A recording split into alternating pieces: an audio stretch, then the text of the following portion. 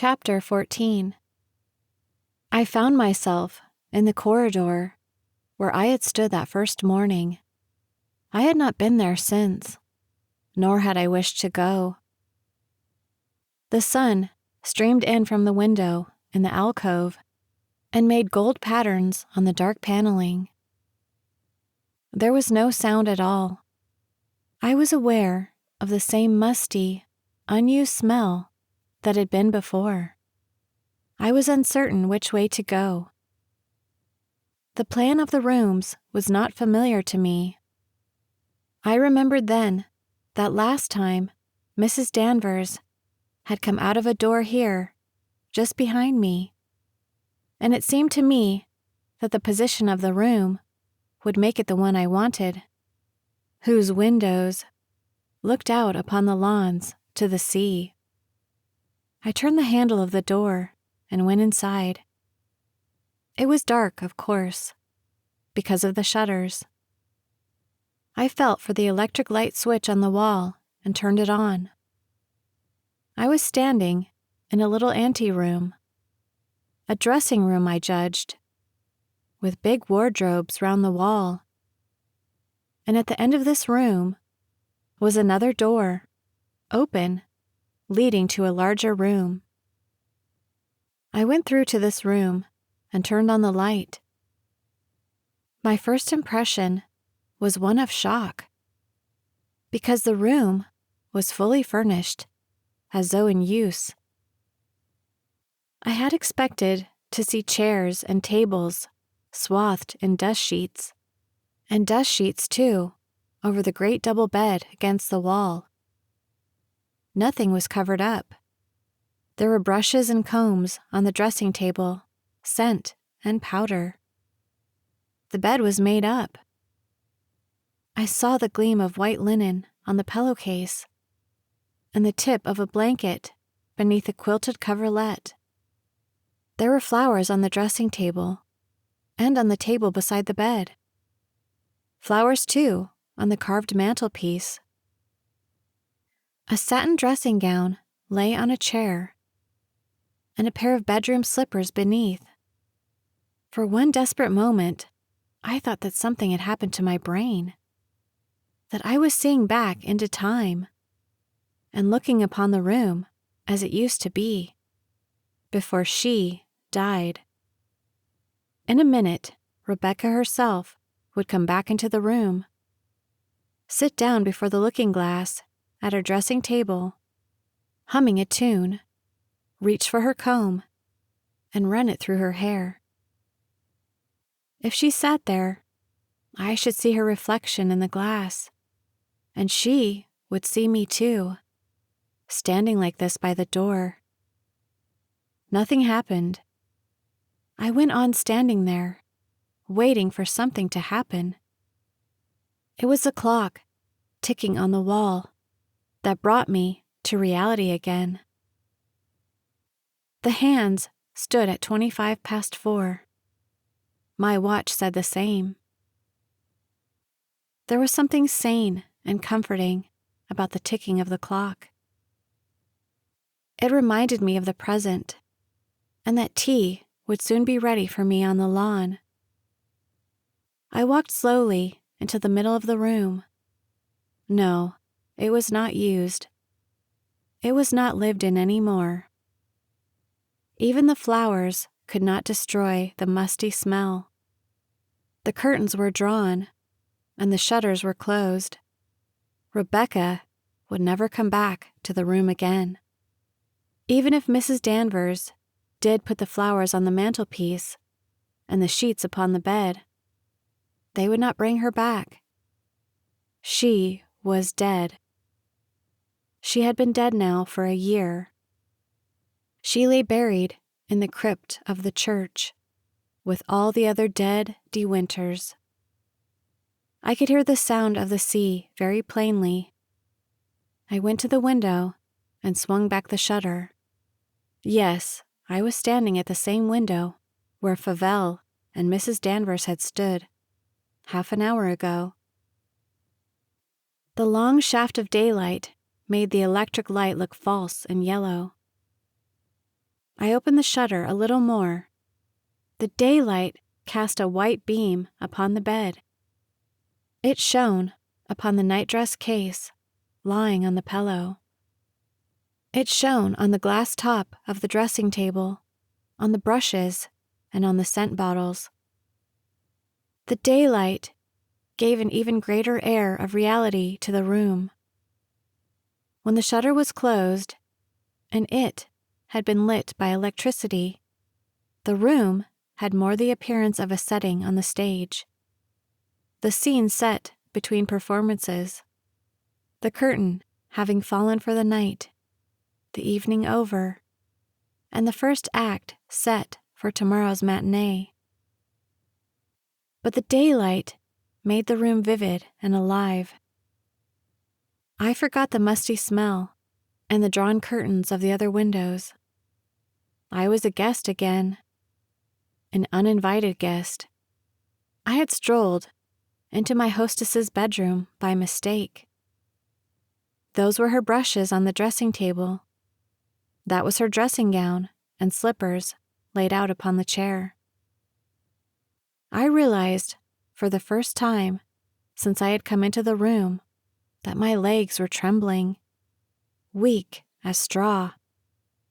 I sat down on the stool by the dressing table. My heart no longer beat in a strange, excited way. It felt as heavy as lead. I looked about me in the room with a sort of dumb stupidity. Yes, it was a beautiful room. Mrs. Danvers had not exaggerated that first evening. It was the most beautiful room in the house. That exquisite mantelpiece, the ceiling, the carved bedstead, and the curtain hangings, even the clock on the wall and the candlesticks upon the dressing table beside me. All were things I would have loved and almost worshipped had they been mine. They were not mine, though. They belonged to somebody else.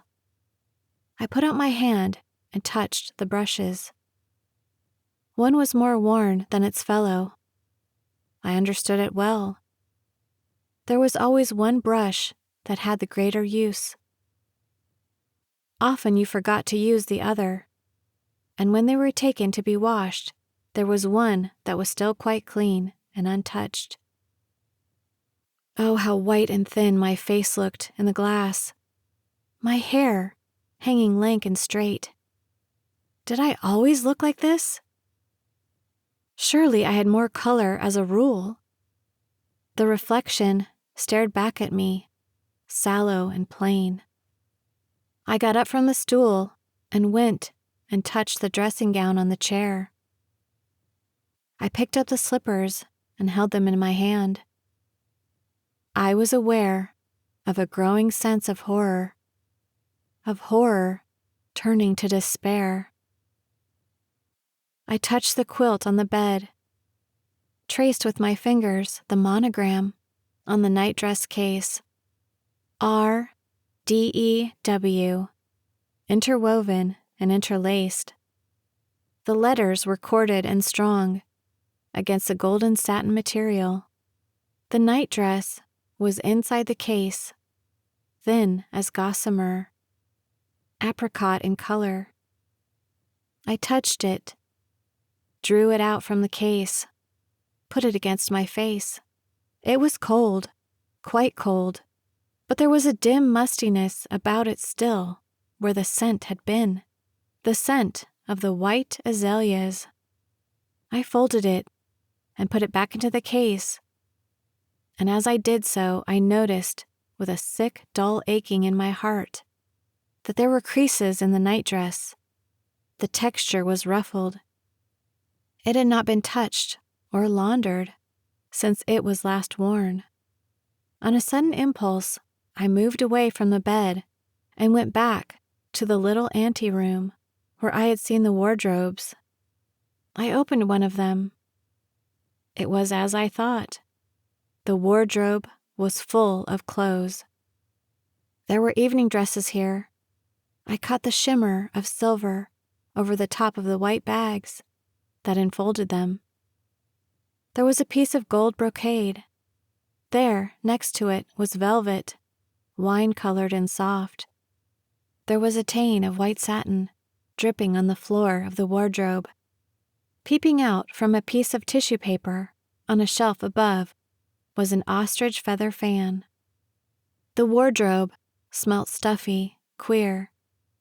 The azalea scent, so fragrant and delicate in the air, had turned stale inside the wardrobe, tarnishing the silver dresses and the brocade, and the breath of it wafted towards me now from the open doors, faded and old. I shut the doors. I went back into the bedroom once again. The gleam of light from the shutter still shone white and clear on the golden coverlet of the bed, picking out clearly and distinctly the tall sloping R of the monogram. Then I heard a step behind me, and turning round, I saw Mrs. Danvers. I shall never forget the expression on her face. Triumphant, gloating, excited in a strange, unhealthy way. I felt very frightened. "Is anything the matter, madam?" she said. I tried to smile at her, and could not. I tried to speak. "Are you feeling unwell?" she said, coming nearer to me, speaking very softly. I backed away from her. I believe if she had come any closer to me, I should have fainted. I felt her breath on my face. "I'm all right, Mrs. Danvers," I said after a moment. "I did not expect to see you. The fact is, I was looking up at the windows from the lawn. I noticed one of the shutters was not quite closed. I came up to see if I could fasten it." "I will fasten it," she said, and she went silently across the room and clamped back the shutter. The daylight had gone. The room looked unreal again in the false yellow light, unreal and ghastly. Mrs. Danvers came back and stood beside me. She smiled, and her manner, instead of being still and unbending, as it usually was, became startlingly familiar, fawning even. "Why did you tell me the shutter was open?" she asked. "I closed it before I left the room. You opened it yourself, didn't you now? You wanted to see the room. Why have you never asked me to show it to you before? I was ready to show it to you every day. You had only to ask me."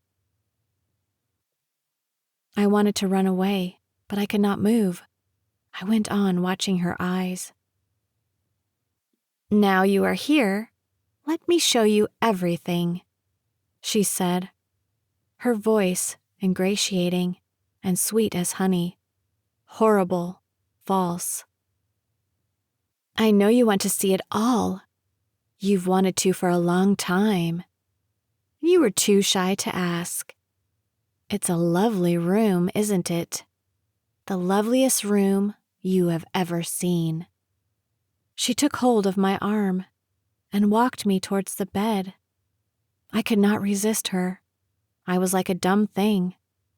The touch of her hand made me shudder, and her voice was low and intimate, a voice I hated and feared.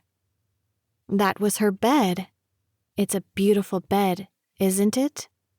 I keep the golden coverlet on it always. It was her favorite. Here is her nightdress inside the case. You've been touching it, haven't you? This was the nightdress she was wearing for the last time, before she died. Would you like to touch it again? She took the nightdress from the case and held it before me. "Feel it. Hold it," she said. "How soft and light it is, isn't it? I haven't washed it since she wore it for the last time. I put it out like this, and the dressing gown and slippers. just as I put them out for her the night she never came back, the night she was drowned. She folded up the nightgown and put it back in the case. I did everything for her, you know, she said, taking my arm again, leading me to the dressing gown and slippers. We tried maid after maid, but not one of them suited. You made me better than anyone, Danny, she used to say. I won't have anyone but you. Look, this is her dressing gown. She was much taller than you. You can see by the length. Put it up against you. It comes down to your ankles. She had a beautiful figure. These are her slippers. Throw me my slips, Danny, she used to say. She had little feet for her height. Put your hands inside the slippers. They are quite small and narrow, aren't they? She forced the slippers over my hands, smiling all the while, watching my eyes. You never would have thought she was so tall, would you? She said. These slippers would fit a tiny foot. She was so slim, too. You would forget her height until she stood beside you. She was every bit as tall as me, but lying there in bed, she looked quite a slip of a thing, with her mass of dark hair standing out from her face like a halo.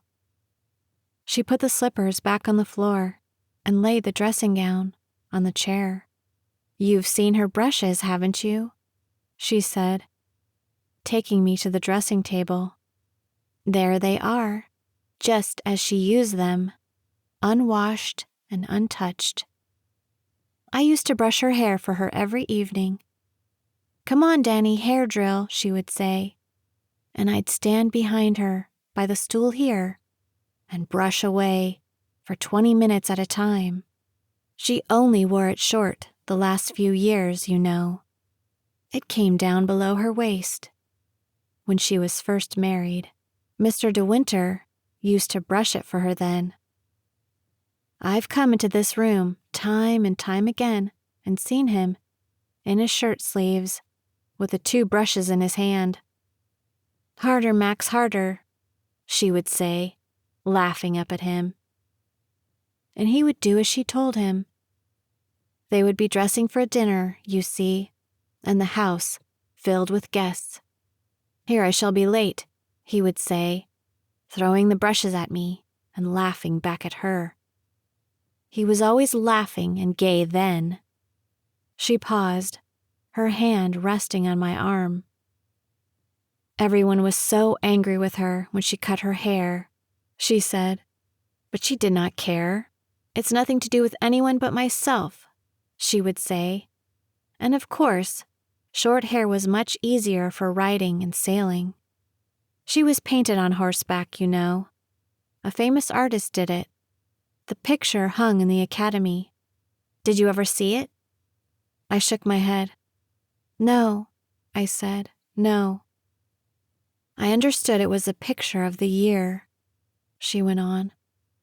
But Mr. De Winter did not care for it, and would not have it at Manderley. I don't think he considered it did her justice. You would like to see her clothes, wouldn't you? She did not wait for my answer. She led me to the little anteroom and opened the wardrobes one by one. I keep her furs in here, she said. The moths have not got to them yet, and I doubt if they ever will.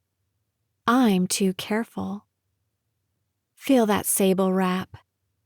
That was a Christmas present from Mr. De Winter.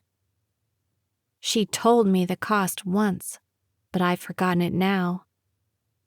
This chinchilla she wore in the evenings mostly, round her shoulders, very often when the evenings were cold. This wardrobe here is full of her evening clothes. You opened it, didn't you? The latch is not quite closed. I believe Mr. De Winter liked her to wear silver mostly. But of course, she could wear anything, stand any color. She looked beautiful in this velvet. Put it against your face. It's soft, isn't it? You can feel it, can't you? The scent is still fresh, isn't it? You could almost imagine she had only just taken it off. I would always know when she had been before me in a room. There would be a little whiff of her scent in the room. These are her underclothes in this drawer. This pink set here she had never worn. She was wearing slacks, of course, and a shirt when she died. They were torn from her body in the water, though. There was nothing on the body when it was found, all those weeks afterwards. Her fingers tightened on my arm. She bent down to me, her skull's face close, her dark eyes searching mine. The rocks had battered her to bits, you know, she whispered. Her beautiful face unrecognizable, both arms gone. Mr. De Winter identified her. He went up to Edgecombe to do it. He went quite alone. He was very ill at the time, but he would go. No one could stop him, not even Mr. Crawley. She paused, her eyes never leaving my face. I shall always blame myself for the accident, she said. It was my fault for being out that evening.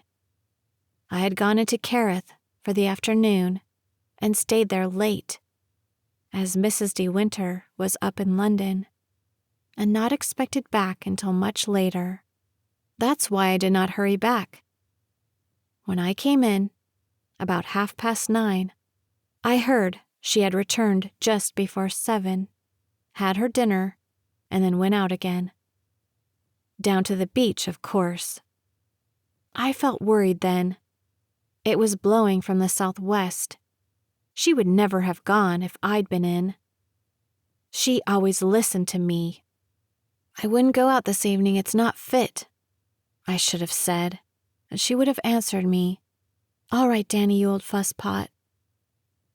And we would have sat up here talking, no doubt. She telling me all she had done in London, like she always did. My arm was bruised and numb from the pressure of her fingers.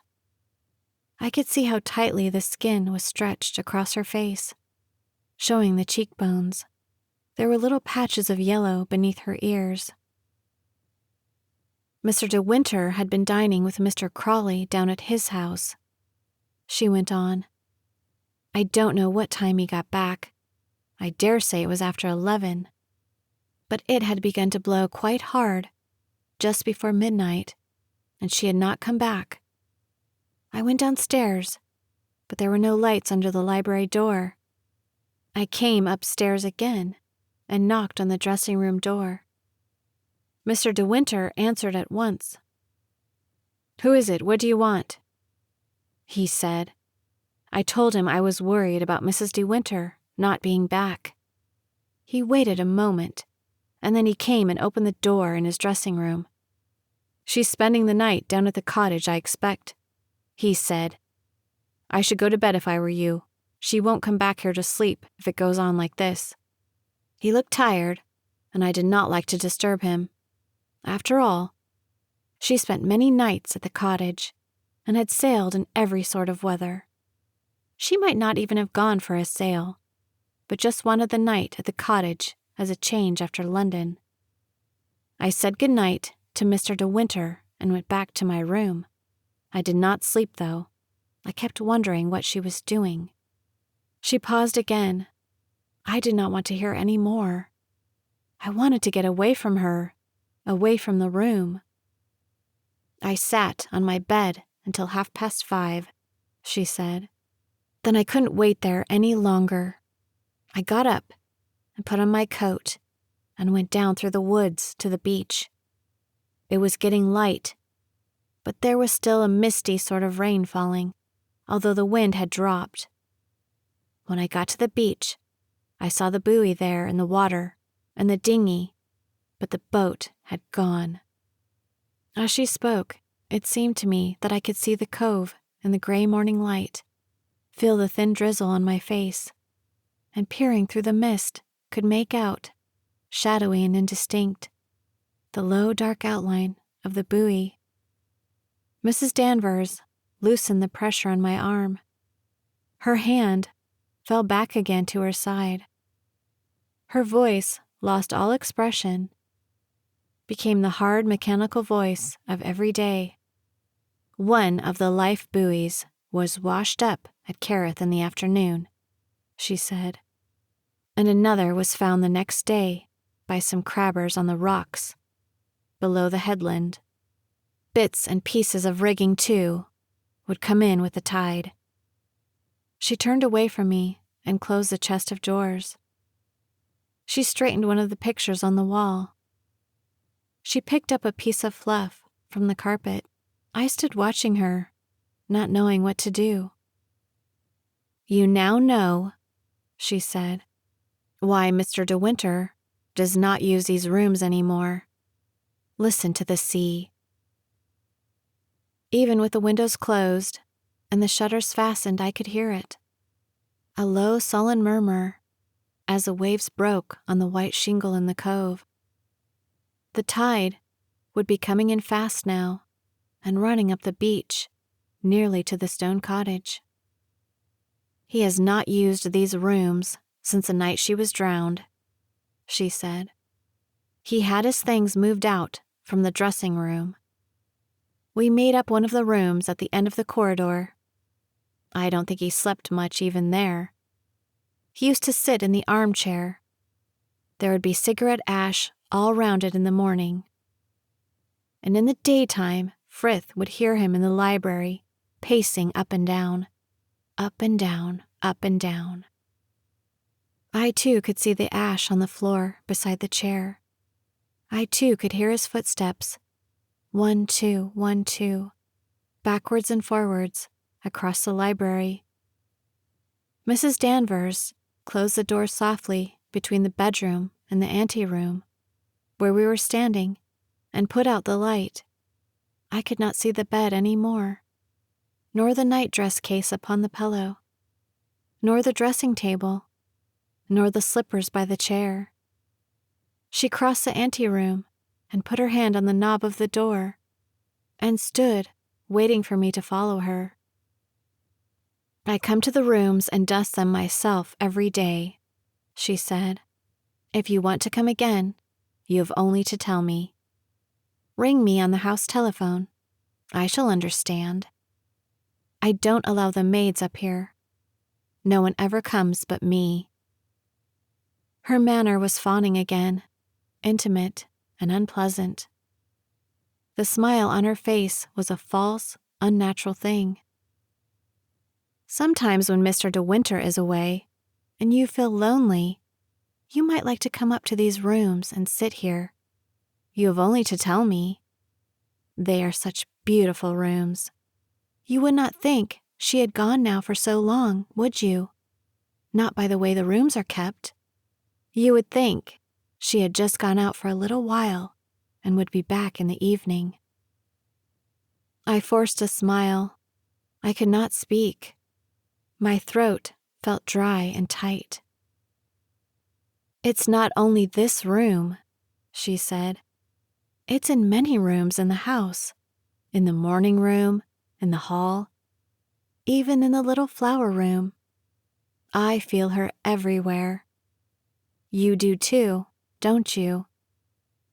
She stared at me curiously. Her voice dropped to a whisper. "Sometimes, when I walk along the corridor here, I fancy I hear her just behind me. That quick, light footstep. I cannot mistake it anywhere. And in the minstrel's gallery above the hall, I've seen her leaning there. In the evenings in the old days, looking down at the hall below and calling to the dogs. I can fancy her there now, from time to time. It's almost as though I catch the sound of her dress sweeping the stairs as she comes down to dinner." She paused. She went on looking at me, watching my eyes. "Do you think she can see us?" talking to one another now?" She said slowly. "Do you think the dead come back and watch the living?"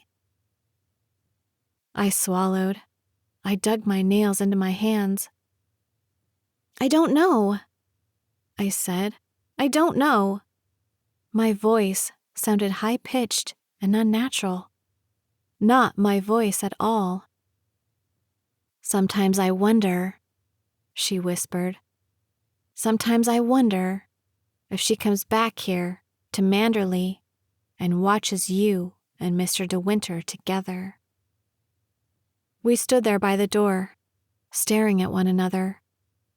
I could not take my eyes away from hers. How dark and somber they were in the white skull's face of hers. How malevolent, how full of hatred. Then she opened the door into the corridor. "Robert is back now," she said. "He came back a quarter of an hour ago. He has orders to take your tea out under the chestnut tree." She stepped aside for me to pass.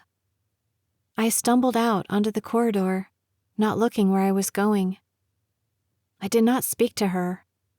I went down the stairs blindly and turned the corner and pushed through the door that led to my own rooms in the east wing.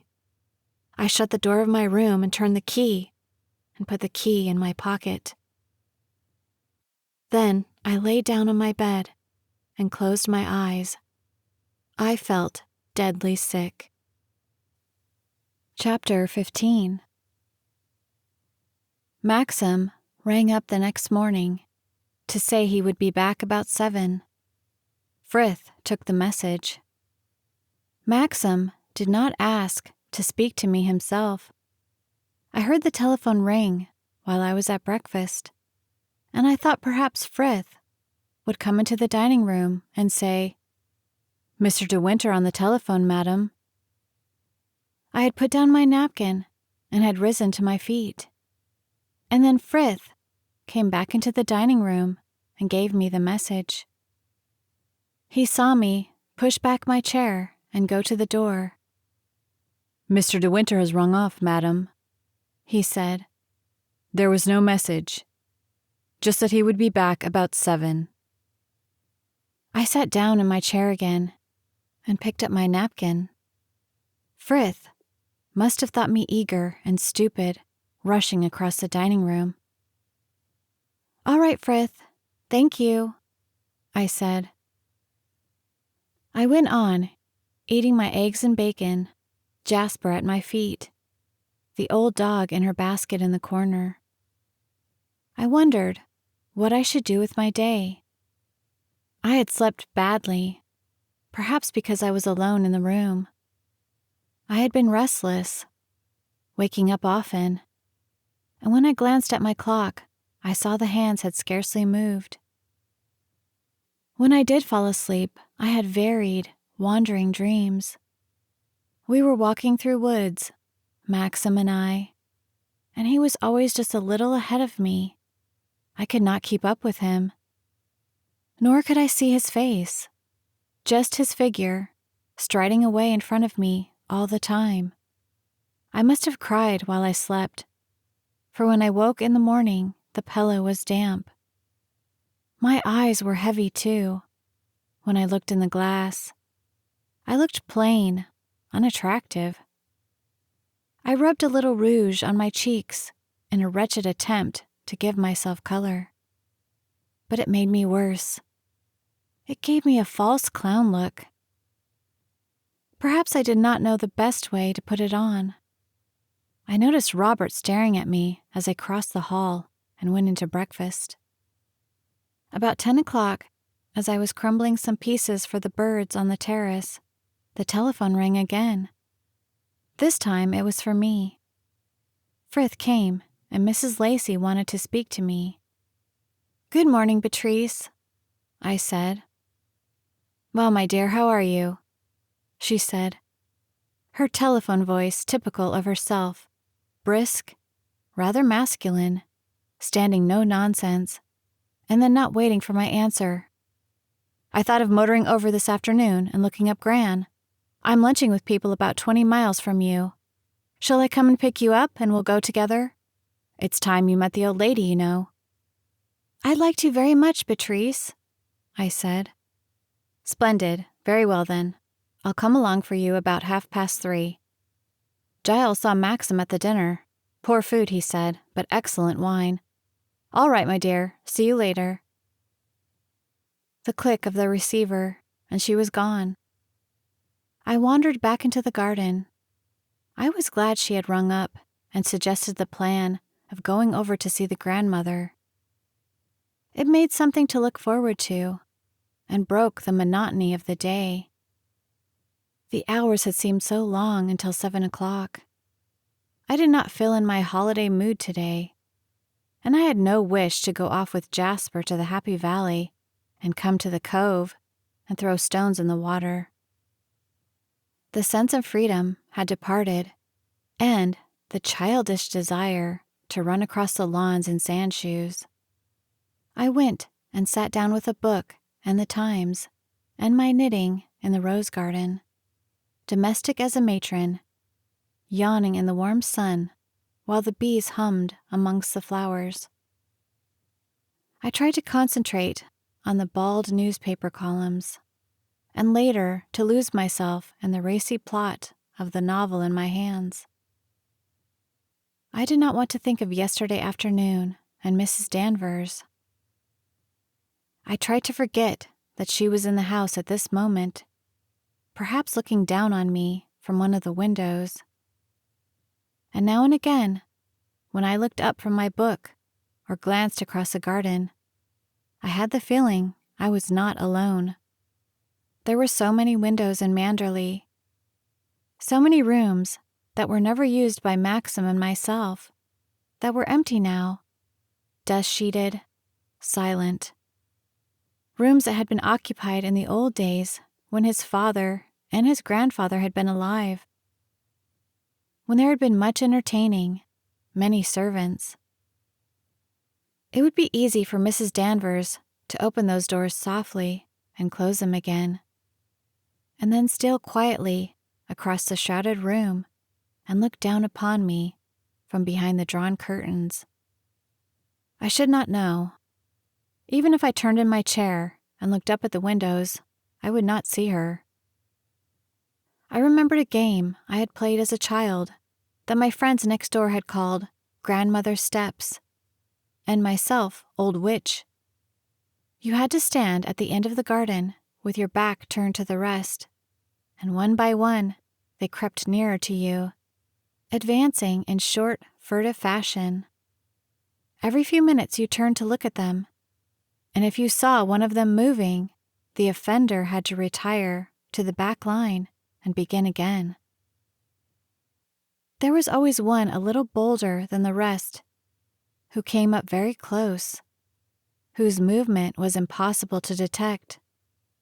And as you waited there, your back turned, counting the regulation 10, you knew, with a fatal, terrifying certainty, that before long, before even the 10 was counted, this bold player would pounce upon you from behind, unheralded, unseen, with a scream of triumph. I felt as tense and expectant as I did then. I was playing Old Witch with Mrs. Danvers. Lunch was a welcome break to the long morning. The calm efficiency of Frith and Robert's rather foolish face helped me more than my book and my newspaper had done. And at 3:30, punctual to the moment, I heard the sound of Beatrice's car round the sweep of the drive and pull up at the steps before the house. I ran out to meet her, ready dressed, my gloves in my hand. "Well, my dear, here I am. What a splendid day, isn't it?" She slammed the door of the car and came up the steps to meet me. She gave me a hard, swift kiss, brushing me somewhere near the ear. "You don't look well," she said immediately, looking me up and down. "Much too thin in the face, and no color. What's wrong with you?" "Nothing," I said humbly, knowing the fault of my face too well. "I'm not a person who ever has much color." "Oh, bosh," she replied. "You looked quite different when I saw you before." "I expect the brown of Italy has worn off," I said, getting into the car. She said shortly. "You're as bad as Maxim. Can't stand any criticism about your health. Slam the door hard, or it doesn't shut." We started off down the drive, swerving at the corner, going rather too fast. "You're not by any chance starting an infant, are you?" she said, turning her hawk brown eyes upon me. "No," I said awkwardly. "No, I don't think so." "No morning sickness or anything like that?" "No." "Oh, well, of course, it doesn't always follow." I never turned a hair when Roger was born. Felt as fit as a fiddle the whole 9 months. I played golf the day before he arrived. There's nothing to be embarrassed about in the facts of nature, you know. If you have any suspicions, you had better tell me. "No, really, Beatrice," I said. "There's nothing to tell." "I must say I do hope you will produce a son and heir before long. It would be so terribly good for Maxim. I hope you are doing nothing to prevent it." "Of course not," I said. What an extraordinary conversation, I thought. "Oh, don't be shocked," she said. "You must never mind what I say. After all, brides of today are up to everything. It's a damn nuisance if you want to hunt, and you land yourself with an infant your first season. Quite enough to break a marriage up if you are both keen. Wouldn't matter in your case. Babies needn't interfere with sketching. How is the sketching, by the way?" "I'm afraid I don't seem to do much," I said. "Oh, really? Nice weather, too, for sitting out of doors. You only need a camp stool and a box of pencils, don't you? Tell me, were you interested in those books I sent you?" "Yes, of course," I said. "It was a lovely present, Beatrice." She looked pleased. "Glad you liked them," she said. The car sped along. She kept her foot permanently on the accelerator and took every corner at an acute angle. 2 motorists we passed looked out of their windows outraged as she swept by, and one pedestrian in a lane waved his stick at her. I felt rather hot for her. She did not seem to notice, though. I crouched lower in my seat. "Roger goes up to Oxford next term," she said. "Heaven knows what he'll do with himself. Awful waste of time, I think. And so does Giles. But we couldn't think what else to do with him. Of course, he's just like Giles and myself. Thinks of nothing but horses. What on earth does this car in front think it's doing? Why don't you put out your hand, my good man? Really, some of these people on the road today ought to be shot." We swerved into a main road, narrowly avoiding the car ahead of us. "Had any people down to stay?" she asked. "No, we've been very quiet," I said. "Much better, too," she said. "Awful bore, I always think, those big parties. You won't find it alarming if you come stay with us. Very nice lot of people all round, and we all know one another frightfully well. We dine in one another's houses, and have our bridge, and don't bother with outsiders. You do play bridge, don't you?" "I'm not very good, Beatrice." "Oh, we shan't mind that. As long as you can play. I've no patience with people who won't learn. What on earth can one do with them between tea and dinner in the winter? And after dinner, one can't just sit and talk." I wondered why. However, it was simpler not to say anything. "It's quite amusing now Roger is a reasonable age," she went on, "because he brings his friends to stay, and we have really good fun. You ought to have been with us last Christmas. We had charades. My dear, it was the greatest fun. Giles was in his element. He adores dressing up, you know. and after a glass or two of champagne, he's the funniest thing you've ever seen. We often say he's missed his vocation and ought to have been on the stage. I thought of Giles and his large moon face, his horn spectacles. I felt the sight of him being funny after champagne would embarrass me. He and another man, a great friend of ours, Dickie Marsh, dressed up as women and sang a duet. What exactly it had to do with the word in the charade, nobody knew, but it did not matter. We all roared. I smiled politely. "Fancy, how funny," I said. I saw them all rocking from side to side in Beatrice's drawing room. All these friends who knew one another so well. Roger would look like Giles. Beatrice was laughing again at the memory. "Poor Giles," she said. "I shall never forget his face when Dick squirted the soda siphon down his back. We were all in fits." I had an uneasy feeling we might be asked to spend the approaching Christmas with Beatrice. Perhaps I could have influenza. "Of course, our acting was never very ambitious," she said. "It was just a lot of fun amongst ourselves. At Manderley now, there is scope for a really fine show. I remember a pageant they had there some years ago. People from London came down to it. Of course, that type of thing needs terrific organization." "Yes," I said. She was silent for a while and drove without speaking. "How is Maxim?" she said after a moment. "Very well, thanks," I said. "Quite cheerful and happy?" "Oh, yes, rather." A narrow village street engaged her attention. I wondered whether I should tell her about Mrs. Danvers, about the man Favell. I did not want her to make a blunder, though, and perhaps tell Maxim. "Beatrice," I said, deciding upon it. "Have you ever heard of someone called Favell? Jack Favell?" "Jack Favell," she repeated. "Yes, I do know the name. Wait a minute. Jack Favell. Of course. An awful bounder. I met him once, ages ago." "He came to Manderley yesterday to see Mrs. Danvers," I said. "Really? Oh, well, perhaps he would." "Why?" I said. "I rather think he was Rebecca's cousin," she said. I was very surprised. That man her relation?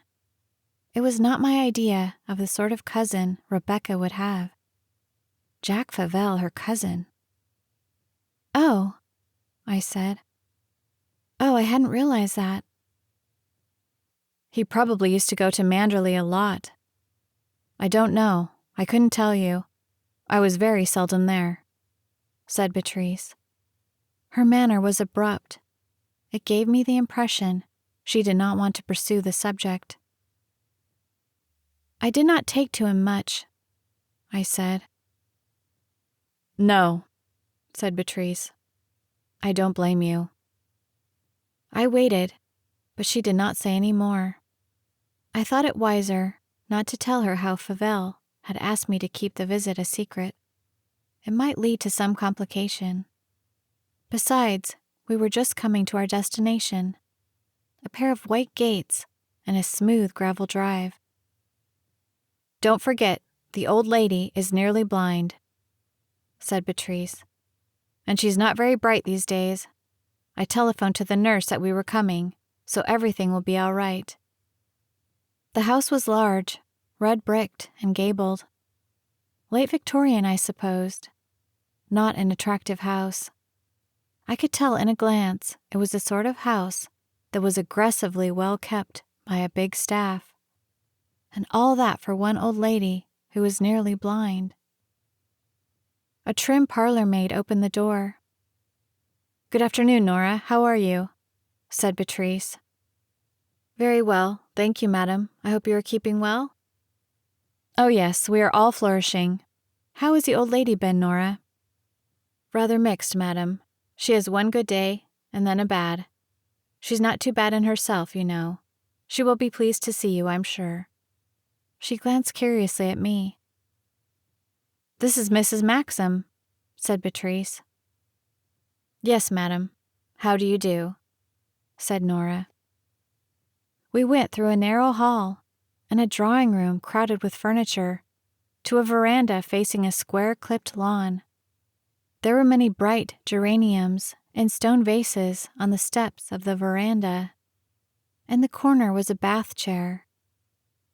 Patrice's grandmother was sitting there, propped up with pillows and surrounded by shawls. When we came close to her, I saw that she had a strong, rather uncanny resemblance to Maxim. That was what Maxim would look like if he was very old, if he was blind. The nurse by her side got up from her chair and put a mark in the book she was reading aloud. She smiled at Patrice. "How are you, Mrs. Lacey?" she said. Patrice shook hands with her and introduced me. "The old lady looks all right," she said. "I don't know how she does it at 86. Here we are, Gran," she said, raising her voice. "Arrived safe and sound." The grandmother looked in our direction. "Dear Bee," she said, "how sweet of you to come and visit me. We're so dull here. Nothing for you to do." Patrice leant over her and kissed her. "I've brought Maxim's wife over to see you," she said. "She wanted to come and see you before, but she and Maxim have been so busy." Patrice prodded me in the back. "Kiss her," she murmured. I too bent down and kissed her on the cheek. The grandmother touched my face with her fingers. "You nice thing," she said. "So good of you to come. I'm very pleased to see you, dear. You ought to have brought Maxim with you." "Maxim is in London," I said. "He's coming back tonight." "You might bring him next time," she said. "Sit down, dear, in this chair where I can see you. And Bee, come the other side. How is dear Roger? He's a naughty boy. He doesn't come and see me." "He shall come during August," shouted Beatrice. "He's leaving Eton, you know. He's going up to Oxford."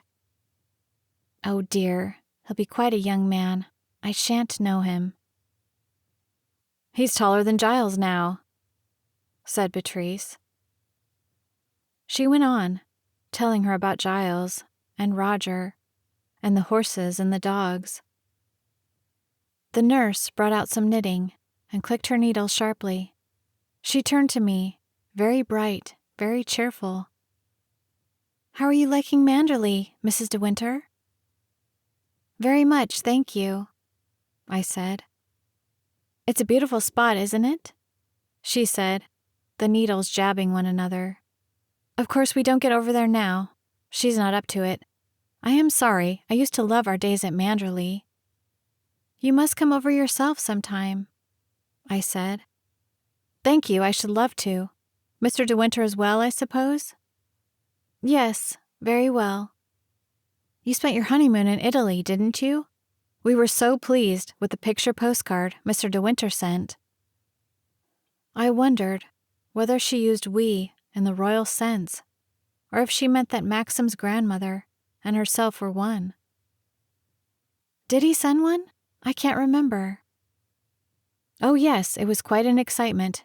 We love anything like that. We keep a scrapbook, you know, and paste anything to do with the family inside it. Anything pleasant, that is." "How nice," I said. I caught snatches of Patrice's conversation on the other side. "We had to put old Marksman down," she was saying. "You remember old Marksman, the best hunter I ever had." "Oh dear, not old Marksman," said her grandmother. "Yes, poor old man. Got blind in both eyes, you know." "Poor Marksman," echoed the old lady. I thought perhaps it was not very tactful to talk about blindness, and I glanced at the nurse. She was still busy clicking her needles. "Do you hunt, Mrs. De Winter?" she said. "No, I'm afraid I don't," I said. "Perhaps you will come to it. We are all very fond of hunting in this part of the world." "Yes. Mrs. De Winter is very keen on art," said Beatrice to the nurse. "I tell her there are heaps of spots in Manderley that would make very jolly pictures." "Oh, rather," agreed the nurse, pausing a moment from the fury of knitting. "What a nice hobby. I had a friend who was a wonder with her pencil. We went to Provence together one Easter, and she did such pretty sketches." "How nice," I said. "We're talking about sketching," shouted Beatrice to her grandmother. "You did not know we had an artist in the family, did you?" "Who's an artist?" said the old lady. "I don't know any." "Your new granddaughter," said Beatrice. "You ask her what I gave her for a wedding present." I smiled, waiting to be asked. The old lady turned her head in my direction. "What's Bee talking about?" she said. "I did not know you were an artist. We've never had any artists in the family." "Beatrice was joking," I said. "Of course, I'm not an artist really. I like drawing as a hobby. I've never had any lessons. Beatrice gave me some lovely books as a present." "Oh," she said, rather bewildered. "Beatrice gave you some books, did she? Rather like taking coals to Newcastle, wasn't it? There are so many books in the library at Manderley." She laughed heartily. We all joined in her joke. I hoped the subject would be left at that, but Beatrice had to harp on it. "You don't understand, Gran," she said. "They weren't ordinary books. They were volumes on art, 4 of them." The nurse leant forward to add her tribute. "Mrs. Lacey is trying to explain that Mrs. De Winter is very fond of sketching as a hobby, so she gave her 4 fine volumes all about painting as a wedding present." "What a funny thing to do," said the grandmother. "I don't think much of books for a wedding present. Nobody ever gave me any books when I was married. I should never have read them if they had." She laughed again. Beatrice looked rather offended. I smiled at her to show my sympathy. I don't think she saw. The nurse resumed her knitting. "I want my tea," said the old lady, querulously. "Isn't it 4:30 yet? Why doesn't Nora bring the tea?" "What? Hungry again after a big lunch?" said the nurse, rising to her feet and smiling brightly at her charge. I felt rather exhausted and wondered, rather shocked at my callous thought, why old people were sometimes such a strain. Worse than young children or puppies, because one had to be polite. I sat with my hands in my lap, ready to agree with what anybody said. The nurse was thumping the pillows and arranging the shawls. Maxim's grandmother suffered her impatience. She closed her eyes as though she too were tired. She looked more like Maxim than ever. I knew how she must have looked when she was young, tall and handsome, going round to the stables at Manderley with sugar in her pockets, holding her trailing skirt out of the mud. I pictured the nipped-in waist, the high collar. I heard her ordering the carriage for 2:00. That was all finished now for her, all gone. Her husband had been dead for 40 years, her son for 15. She had to live in this bright, red-gabled house with a nurse until it was time for her to die. I thought how little we know about the feelings of old people. Children we understand, their fears and hopes and make-believe. I was a child yesterday. I had not forgotten. But Maxim's grandmother, sitting there in her shawl, with her poor blind eyes, what did she feel? What was she thinking? Did she know that Beatrice was yawning and glancing at her watch? Did she guess that we had come to visit her because we felt it was right. It was a duty. So that when she got home afterwards, Patrice would be able to say, "Well, that clears my conscience for 3 months." Did she ever think about Manderley? Did she remember sitting at the dining room table where I sat?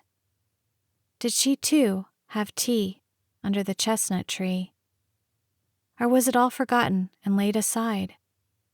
And was there nothing left behind that calm, pale face of hers but little aches and little strange discomforts, a blurred thankfulness when the sun shone, a tremor when the wind blew cold? I wish that I could lay my hands upon her face and take the years away. I wished I could see her young, as she once was, with color in her cheeks and chestnut hair, alert and active as Patrice by her side, talking as she did about hunting, hounds and horses, not sitting there with her eyes closed while the nurse thumped the pillows behind her head. "We've got a treat today, you know," said the nurse. "Watercress sandwiches for tea. We love watercress, don't we?" "Is it Watercress Day?" said Maxim's grandmother, raising her head from the pillows and looking towards the door. "You did not tell me that. Why does not Nora bring in the tea?" "I wouldn't have your job, sister, for 1,000 a day," said Patrice, sotto voce to the nurse. "Oh, I'm used to it, Mrs. Lacey," smiled the nurse. "It's very comfortable here, you know. Of course, we have our bad days, but they might be a great deal worse. She's very easy, not like some patients. The staff are obliging, too. That's really the main thing. Here comes Nora." The parlor maid brought out a little, gate-legged table and a snowy cloth. "What a time you've been, Nora," grumbled the old lady.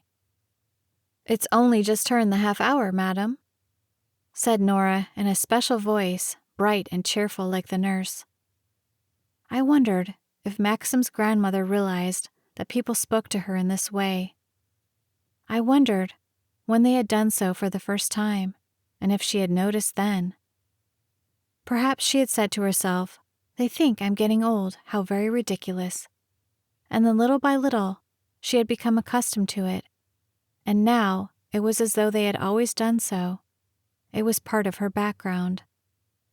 But the young woman with the chestnut hair and the narrow waist who gave sugar to the horses, where was she?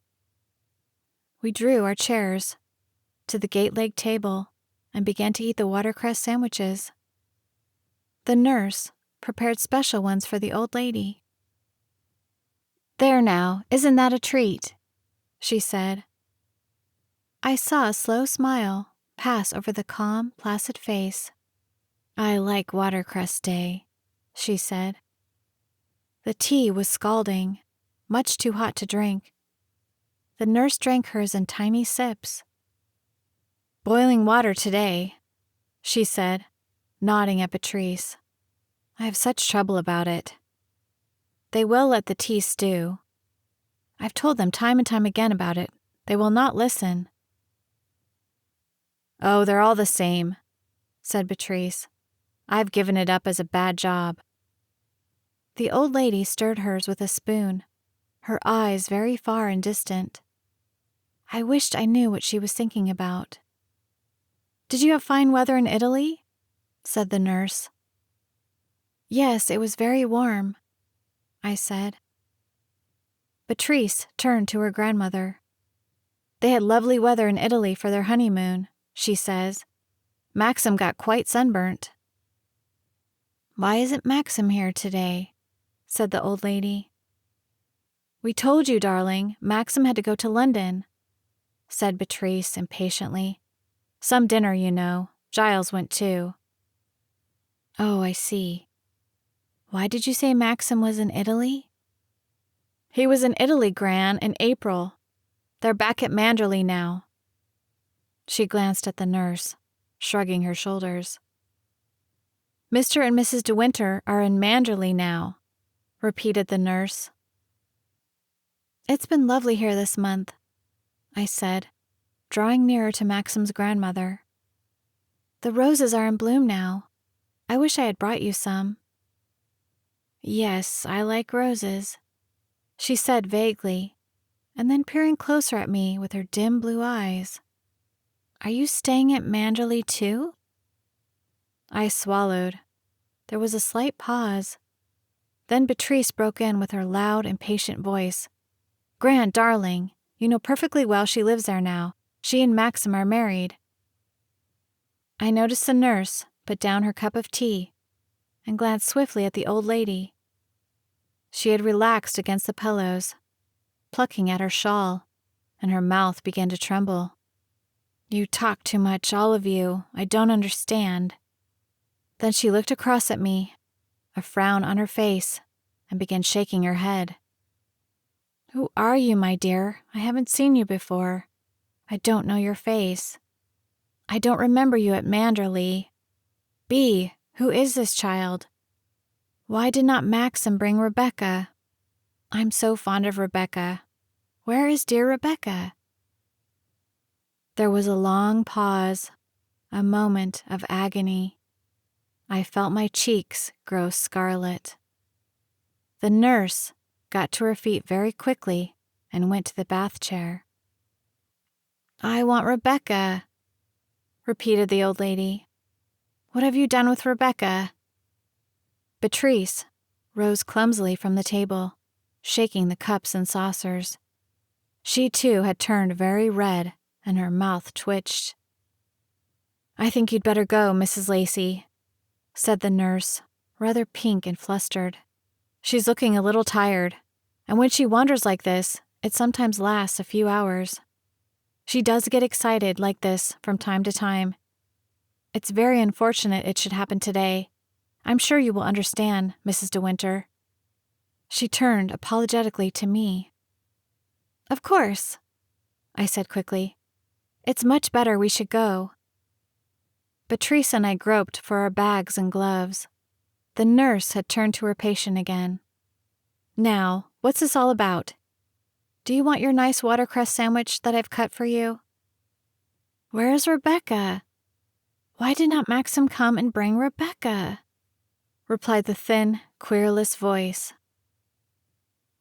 We went through the drawing room to the hall and let ourselves out of the front door. Beatrice started up the car without a word. We drove down the smooth gravel drive and out of the white gates. I stared straight in front of me down the road. I did not mind for myself. I should not have cared if I had been alone. I minded for Beatrice. The whole thing had been so wretched and awkward for Beatrice. She spoke to me when we turned out of the village. "My dear," she began, "I'm so dreadfully sorry. I don't know what to say." "Don't be absurd, Beatrice," I said hurriedly. "It doesn't matter a bit. It's absolutely all right." "I had no idea she would do that," said Beatrice. "I would never have dreamt of taking you to see her. I'm so frightfully sorry." "There's nothing to be sorry about. Please don't say any more." "I can't make it out. She knew all about you. I wrote and told her, and so did Maxim. She was so interested in the wedding abroad." "You forget how old she is," I said. "Why should she remember that? She doesn't connect me with Maxim. She only connects him with Rebecca." We went on driving in silence. It was a relief to be in the car again.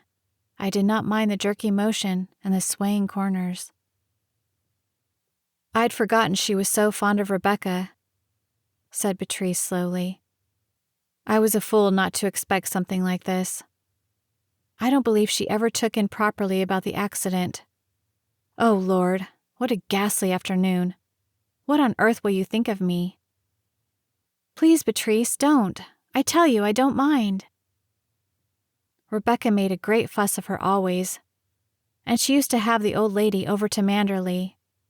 Poor darling Gran was much more alert then.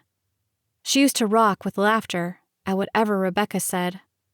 Of course, She was always very amusing, and the old lady loved that.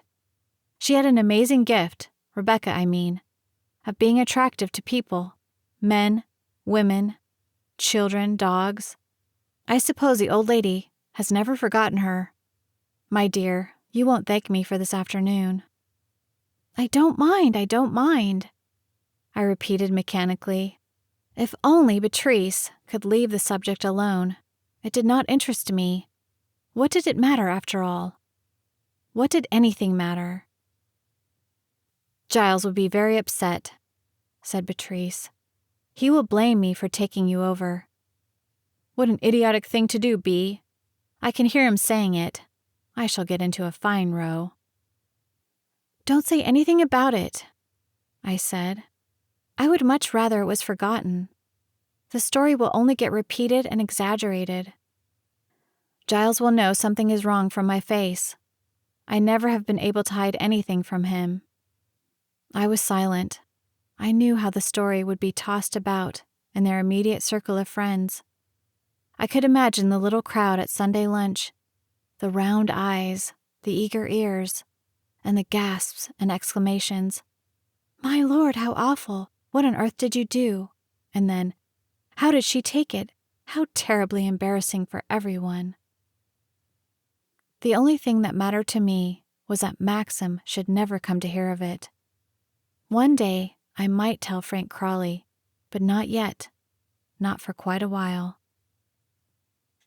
It was not long before we came to the high road at the top of the hill. In the distance, I could see the first gray roofs of Kerrith, while to the right, in a hollow, lay the deep woods of Manderley and the sea beyond. Are you in a frightful hurry to get home? Said Beatrice. No, I said. I don't think so. Why? Would you think me a perfect pig if I dropped you at the lodge gates? If I drive like hell now, I shall just be in time to meet Giles by the London train, and it will save him taking the station taxi. Of course, I said. I can walk down the drive. Thanks awfully, she said gratefully. I felt the afternoon had been too much for her. She wanted to be alone again, and she did not want to face another belated tea at Manderley. I got out of the car at the lodge gates, and we kissed goodbye. Put on some weight next time I see you, she said. It doesn't suit you to be so thin. Give Maxim my love, and forgive me for today. She vanished in a cloud of dust, and I turned in down the drive. I wondered if it had altered much since Maxim's grandmother had driven down it in her carriage. She had ridden here as a young woman. She had smiled at the woman at the lodge, as I did now. And in her day, the lodge-keeper's wife had curtsied, sweeping the path with her full, wide skirt. This woman nodded to me briefly, and then called to her little boy, who sat grubbing with some kittens at the back. Maxim's grandmother had bowed her head to avoid the sweeping branches of the trees, and the horse had trotted down the twisting drive where I now walked. The drive had been wider then, and smoother too, better kept. The woods did not encroach upon it. I did not think of her as she was now, lying against those pillows, with that shawl around her. I saw her when she was young, and when Manderley was her home. I saw her wandering in the gardens with a small boy, Maxim's father, clattering behind her on his hobby horse. He would wear a stiff Norfolk jacket and a round white collar. Picnics to the cove would be an expedition, a treat that was not indulged in very often. There would be a photograph somewhere in an old album, all the family sitting very straight and rigid round a tablecloth set upon the beach, the servants in the background beside a huge lunch basket. And I saw Maxim's grandmother when she was older too, a few years ago, walking on the terrace at Manderley, leaning on a stick. And someone walked beside her, laughing, holding her arm. Someone tall and slim and very beautiful, who had a gift, Patrice said, of being attractive to people. Easy to like, I supposed. Easy to love. When I came to the end of the long drive, at last I saw that Maxim's car was standing in front of the house. My heart lifted. I ran quickly into the hall. His hat and gloves were lying on the table. I went towards the library, and as I came near, I heard the sound of voices, one raised louder than the other. Maxim's voice. The door was shut. I hesitated a moment before going in. "You can write and tell him from me to keep away from Manderley in the future, do you hear? Never mind who told me. That's of no importance. I happen to know his car was seen here yesterday afternoon. If you want to meet him, you can meet him outside Manderley. I won't have him inside the gates, do you understand? Remember, I'm warning you for the last time." I slipped away from the door to the stairs. I heard the door of the library open. I ran swiftly up the stairs and hid in the gallery. Mrs. Danvers came out of the library, shutting the door behind her. I crouched against the wall of the gallery so that I should not be seen. I had caught one glimpse of her face. It was gray with anger, distorted, horrible. She passed up the stairs swiftly and silently and disappeared through the door leading to the west wing. I waited a moment. Then I went slowly downstairs to the library. I opened the door and went in. Maxim was standing by the window, some letters in his hand. His back was turned to me. For a moment, I thought of creeping out again and going upstairs to my room and sitting there. He must have heard me, though, for he swung round impatiently. "Who is it now?" he said. I smiled, holding up my hands. "Hello," I said. "Oh, it's you." I could tell in a glance that something had made him very angry. His mouth was hard, his nostrils white and pinched. "What have you been doing with yourself?" he said. He kissed the top of my head and put his arm round my shoulder. I felt as if a very long time had passed since he had left me yesterday. "I've been to see your grandmother," I said. "Patrice drove me over this afternoon." "How was the old lady?" "All right." "What's happened to Bea?" "She had to get back to meet Giles." We sat down together on the window seat. I took his hand in mine. "I hated you being away. I've missed you terribly," I said. "Have you?" he said. We did not say anything for a bit.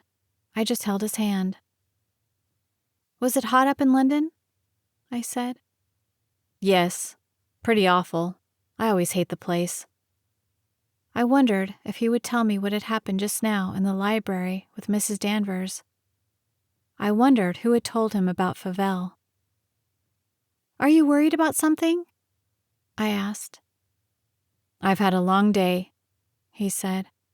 "That drive twice in 24 hours is too much for anyone." He got up and wandered away, lighting a cigarette. I knew then that he was not going to tell me about Mrs. Danvers. "I'm tired too," I said slowly. "It's been a funny sort of day." Chapter 16. It was one Sunday, I remember, when we had an invasion of visitors during the afternoon, that the subject of the fancy dress ball was first brought up. Frank Crawley had come over to lunch, and we were all three of us looking forward to a peaceful afternoon under the chestnut tree, when we heard the fatal sound of a car rounding the sweep in the drive. It was too late to warn Frith. The car itself came upon us, standing on the terrace, with cushions and papers under our arms. We had to come forward and welcome the unexpected guests. As often happens in such cases, these were not to be the only visitors. Another car arrived about half an hour afterwards. followed by 3 local people who had walked from Kerith, and we found ourselves, with the peace stripped from our day, entertaining group after group of dreary acquaintances, doing the regulation walk in the grounds, the tour of the rose garden, the stroll across the lawns, and the formal inspection of the Happy Valley. They stayed for tea, of course, and instead of lazy nibbling of cucumber sandwiches under the chestnut tree, we had the paraphernalia of a stiff tea in the drawing room, which I always loathed. Frith in his element, of course, directing Robert with a lift of his eyebrows, and myself rather hot and flustered, with a monstrous silver teapot and kettle that I never knew how to manage. I found it very difficult to gauge the exact moment when it became imperative to dilute the tea with the boiling water, and more difficult still to concentrate on the small talk that was going on at my side. Frank Crawley was invaluable at a moment like this. He took the cups from me and handed them to people, and when my answers seemed more than usually vague, owing to my concentration on the silver teapot, he quietly and unobtrusively put in his small wedge to the conversation, relieving me of responsibility. Maxim was always at the other end of the room, showing a book to a bore, or pointing out a picture, playing the perfect host in his own imitable way. And the business of tea was a side issue that did not matter to him. His own cup of tea grew cold, left on a side table behind some flowers, and I, steaming behind my kettle, and Frank, gallantly juggling with scones and angel cake, were left to minister to the common wants of the herd. It was Lady Crowan, a tiresome, gushing woman who lived in Kerith, who introduced the matter. There was one of those pauses in conversation that happen in every tea party, and I saw Frank's lips about to form the inevitable and idiotic remark about an angel passing overhead, when Lady Crowan, balancing a piece of cake on the edge of her saucer, looked up at Maxim, who happened to be beside her. "Oh, Mr. De Winter," she said, "there is something I've been wanting to ask you for ages. Now tell me, is there any chance of you reviving the Manderley fancy dress ball?" She put her head on one side as she spoke, flashing her prominent teeth in what she supposed was a smile. I lowered my head instantly and became very busy with the emptying of my own teacup, screening myself behind the cozy. It was a moment or two before Maxim replied, and when he did, his voice was quite calm and matter-of-fact. "I haven't thought about it," he said, "and I don't think anyone else has." "Oh, but I assure you we have all thought of it so much," continued Lady Crowan. "It used to make the summer for all of us in this part of the world. You have no idea of the pleasure it used to give. Can't I persuade you to think about it again?" "Well, I don't know," said Maxim dryly. "It was all rather a business to organize. You had better ask Frank Crawley. He'd have to do it." "Oh, Mr. Crawley, do be on my side," she persisted, and one or two of the others joined in. "It would be a most popular move, you know. We all miss the Manderley gaiety." I heard Frank's quiet voice beside me. "I don't mind organizing the ball if Maxim has no objection to giving it. It's up to him, and Mrs. De Winter. It's nothing to do with me." Of course, I was bombarded at once. Lady Crowan moved her chair so that the cozy no longer hid me from view. "Mrs. De Winter, you get round your husband. You are the person he will listen to. He should give the ball in your honor as the bride." "Yes, of course," said somebody else, a man. "We missed the fun of the wedding, you know. It's a shame to deprive us all of excitement. Hands up for the Manderley fancy dress ball. There, you see, De Winter? Carried unanimously." There was much laughter and clapping of hands. Maxim lit a cigarette, and his eyes met mine over the teapot. "What do you think about it?" he said. "I don't know," I said uncertainly. "I don't mind."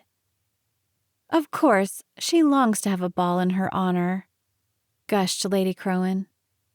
"What girl wouldn't? You look sweet, Mrs. De Winter, dressed as a little Dresden shepherdess, your hair tucked under a big three-cornered hat." I thought of my clumsy hands and feet and the slope of my shoulders. A fine Dresden shepherdess I should make.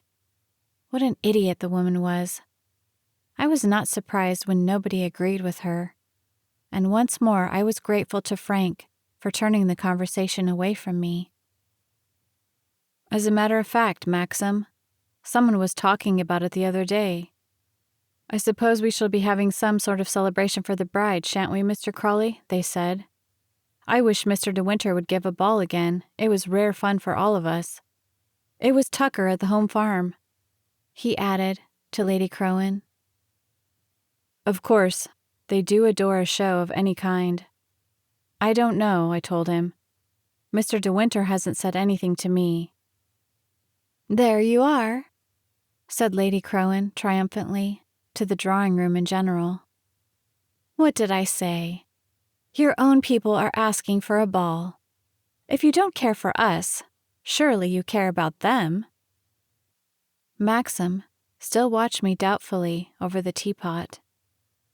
It occurred to me that perhaps he thought I could not face it, that being shy, as he knew only too well, I should find myself unable to cope. I did not want him to think that. I did not want him to feel I should let him down. "I think it would be rather fun," I said. Maxim turned away, shrugging his shoulders. "That settles it, of course," he said. "All right, Frank. You will have to go ahead with the arrangements. Better get Mrs. Danvers to help you. She will remember the form." "That amazing Mrs. Danvers is still with you, then?" said Lady Crowan. "Yes," said Maxim shortly. "Have some more cake, will you? Or have you finished? Then let's all go into the garden." We wandered out onto the terrace, everyone discussing the prospect of the ball and suitable dates, and then, greatly to my relief, the car parties decided it was time to take their departure, and the walkers went too, on being offered a lift.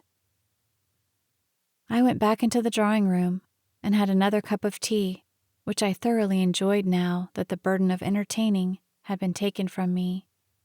And Frank came too, and we crumbled up the remains of the scones and ate them, feeling like conspirators.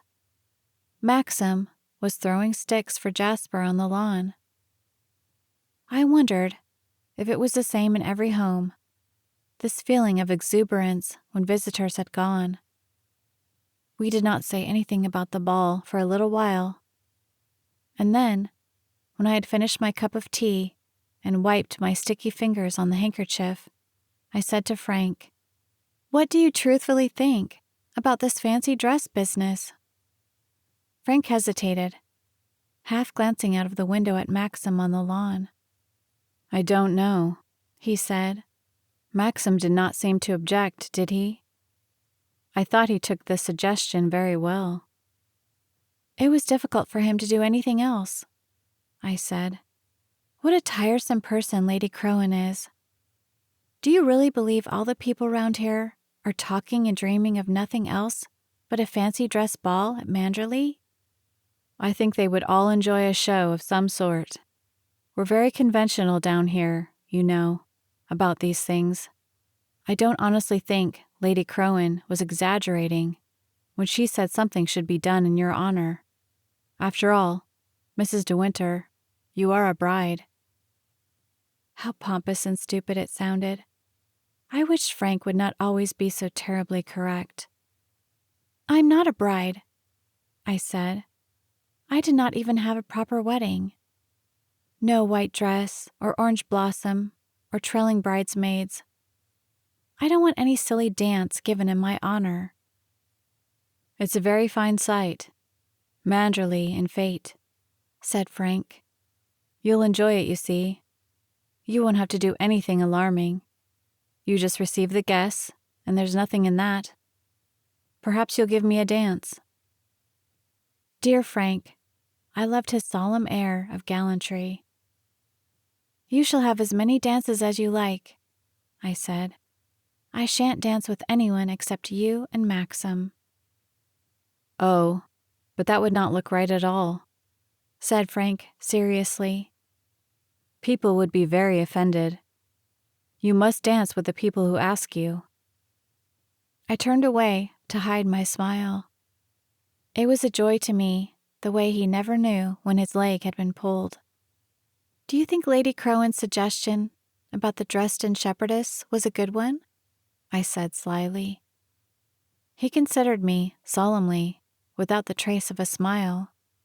Yes, I do, he said. I think you'd look very well indeed. I burst into laughter. Oh, Frank, dear, I do love you, I said, and he turned rather pink, a little shocked, I think, at my impulsive words, and a little hurt, too, that I was laughing at him. I don't see that I've said anything funny, he said stiffly. Maxim came in at the window, Jasper dancing at his heels. What's all the excitement about? He said. Frank is being so gallant, I said. He thinks Lady Crowan's idea of my dressing up as a Dresden shepherdess is nothing to laugh at. Lady Crowan is a damn nuisance, said Maxim. If she had to write out all the invitations and organize the affair, she would not be so enthusiastic. It's always been the same, though.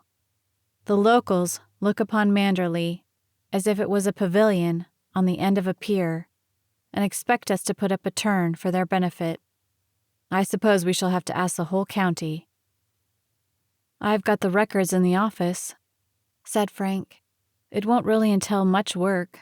Licking the stamps is the longest job. We'll give that to you to do, said Maxim, smiling at me. Oh, we'll do that in the office, said Frank. Mrs. De Winter need not bother her head about anything at all. I wondered what they would say if I suddenly announced my intention of running the whole affair. Laugh, I supposed, and then begin talking of something else. I was glad, of course, to be relieved of responsibility, but it rather added to my sense of humility to feel that I was not even capable of licking the stamps. I thought of the writing desk in the morning room, the docketed pigeonholes, all marked in ink by that slanting, pointed hand. What will you wear? I said to Maxim. I never dress up, said Maxim. It's the one perquisite allowed to the host, isn't it, Frank? I can't really go as a Dresden shepherdess, I said. What on earth shall I do? I'm not much good at dressing up. Put a ribbon round your hair and be Alice in Wonderland, said Maxim lightly. You look like it now, with your finger in your mouth. Don't be so rude, I said. I know my hair is straight, but it isn't as straight as that. I tell you what, I'll give you and Frank the surprise of your lives, and you won't know me. As long as you don't black your face and pretend to be a monkey, I don't mind what you do, said Maxim. All right, that's a bargain, I said. I'll keep my costume a secret to the last minute, and you won't know anything about it. Come on, Jasper. We don't care what they say, do we? I heard Maxim laughing as I went out into the garden, and he said something to Frank, which I did not catch. I wished he would not always treat me as a child, rather spoiled, rather irresponsible, someone to be petted from time to time when the mood came upon him, but more often forgotten. More often patted on the shoulder and told to run away and play. I wished something would happen to make me look wiser, more mature. Was it always going to be like this? He away ahead of me, with his own moods that I did not share, his secret troubles that I did not know. Would we never be together, he a man and I a woman, standing shoulder to shoulder, hand in hand, with no gulf between us? I did not want to be a child. I wanted to be his wife. I wanted to be old. I stood on the terrace, biting my nails, looking down towards the sea, and as I stood there, I wondered, for the 20th time that day, whether it was by Maxim's orders that those rooms in the West Wing were kept furnished and untouched. I wondered if he went, as Mrs. Danvers did, and touched the brushes on the dressing table, opened the wardrobe doors, and put his hands amongst the clothes. "Come on, Jasper," I shouted. "Run with me. Come on, can't you?" And I tore across the grass, savagely, angrily, the bitter tears behind my eyes, with Jasper leaping at my heels and barking hysterically. The news soon spread about the fancy dress ball. My little maid, Clarice, her eyes shining with excitement, talked of nothing else. I gathered from her that the servants in general were delighted.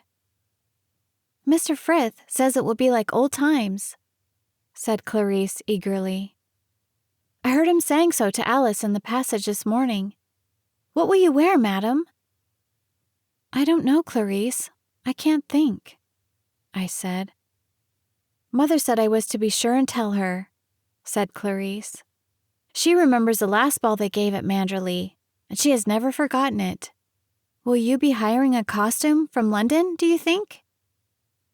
"I haven't made up my mind, Clarice," I said. "But I tell you what, when I do decide, I shall tell you and nobody else. It will be a dead secret between us both." "Oh, madam, how exciting!" breathed Clarice. "I don't know how I am going to wait for the day." I was curious to know Mrs. Danvers' reaction to the news. I dreaded even the sound of her voice down the house telephone, and by using Robert as mediator between us, I was spared this last ordeal. I could not forget the expression of her face when she left the library after that interview with Maxim. I thank God she had not seen me crouching in the gallery, and I wondered, too, if she thought that it was I who had told Maxim about Favel's visit to the house. If so, she would hate me more than ever. I shuddered now when I remembered the touch of her hand on my arm, and that dreadful soft, intimate pitch of her voice close to my ear. I did not want to remember anything about that afternoon. That was why I did not speak to her, not even on the house telephone. The preparations went on for the ball. Everything seemed to be done down at the estate office. Maxim and Frank were down there every morning. As Frank had said, I did not have to bother my head about anything. I don't think I licked one stamp. I began to get in a panic about my costume. It seemed so feeble not to be able to think of anything. And I kept remembering all the people who would come, from Carith and round about. The bishop's wife, who had enjoyed herself so much the last time, Patrice and Giles, that tiresome Lady Crowan, and many more people I did not know and who had never seen me. They would, every one of them, have some criticism to offer, some curiosity to know what sort of effort I should make. At last, in desperation, I remembered the books that Patrice had given me for a wedding present, and I sat down in the library one morning, turning over the pages as a last hope, passing from illustration to illustration in a sort of frenzy. Nothing seemed suitable. They were all so elaborate and pretentious. Those gorgeous costumes of velvet and silk, and the reproductions given of Rubens, Rembrandt, and others. I got hold of a piece of paper and a pencil and copied one or two of them, but they did not please me, and I threw the sketches into the wastepaper basket in disgust, thinking no more about them. In the evening, when I was changing for dinner, there was a knock at my bedroom door. I called, "Come in," thinking it was Clarice. The door opened, and it was not Clarice. It was Mrs. Danvers. She held a piece of paper in her hand. "I hope you will forgive me disturbing you," she said. "But I was not sure whether you meant to throw these drawings away. All the wastepaper baskets are always brought to me to check at the end of the day, in case of mislaying anything of value.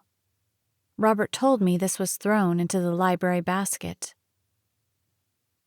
I had turned quite cold all over at the sight of her, and at first I could not find my voice. She held out the paper for me to see. It was the rough drawing I had done during the morning. "No, Mrs. Danvers," I said, after a moment. "It doesn't matter throwing that away. It was only a rough sketch. I don't want it." "Very good," she said. "I thought it better to inquire from you personally, to save any misunderstanding." "Yes," I said. "Yes, of course." I thought she would turn and go, but she went on standing there by the door. "So, you have not decided yet what you will wear?" she said. There was a hint of derision in her voice, a trace of odd satisfaction. I supposed she had heard of my efforts through Clarice in some way. "No," I said. "No, I haven't decided." She continued watching me, her hand on the handle of the door. "I wonder you don't copy one of the pictures in the gallery," she said. I pretended to file my nails. They were too short and too brittle, but the action gave me something to do, and I did not have to look at her. "Yes, I might think about that," I said. I wondered privately why such an idea had never come to me before. It was an obvious and very good solution to my difficulty. I did not want her to know this, though. I went on filing my nails. "All the pictures in the gallery would make good costumes," said Mrs. Danvers, "especially that one of the young lady in white, with her hat in her hand. I wonder Mr. De Winter does not make it a period ball. Everyone dressed more or less the same, to be in keeping. I never think it looks right to see a clown dancing with a lady in powder and patches." "Some people enjoy the variety," I said. "They think it makes it all the more amusing." "I don't like it myself," said Mrs. Danvers. Her voice was surprisingly normal and friendly, and I wondered why it was she had taken the trouble to come up with my discarded sketch herself. Did she want to be friends with me at last? Or did she realize that it had not been me at all who had told Maxim about Fauvel? And this was her way of thanking me for my silence? "Has not Mr. De Winter suggested a costume for you?" she said. "No," I said, after a moment's hesitation. "No, I want to surprise him and Mr. Crawley. I don't want them to know anything about it." "It's not for me to make a suggestion, I know," she said. "But when you do decide, I should advise you to have your dress made in London. There is no one down here can do that sort of thing well. Voss, in Bond Street, is a good place, I know." "I must remember that," I said. "Yes," she said, and then, as she opened the door, "I should study the pictures in the gallery, madam, if I were you, especially the one I mentioned, and you need not think I will give you away. I won't say a word to anyone. "Thank you, Mrs. Danvers," I said. She shut the door very gently behind her. I went on with my dressing, puzzled at her attitude, so different from our last encounter, and wondering whether I had the unpleasant Fauvel to thank for it. Rebecca's cousin. Why should Maxim dislike Rebecca's cousin? Why had he forbidden him to come to Manderley? Beatrice had called him a bounder. She had not said much about him, and the more I considered him, the more I agreed with her. Those hot blue eyes, that loose mouth, and the careless, familiar laugh. Some people would consider him attractive. Girls in sweet shops, giggling behind the counter, and girls who gave one programs in a cinema. I knew how he would look at them, smiling and half whistling a tune under his breath. The sort of look and the type of whistle that would make one feel uncomfortable. I wondered how well he knew Manderley. He seemed quite at home, and Jasper certainly recognized him. But these two facts did not fit in with Maxim's words to Mrs. Danvers, and I could not connect him with my idea of Rebecca. Rebecca, with her beauty, her charm, her breeding. Why did she have a cousin like Jacques Fauvel? It was wrong, out of all proportion.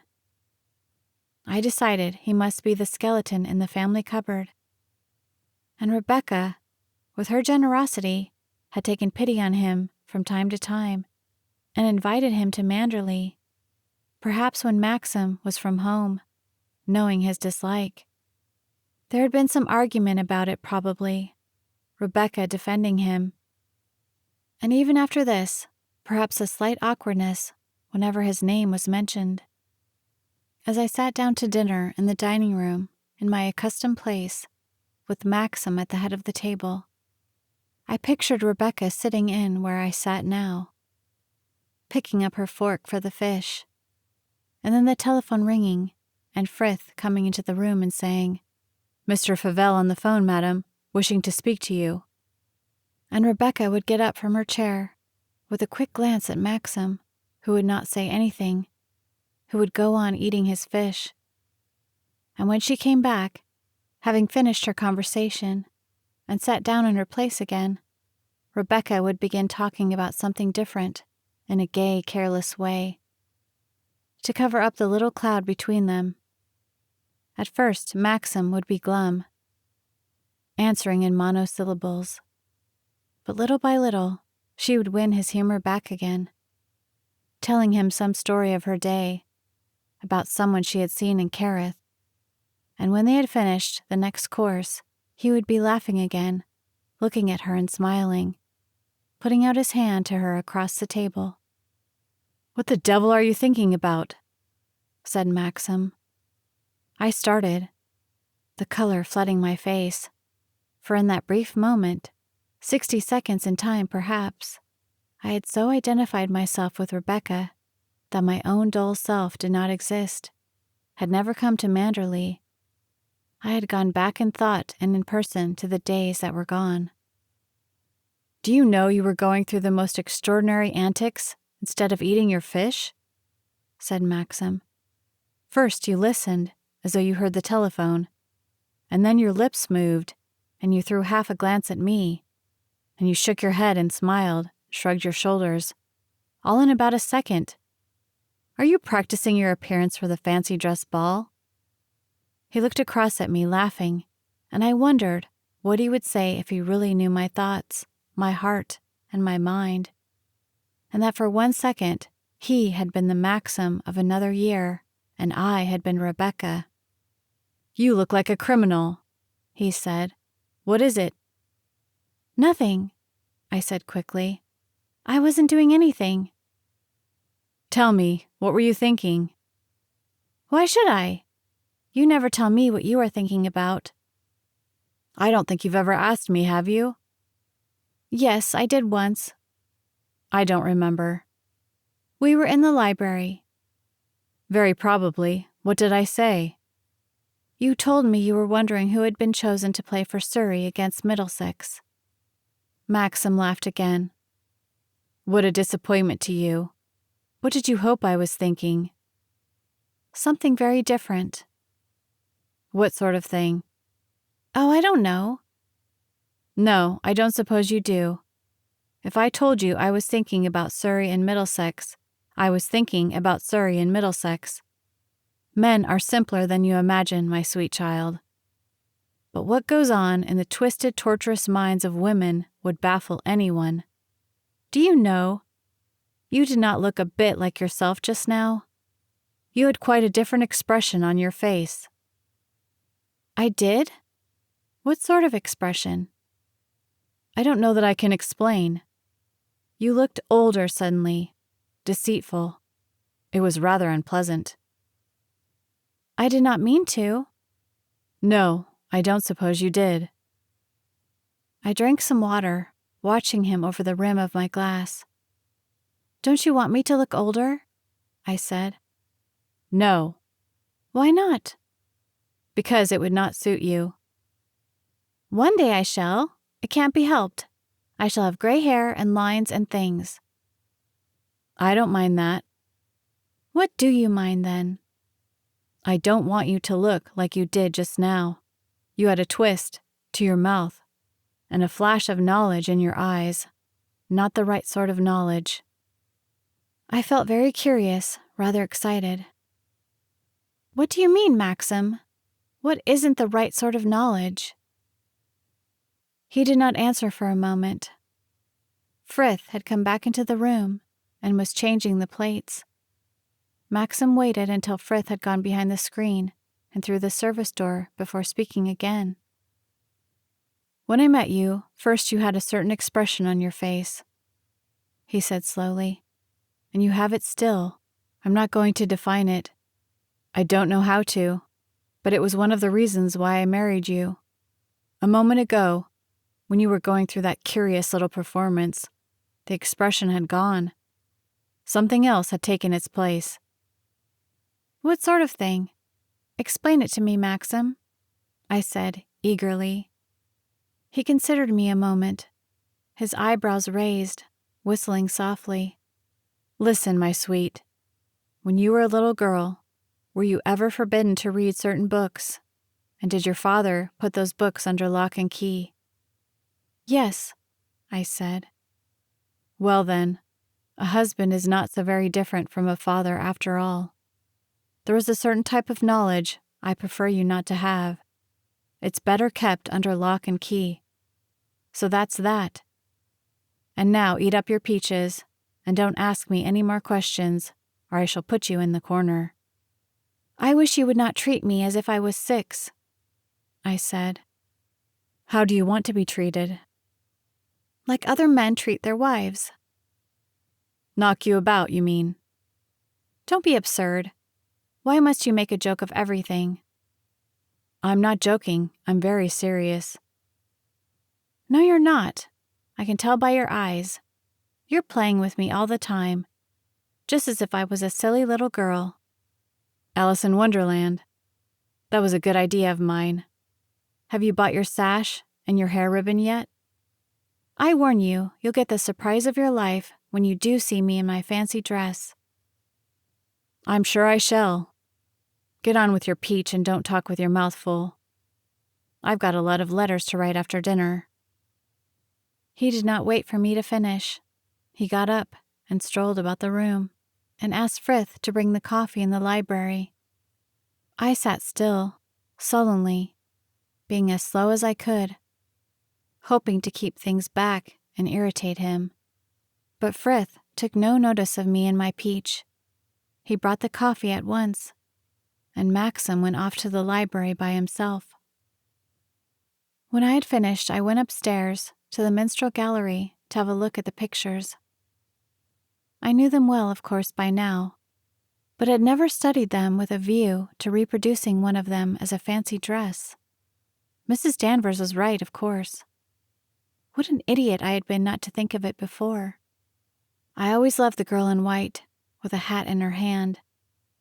It was a Rayburn, and the portrait was of Caroline de Winter, a sister of Maxim's great-great-grandfather. She married a great Whig politician and was a famous London beauty for many years, but this portrait was painted before that, while she was still unmarried. The white dress should be easy to copy, those puffed sleeves, the flounce, and the little bodice. The hat might be rather difficult, and I should have to wear a wig.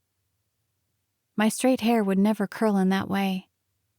Perhaps that Voce place in London that Mrs. Danvers had told me about would do the whole thing. I would send them a sketch of the portrait and tell them to copy it faithfully, sending my measurements. What a relief it was to have decided at last. Quite a weight off my mind.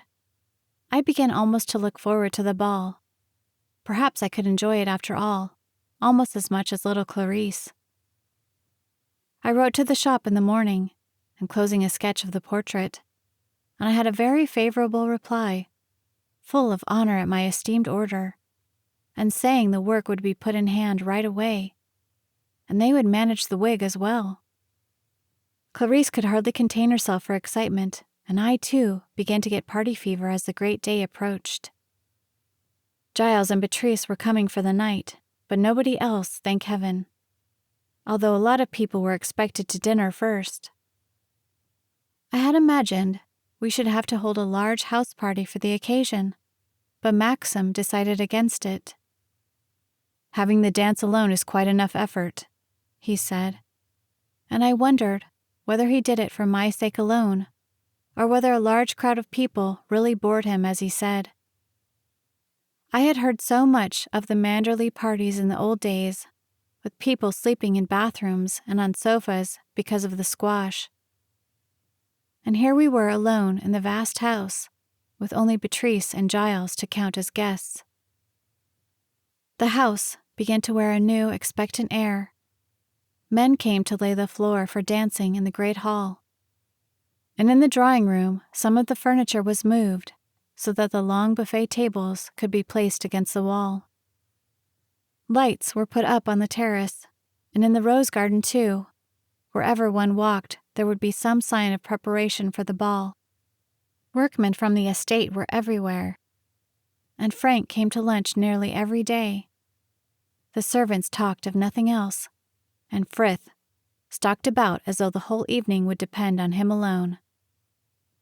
Robert rather lost his head, and kept forgetting things, napkins at lunch, and handing vegetables. He wore a harassed expression, like someone who has got to catch a train. The dogs were miserable. Jasper trailed about the hall with his tail between his legs and nipped every workman on sight. He used to stand on the terrace, barking idiotically, and then dash madly to one corner of the lawn and eat grass in a sort of frenzy. Mrs. Danvers never obtruded herself, but I was aware of her continually. It was her voice I heard in the drawing room when they came to put the tables. It was she who gave directions for the laying of the floor in the hall. Whenever I came upon the scene, she had always just disappeared. I would catch a glimpse of her skirt brushing the door, or hear the sound of her footsteps on the stairs. I was a lay figure, no use to man or beast. I used to stand about doing nothing except get in the way. "Excuse me, madam," I would hear a man say, just behind me, and he would pass, with a smile of apology, carrying 2 chairs on his back, his face dripping with perspiration. "I'm awfully sorry," I would say, getting quickly to one side, and then as a cover to my idleness, "Can I help you? What about putting those chairs in the library?" The man would look bewildered. "Mrs. Danvers' orders, madam, was that we were to take the chairs round to the back, to be out of the way." "Oh," I said. "Yes, of course. How silly of me. Take them round to the back, as she said." And I would walk quickly away, murmuring something about finding a piece of paper and a pencil, in a vain attempt to delude the man into thinking I was busy, while he went on across the hall, looking rather astonished, and I would feel I had not deceived him for a moment. The great day dawned, misty and overcast, but the glass was high and we had no fears. The mist was a good sign. It cleared about 11, as Maxim had foretold, and we had a glorious still summer's day without a cloud in the blue sky. All the morning the gardeners were bringing flowers into the house, the last of the white lilac, and great lupins and delphiniums, 5 foot high, roses in hundreds, and every sort of lily. Mrs. Danvers showed herself at last, quietly, calmly. She told the gardeners where to put the flowers, and she herself arranged them, stacking the vases with quick, deft fingers. I watched her in fascination, the way she did vase after vase, carrying them herself through the flower room to the drawing room and the various corners of the house, massing them in just the right numbers and profusion, putting color where color was needed, leaving the walls bare where severity paid. Maxim and I had lunch with Frank at his bachelor establishment next door to the office, to be out of the way. We were all three in the rather hearty, cheerful humor of people after a funeral. We made pointless jokes about nothing at all, our minds eternally on the thought of the next few hours. I felt very much the same as I did the morning I was married, the same stifled feeling that I had gone too far now to turn back. The evening had got to be endured. Thank heaven Messer's Voce had sent my dress in time. It looked perfect in its folds of tissue paper, and the wig was a triumph. I had tried it on after breakfast and was amazed at the transformation. I looked quite attractive, quite different altogether. Not me at all. Someone much more interesting, more vivid and alive. Maxim and Frank kept asking me about my costume. "You won't know me," I told them. "You will both get the shock of your lives." "You are not going to dress up as a clown, are you?" said Maxim gloomily. "No frightful attempt to be funny?" "No, nothing like that," I said, full of importance. "I wish you had kept to Alice in Wonderland," he said. "Or Joan of Arc with your hair," said Frank shyly. "I never thought of that," I said blankly, and Frank went rather pink. "I'm sure we shall like whatever you wear," he said, in his most pompous, Frankish voice. "Don't encourage her, Frank," said Maxim. "She's so full of her precious disguise already, there's no holding her. Bea will put you in your place, that's one comfort. She'll soon tell you if she doesn't like your dress. Dear old Bea always looks just wrong on these occasions, bless her. I remember her once as Madame Pompadour, and she tripped up going into supper and her wig came adrift. 'I can't stand this damn thing,' she had said, in that blunt voice of hers, and chucked it on a chair, and went through the rest of the evening with her own cropped hair. You can imagine what it looked like against a pale blue satin crinoline, or whatever the dress was. Poor Giles did not cope that year. He came as a cook and sat about in the bar all night looking perfectly miserable. I think he felt Bea had let him down."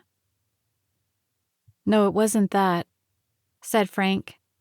"He'd lost his front teeth trying out a new mare. Don't you remember? And he was so shy about it he wouldn't open his mouth." "Oh, was it that? Poor Giles. He generally enjoys dressing up." "Beatrice says he loves playing charades," I said. "She told me they always have charades at Christmas." "I know," said Maxim. "That's why I've never spent Christmas with her. Have some more asparagus, Mrs. De Winter? And another potato?" "No, really, Frank, I'm not hungry, thank you." "Nerves," said Maxim, shaking his head. "Never mind. This time tomorrow it will all be over." "I sincerely hope so," said Frank seriously. I was going to give orders that all cars should stand by for 5 a.m. I began to laugh weakly, the tears coming into my eyes. "Oh dear," I said. "Let's send wires to everybody not to come." "Come on, be brave and face it," said Maxim. "We need not give another one for years. Frank, I have an uneasy feeling we ought to be going up to the house. What do you think?" Frank agreed, and I followed them unwillingly, reluctant to leave the cramped, rather uncomfortable little dining room that was so typical of Frank's bachelor establishment, and which seemed to me today the embodiment of peace and quietude. When we came to the house, we found that the band had arrived, and were standing about in the hall, rather pink in the face and self-conscious, while Frith, more important than ever, offered refreshments. The band were to be our guests for the night, and after we had welcomed them and exchanged a few slightly obvious jokes proper to the occasion, the band were borne off to their quarters, to be followed by a tour of the grounds. The afternoon dragged, like the last hour before a journey when one is packed up and keyed to departure, and I wandered from room to room, almost as lost as Jasper, who trailed reproachfully at my heels. There was nothing I could do to help, and it would have been wiser on my part to have kept clear of the house altogether and taken the dog and myself for a long walk. By the time I decided upon this, it was too late. Maxim and Frank were demanding tea, and when tea was over, Beatrice and Giles arrived. The evening had come upon us all too soon. "This is like old times," said Beatrice, kissing Maxim and looking about her. "Congratulations to you for remembering every detail. The flowers are exquisite," she added, turning to me. "Did you do them?" "No," I said, rather ashamed. "Mrs. Danvers is responsible for everything." "Oh, well, after all—" Beatrice did not finish her sentence. She accepted a light for a cigarette from Frank, and once it was lit, she appeared to have forgotten what she was going to say. "Have you got Mitchells to do the catering as usual?" asked Giles. "Yes," said Maxim. "I don't think anything has been altered, has it, Frank? We had all the records down at the office. Nothing has been forgotten, and I don't think we have left anyone out." "What a relief to find only ourselves," said Beatrice. "I remember once arriving about this time, and there were about 25 people in the place already, all going to stop the night." "What's everyone going to wear? I suppose Maxim, as always, refuses to play?" "As always," said Maxim. "Such a mistake, I think. The whole thing would go with much more swing if you did." "Have you ever known a ball at Manderley not to go with a swing?" "No, my dear boy, the organization is too good, but I do think the host ought to give the lead himself." "I think it's quite enough if the hostess makes the effort," said Maxim. "Why should I make myself hot and uncomfortable, and a damn fool into the bargain?" "Oh, but that's absurd. There's no need to look a fool. With your appearance, my dear Maxim, you could get away with any costume. You don't have to worry about your figure, like poor Giles." "What is Giles going to wear tonight?" I asked. "Or is it a dead secret?" "No, rather not," beamed Giles. "As a matter of fact, it's a pretty good effort. I got our local tailor to rig it up. I'm coming as an Arabian sheik." "Good God," said Maxim. "It's not all that bad," said Beatrice warmly. "He stains his face, of course, and leaves off his glasses. The headdress is authentic. We borrowed it off a friend who used to live in the East, and the rest the tailor copied from some paper. Giles looks very well in it." "What are you going to be, Mrs. Lacey?" said Frank. "Oh, I'm afraid I haven't coped much," said Beatrice. "I've got some sort of Eastern get-up to go with Giles, but I don't pretend it's genuine. Strings of beads, you know, and a veil over my face." "It sounds very nice," I said politely. "Oh, it's not bad. Comfortable to wear, that's one blessing. I shall take off the veil if I get too hot. What are you wearing?" "Don't ask her," said Maxim. "She won't tell any of us. There has never been such a secret. I believe she even wrote to London for it. "My dear," said Beatrice, rather impressed, "don't say you've gone a bust and will put us all to shame. Mine is only homemade, you know." "Don't worry," I said, laughing. "It's quite simple, really, but Maxim would tease me, and I've promised to give him the surprise of his life." "Quite right, too," said Giles. "Maxim is too superior altogether. The fact is he's jealous. Wishes he was dressing up like the rest of us, and doesn't like to say so." "Heaven forbid," said Maxim. "What are you doing, Crawley?" asked Giles. Frank looked rather apologetic. "I've been so busy, I'm afraid I've left things to the last moment. I hunted up an old pair of trousers last night, and I striped a football jersey, and thought of putting a patch over one eye and coming as a pirate." "Why on earth didn't you write to us and borrow a costume?" said Beatrice. "There's one of a Dutchman that Roger had last winter in Switzerland. It would have suited you excellently." "I refuse to allow my agent to walk about as a Dutchman," said Maxim. "He'd never get rents out of anybody again. Let him stick to his pirate. It might frighten some of them." "Anything less like a pirate," murmured Beatrice in my ear. I pretended not to hear. Poor Frank. She was always rather down on him. "How long will it take me to paint my face?" asked Giles. 2 hours at least," said Beatrice. "I should begin thinking about it if I were you. How many shall we be at dinner?" 16, said Maxim, "counting ourselves. No strangers. You know them all." "I'm beginning to get dress fever already," said Beatrice. "What fun it all is. I'm so glad you decided to do this again, Maxim." "You've got her to thank for it," said Maxim, nodding at me. "Oh, it's not true," I said. "It was all the fault of Lady Crowan." "Nonsense," said Maxim, smiling at me. "You know you're as excited as a child at its first party." "I'm not." "I'm longing to see your dress," said Beatrice. "It's nothing out of the way. Really, it's not," I insisted. "Mrs. De Winter says we shan't know her," said Frank.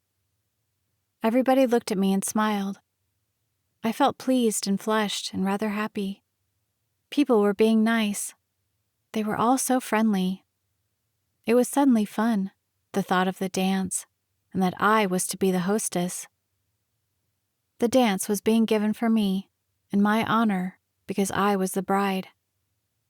I sat on the table in the library, swinging my legs, while the rest of them stood round, and I had a longing to go upstairs and put on my dress, try the wig in front of the looking-glass, turn this way and that before the long mirror on the wall. It was new, this sudden unexpected sensation of being important, of having Giles and Beatrice and Frank and Maxim all looking at me and talking about my dress, all wondering what I was going to wear. I thought of the soft white dress in its folds of tissue paper, and how it would hide my flat, dull figure, my rather sloping shoulders. I thought of my own lank hair, covered by the sleek and gleaming curls. "What's the time?" I said carelessly, yawning a little, pretending I did not care. "I wonder if we ought to think about going upstairs." As we crossed the great hall, on the way to our rooms, I realized for the first time how the house lent itself to the occasion, and how beautiful the rooms were looking.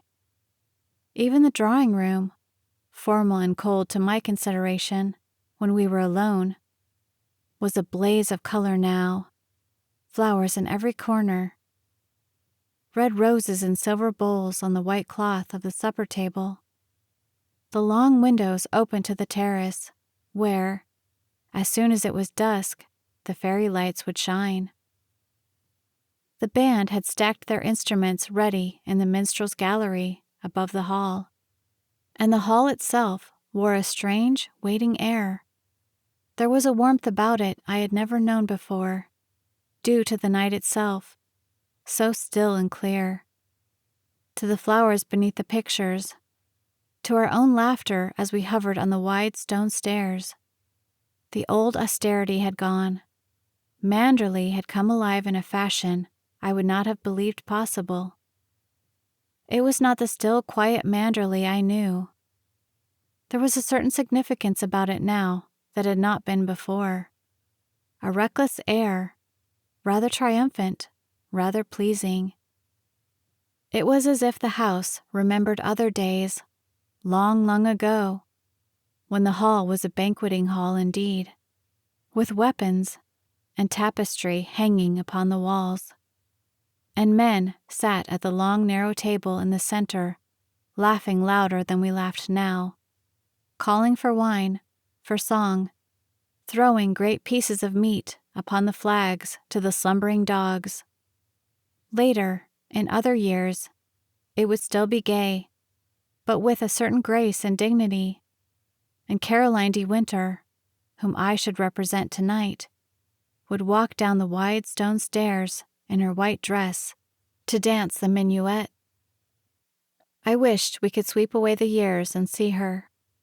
I wished we did not have to degrade the house with our modern jig tunes, so out of place and unromantic. They would not suit Manderley. I found myself in sudden agreement with Mrs. Danvers. We should have made it a period ball, not the hodgepodge of humanity it was bound to be, with Giles, poor fellow, well-meaning and hearty in his guise of Arabian chic. I found Clarice waiting for me in my bedroom, her round face scarlet with excitement. We giggled at one another like schoolgirls, and I bade her lock my door. There was much sound of tissue paper, rustling and mysterious. We spoke to one another softly, like conspirators. We walked on tiptoe.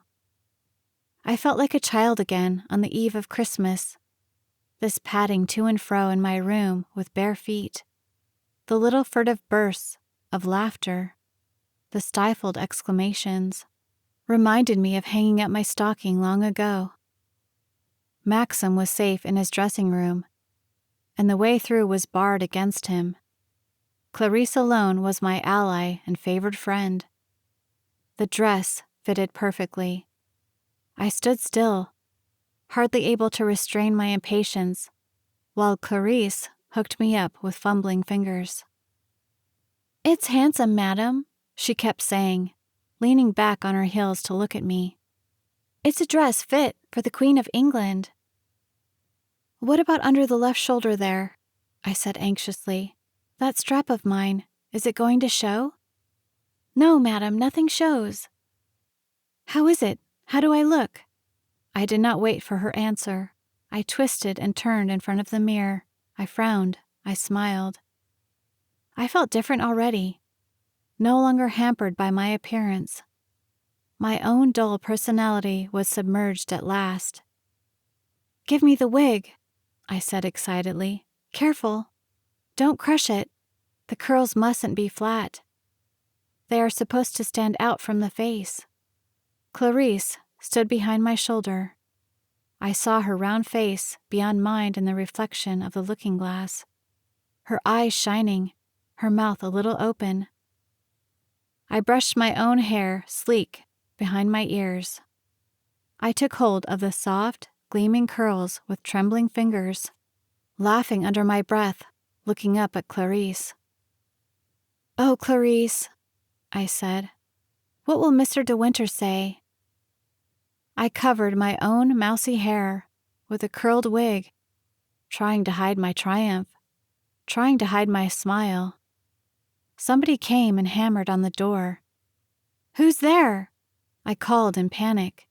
"You can't come in." "It's me, my dear, don't alarm yourself," said Beatrice. "How far have you got? I want to look at you." "No, no," I said. "You can't come in, I'm not ready."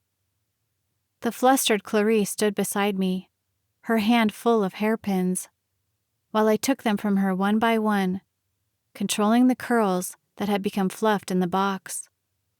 "I'll come down when I am ready," I called. Go on down, all of you. Don't wait for me. Tell Maxim he can't come in." "Maxim's down," she said. "He came along to us. He said he hammered on your bathroom door and you never answered. Don't be too long, my dear. We are all so intrigued. Are you sure you don't want any help?" "No," I shouted impatiently, losing my head. "Go away. Go on down." Why did she have to come and bother just at this moment? It fussed me. I did not know what I was doing. I jabbed with a hairpin, flattening it against a curl. I heard no more from Beatrice. She must have gone along the passage. I wondered if she was happy in her Eastern robes, and if Giles had succeeded in painting his face. How absurd it was, the whole thing. Why did we do it, I wonder? Why were we such children? I did not recognize the face that stared at me in the glass. The eyes were larger, surely, the mouth narrower, the skin white and clear. The curls stood away from my head in a little cloud. I watched this self that was not me at all, and then smiled. A new, slow smile. "Oh, Clarice," I said. "Oh, Clarice." I took the skirt of my dress in my hands and curtsied to her, the flounces sweeping the ground. She giggled excitedly, rather embarrassed. Flushed, though, very pleased. I paraded up and down in front of my glass, watching my reflection. "Unlock the door," I said. "I'm going down. Run ahead and see if they are there."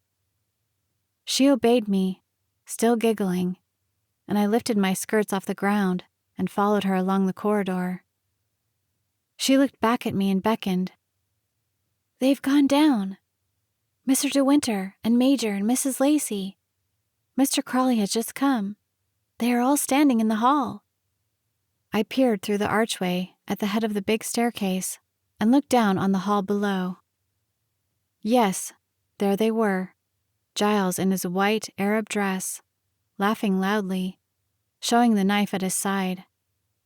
Beatrice, swathed in an extraordinary green garment and hung about the neck with trailing beads. Poor Frank, self-conscious and slightly foolish in his striped jersey and sea boots.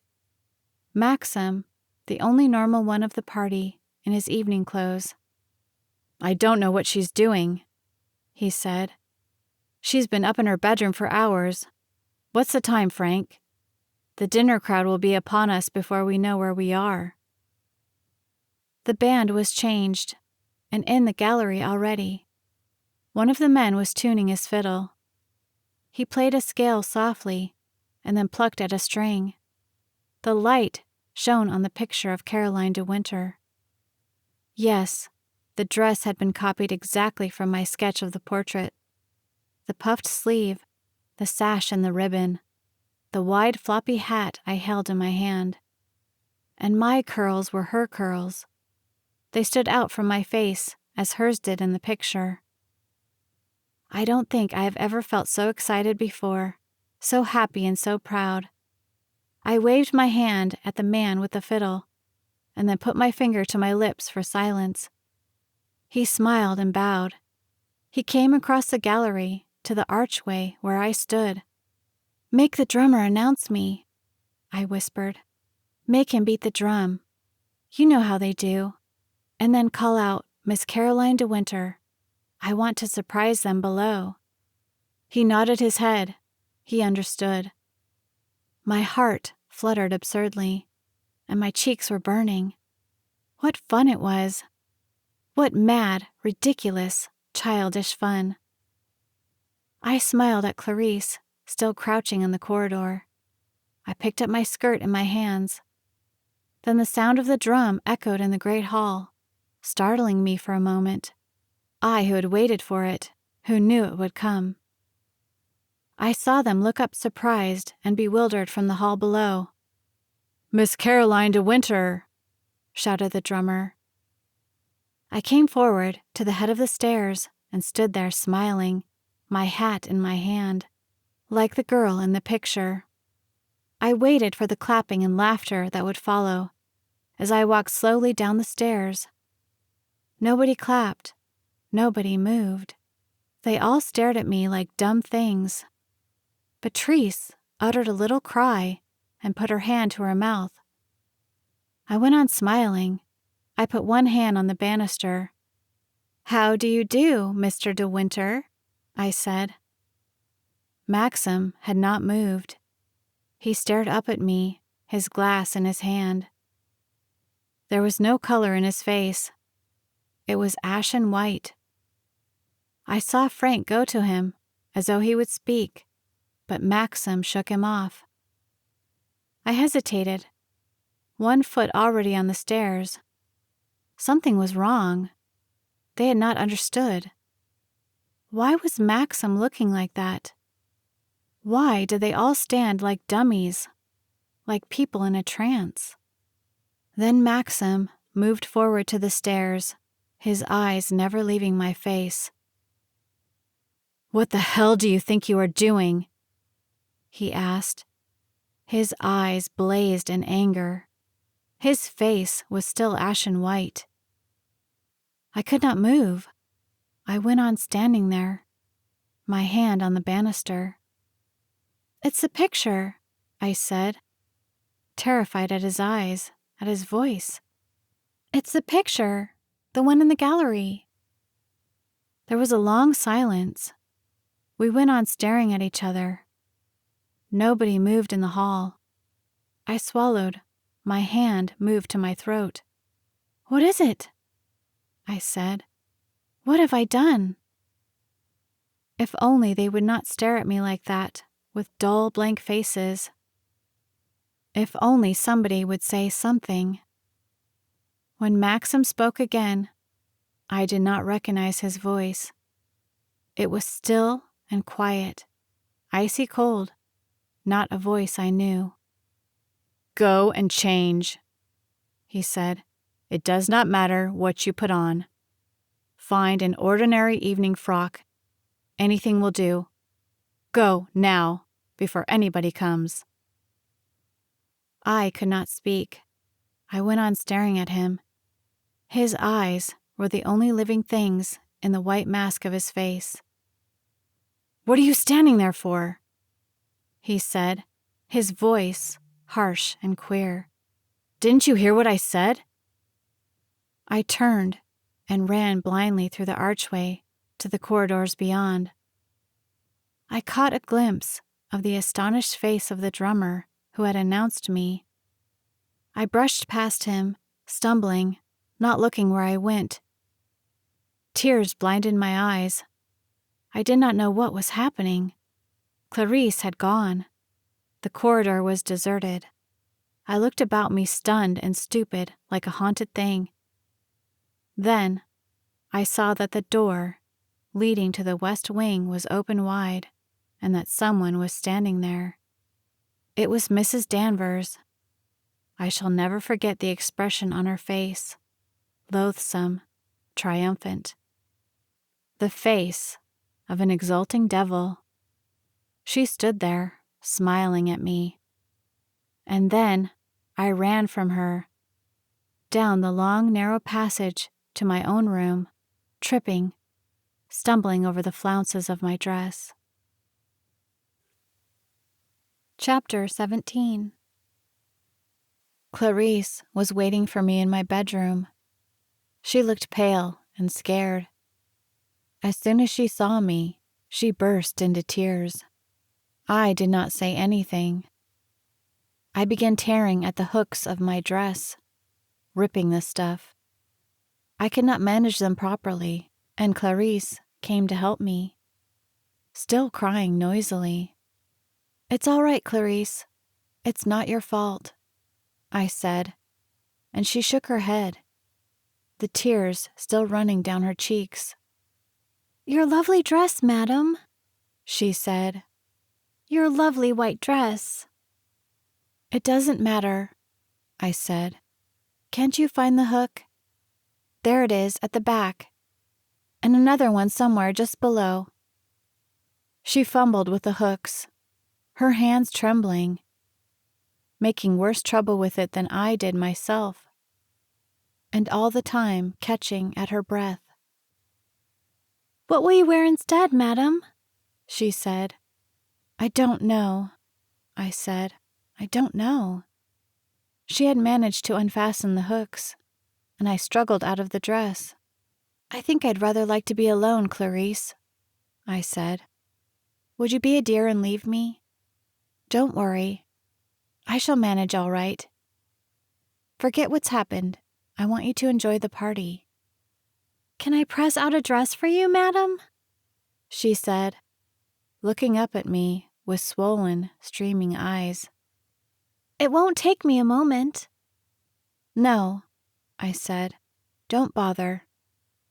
I'd rather you went. And Clarice?" "Yes, madam?" Don't say anything about what's just happened." "No, madam." She burst into another torrent of weeping. "Don't let the others see you like that," I said. "Go to your bedroom and do something to your face. There's nothing to cry about, nothing at all." Somebody knocked on the door. Clarice threw me a quick, frightened glance. "Who is it?" I said. The door opened and Beatrice came into the room. She came to meet me at once.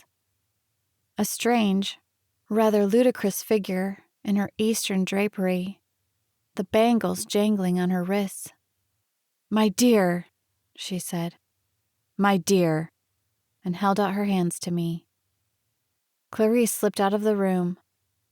I felt tired suddenly and unable to cope. I went and sat down on the bed. I put my hand up to my head and took off the curled wig. Beatrice stood watching me. "Are you all right?" she said.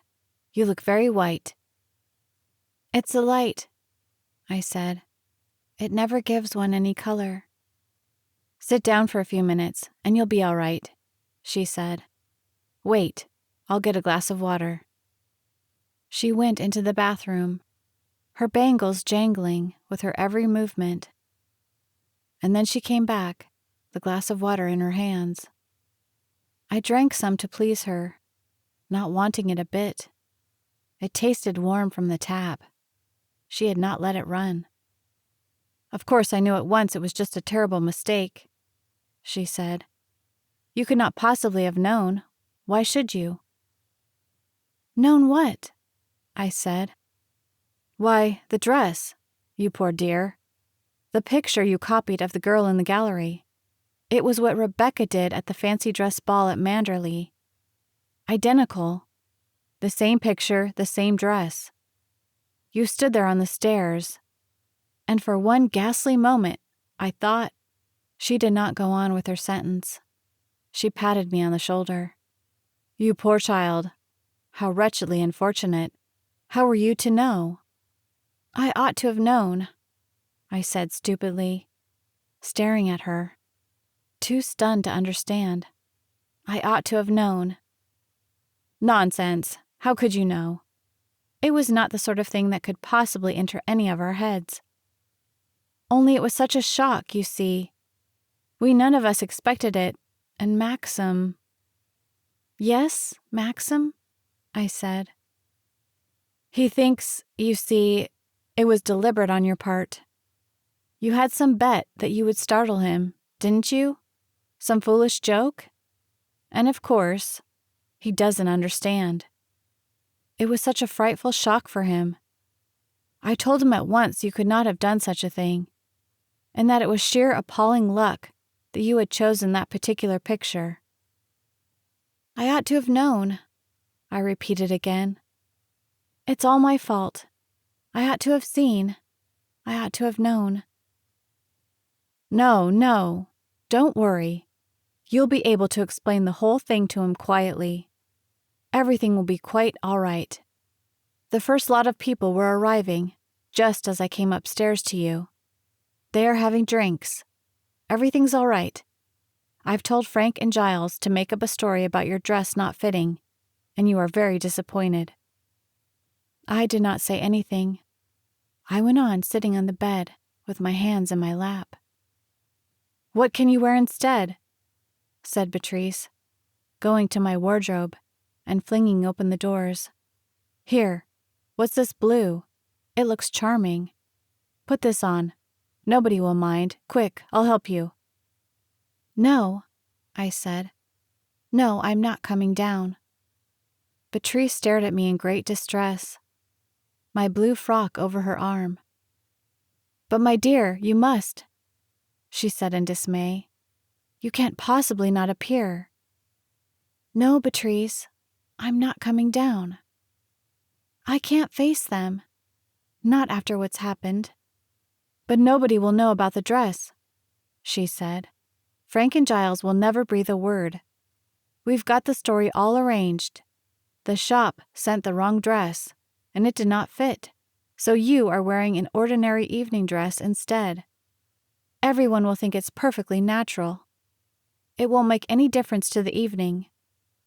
"You don't understand," I said. "I don't care about the dress.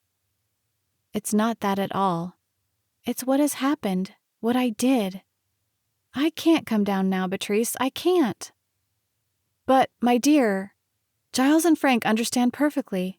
They are full of sympathy. And Maxim, too. It was just the first shock. I'll try and get him alone a minute. I'll explain the whole thing." "No," I said. "No." She put my blue frock down beside me on the bed. "Everyone will be arriving," she said, very worried, very upset. "It will look so extraordinary if you don't come down. I can't say you've suddenly got a headache." "Why not?" I said wearily. "What does it matter? Make anything up. Nobody will mind. They don't any of them know me." "Come now, my dear," she said, patting my hand. "Try and make the effort. Put on this charming blue. Think of Maxim. You must come down for his sake." "I'm thinking about Maxim all the time," I said. "Well, then surely—" "No," I said, tearing at my nails, rocking backwards and forwards on the bed. "I can't. I can't." Somebody else knocked on the door.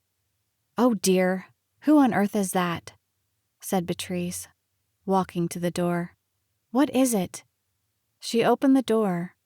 Giles was standing just outside. "Everyone is turned up. Maxim sent me up to find out what's happening," he said. "She says she won't come down," said Beatrice. "What on earth are we going to say?" I caught sight of Giles peering at me through the open door. "Oh, Lord, what a frightful mix-up," he whispered. He turned away embarrassed when he noticed that I had seen him. "What shall I say to Maxim?" he asked Beatrice. "It's 8:05 now. Say she's feeling rather faint, but we'll try and come down later. Tell them not to wait dinner. I'll be down directly. I'll make it all right." "Yes, right you are." He half glanced in my direction again, sympathetic but rather curious, wondering why I sat there on the bed. And his voice was low, as it might be after an accident, when people are waiting for the doctor. "Is there anything else I can do?" he said. "No," said Beatrice. "Go down now. I'll follow in a minute." He obeyed her, shuffling away in his Arabian robes. This is the sort of moment, I thought, that I shall laugh at years afterwards, that I shall say, "Do you remember how Giles was dressed as an Arab, and Beatrice had a veil over her face, and jangling bangles on her wrist?" And time will mellow it, make it a moment for laughter. But now it was not funny. Now I did not laugh. It was not the future. It was the present. It was too vivid and too real. I sat on the bed, plucking at the eiderdown, pulling a little feather out of a slit in one corner. "Would you like some brandy?" said Beatrice, making a last effort. "I know it's only Dutch courage, but it sometimes works wonders. No, I said. No, I don't want anything. I shall have to go down. Giles says they are waiting dinner. Are you sure it's all right for me to leave you? Yes, and thank you, Patrice. Oh, my dear, don't thank me. I wish I could do something. She stopped swiftly at my looking glass and dabbed her face with powder. God, what a sight I look, she said. This damn veil is crooked, I know. However, it can't be helped. She rustled out of the room, closing the door behind her. I felt I had forfeited her sympathy by my refusal to go down. I had shown the white feather. She had not understood. She belonged to another breed of men and women, another race than I. They had guts, the women of her race. They were not like me. If it had been Beatrice who had done this thing instead of me, she would have put on her other dress and gone down again to welcome her guests. She would have stood by Giles's side and shaken hands with people, a smile on her face. I could not do that. I had not the pride. I had not the guts. I was badly bred. I kept seeing Maxim's eyes blazing in his white face, and behind him Giles and Beatrice and Frank, standing like dummies, staring at me. I got up from my bed and went and looked out of the window. The gardeners were going round to the lights in the rose garden, testing them to see if they all worked. The sky was pale, with a few salmon clouds of evening streaking to the west. When it was dusk, the lamps would all be lit. There were tables and chairs in the rose garden for the couples who wanted to sit out. I could smell the roses from my window. The men were talking to one another and laughing. There's one here gone. I heard a voice call out. Can you get me another small bulb? One of the blue ones, Bill. He fixed the light into position. He whistled a popular tune of the moment with easy confidence. And I thought how tonight, perhaps a band would play the same tune in the minstrel's gallery above the hall. That's got it, said the man, switching the light on and off. They're all right here. No others gone. We'd better have a look at those on the terrace. They went off round the corner of the house, still whistling the song.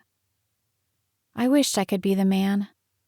Later in the evening, he would stand with his friend in the drive and watch the cars drive up to the house, his hands in his pockets, his cap on the back of his head. He would stand in the crowd with other people from the estate, and then drink cider at the long table arranged for them in one corner of the terrace. Like the old days, isn't it? He would say. But his friend would shake his head, puffing at his pipe. This new one's not like our Mrs. De Winter. She's different altogether. And a woman next to them in the crowd would agree. Other people, too, all saying, That's right, and nodding their heads. Where is she tonight? She's not been on the terrace once. I can't say I'm sure I've not seen her. Mrs. De Winter used to be here, there, and everywhere. Aye, that's right. And the woman would turn to her neighbors, nodding mysteriously. They say she's not appearing tonight at all. Go on. That's right. One of the servants from the house told me Mrs. De Winter hasn't come down from her room all evening. What's wrong with the maid? Is she bad? No, sulky, I reckon. They say her dress didn't please her. A squeal of laughter and a murmur from the little crowd. Did you ever hear of such a thing? It's a shame for Mr. De Winter. I wouldn't stand for it, not from a chit like her. Maybe it's not true at all. It's true, all right. They're full of it up at the house. One to the other, this one to the next, a smile, a wink, a shrug of the shoulder. One group, and then another group, and then spreading to the guests who walked on the terrace and strolled across the lawns. The couple, who in 3 hours' time would sit in those chairs beneath me in the rose garden. Do you suppose it's true what I heard? What did you hear? Why, that there's nothing wrong with her at all. They've had a colossal row, and she won't appear. I say. A lift of the eyebrows, a long whistle. I know. Well, it does look rather odd, don't you think? What I mean is, people don't suddenly for no reason have violent headaches. I call the whole thing fishy. I thought he looked a bit grim. So did I. Of course, I have heard before the marriage is not a wild success. Oh, really? Mm-hmm. Several people have said so. They say he's beginning to realize he's made a big mistake. She's nothing to look at, you know. No, I've heard there's nothing much to her. Who was she? Oh, no one at all. Some pickup in the south of France. A nursery gov or something. Good Lord. I know. And when you think of Rebecca... I went on staring at the empty chairs. The salmon sky had turned to gray. Above my head was the evening star. In the woods, beyond the rose garden, the birds were making their last little rustling noises before nightfall. A lone gull flew across the sky. I went away from the window, back to the bed again. I picked up the white dress I had left on the floor and put it back in the box with the tissue paper. I put the wig back in its box too. Then I looked in one of my cupboards for the little portable iron I used to have in Monte Carlo for Mrs. Van Hopper's dresses. It was lying at the back of a shelf with some woolen jumpers I had not worn for a long time. The iron was of those universal kinds that go on any voltage, and I fitted it to the plug in the wall. I began to iron the blue dress that Patrice had taken from the wardrobe. Slowly, methodically, as I used to iron Mrs. Van Hopper's dresses in Monte Carlo. When I had finished, I laid the dress ready on the bed. Then, I cleaned the makeup off my face that I had put on for the fancy dress. I combed my hair and washed my hands. I put on the blue dress and the shoes that went with it. I might have been my old self again, going down to the lounge of the hotel with Mrs. Van Hopper. I opened the door of my room and went along the corridor. Everything was still and silent. There might not have been a party at all. I tiptoed to the end of the passage and turned the corner. The door to the west wing was closed. There was no sound of anything at all. When I came to the archway by the gallery and the staircase, I heard the murmur and hum of conversation coming from the dining room. They were still having dinner. The great hall was deserted. There was nobody in the gallery either. The band must be having their dinner too.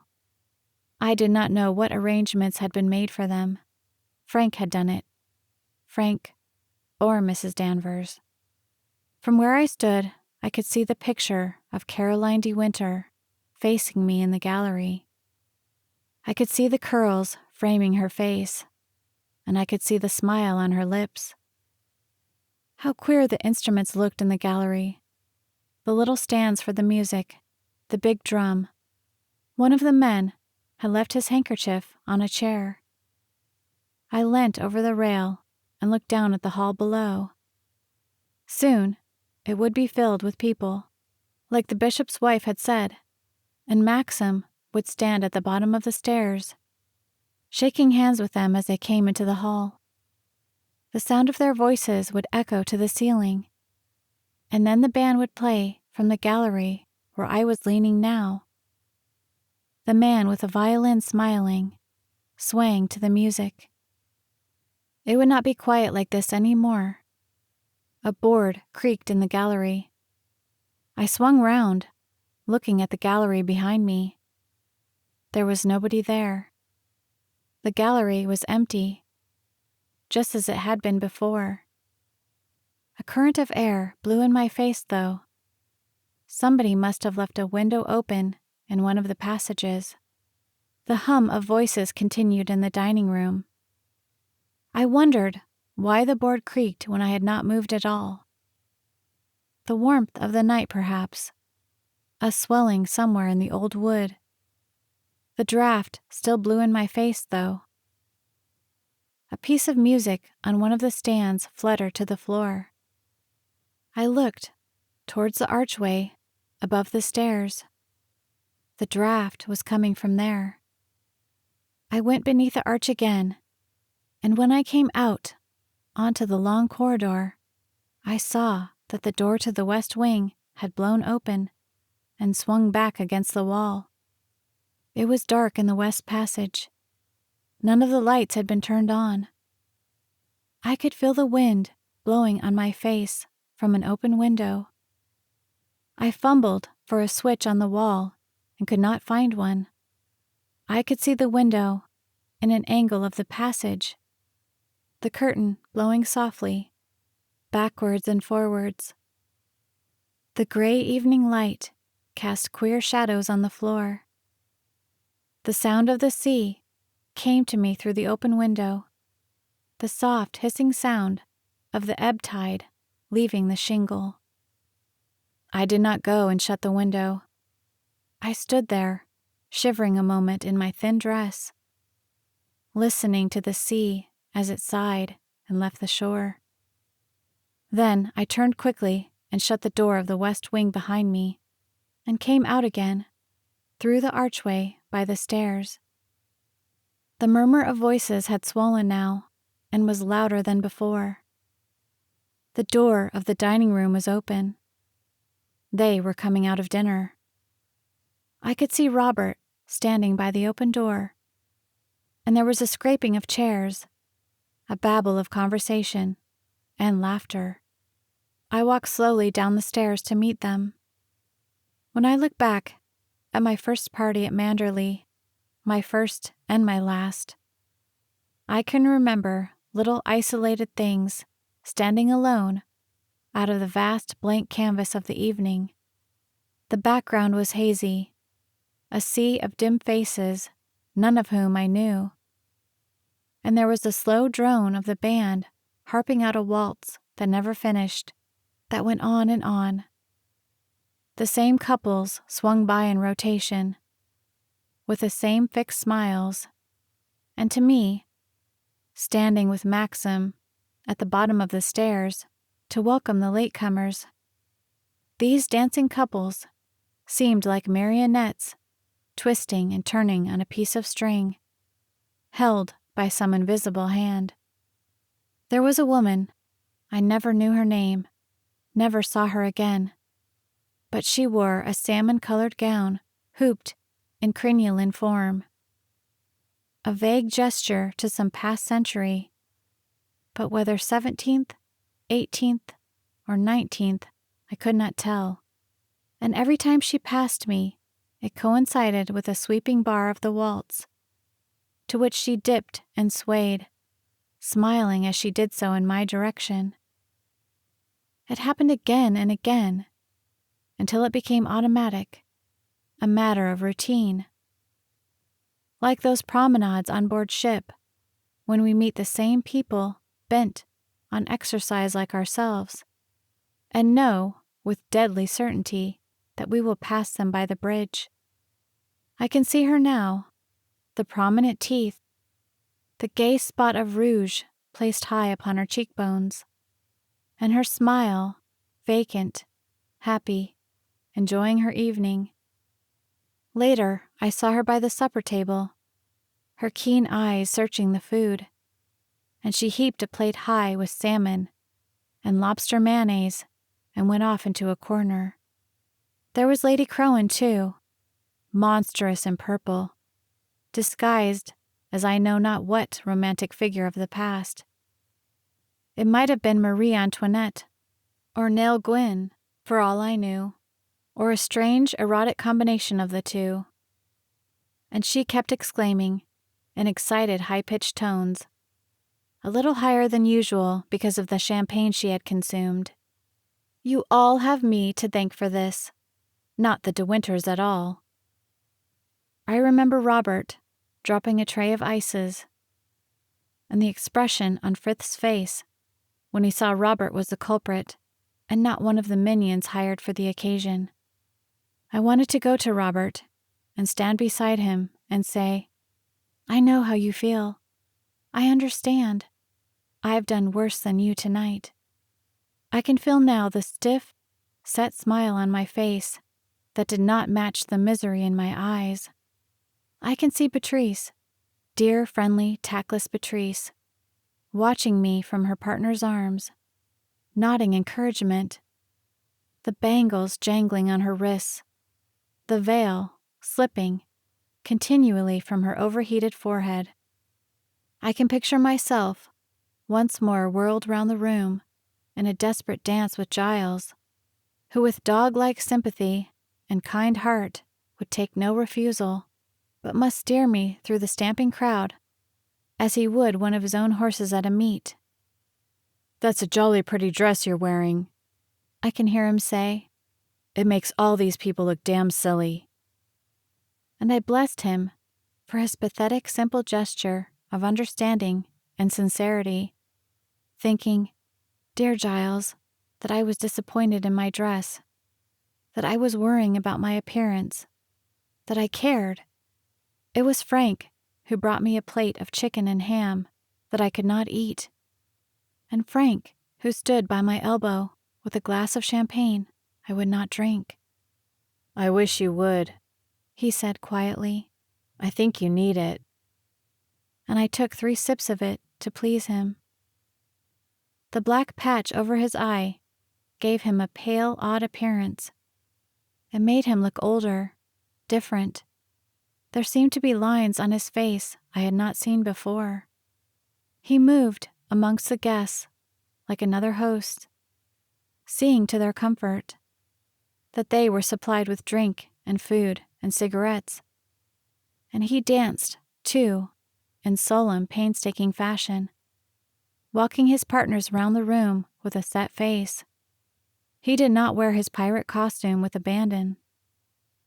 And there was something rather tragic about the side whiskers he had fluffed under the scarlet handkerchief on his head.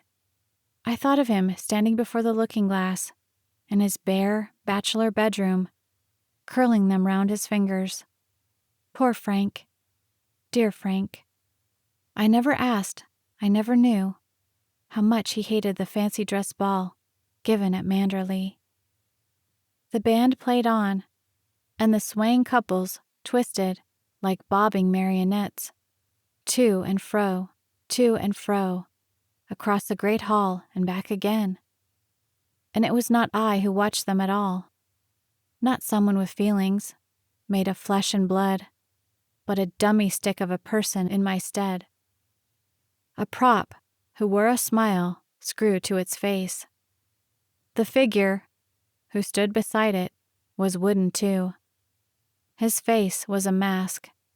His smile was not his own. The eyes were not the eyes of the man I loved, the man I knew. They looked through me and beyond me, cold, expressionless, to some place of pain and torture I could not enter, to some private, inward hell I could not share. He never spoke to me. He never touched me. We stood beside one another, the host and the hostess, and were not together. I watched his courtesy to his guests. He flung a word to one, a jest to another, a smile to a third, a call over his shoulder to a fourth, and no one but myself could know that every utterance he made, every movement, was automatic and the work of a machine. We were like 2 performers in a play, but we were divided. We were not acting with one another. We had to endure it alone. We had to put up this show, this miserable sham performance, for the sake of all these people I did not know and did not want to see again. "I hear your wife's frock never turned up in time," said someone with a mottled face and a sailor's pigtail, and he laughed and dug Maxim in the ribs. "Damn shame, what? I should sue the shop for fraud. Same thing happened to my wife's cousin once." "Yes, it was unfortunate," said Maxim. "I tell you what, said the sailor, turning to me. "You ought to say you are a forget-me-not. They're blue, aren't they? Jolly little flowers, forget-me-nots. That's right, isn't it, De Winter? Tell your wife she must call her a forget-me-not." He swept away, roaring with laughter, his partner in his arms. "Pretty good idea, what? A forget-me-not." Then Frank, again, hovering just behind me, another glass in his hand, lemonade this time. "No, Frank, I'm not thirsty." "Why don't you dance? Or come and sit down a moment. There's a corner in the terrace." "No, I'm better standing. I don't want to sit down." "Can't I get you something? A sandwich? A peach?" "No, I don't want anything." There was a salmon lady again. She forgot to smile at me this time. She was flushed after her supper. She kept looking up into her partner's face. He was very tall, very thin. He had a chin like a fiddle.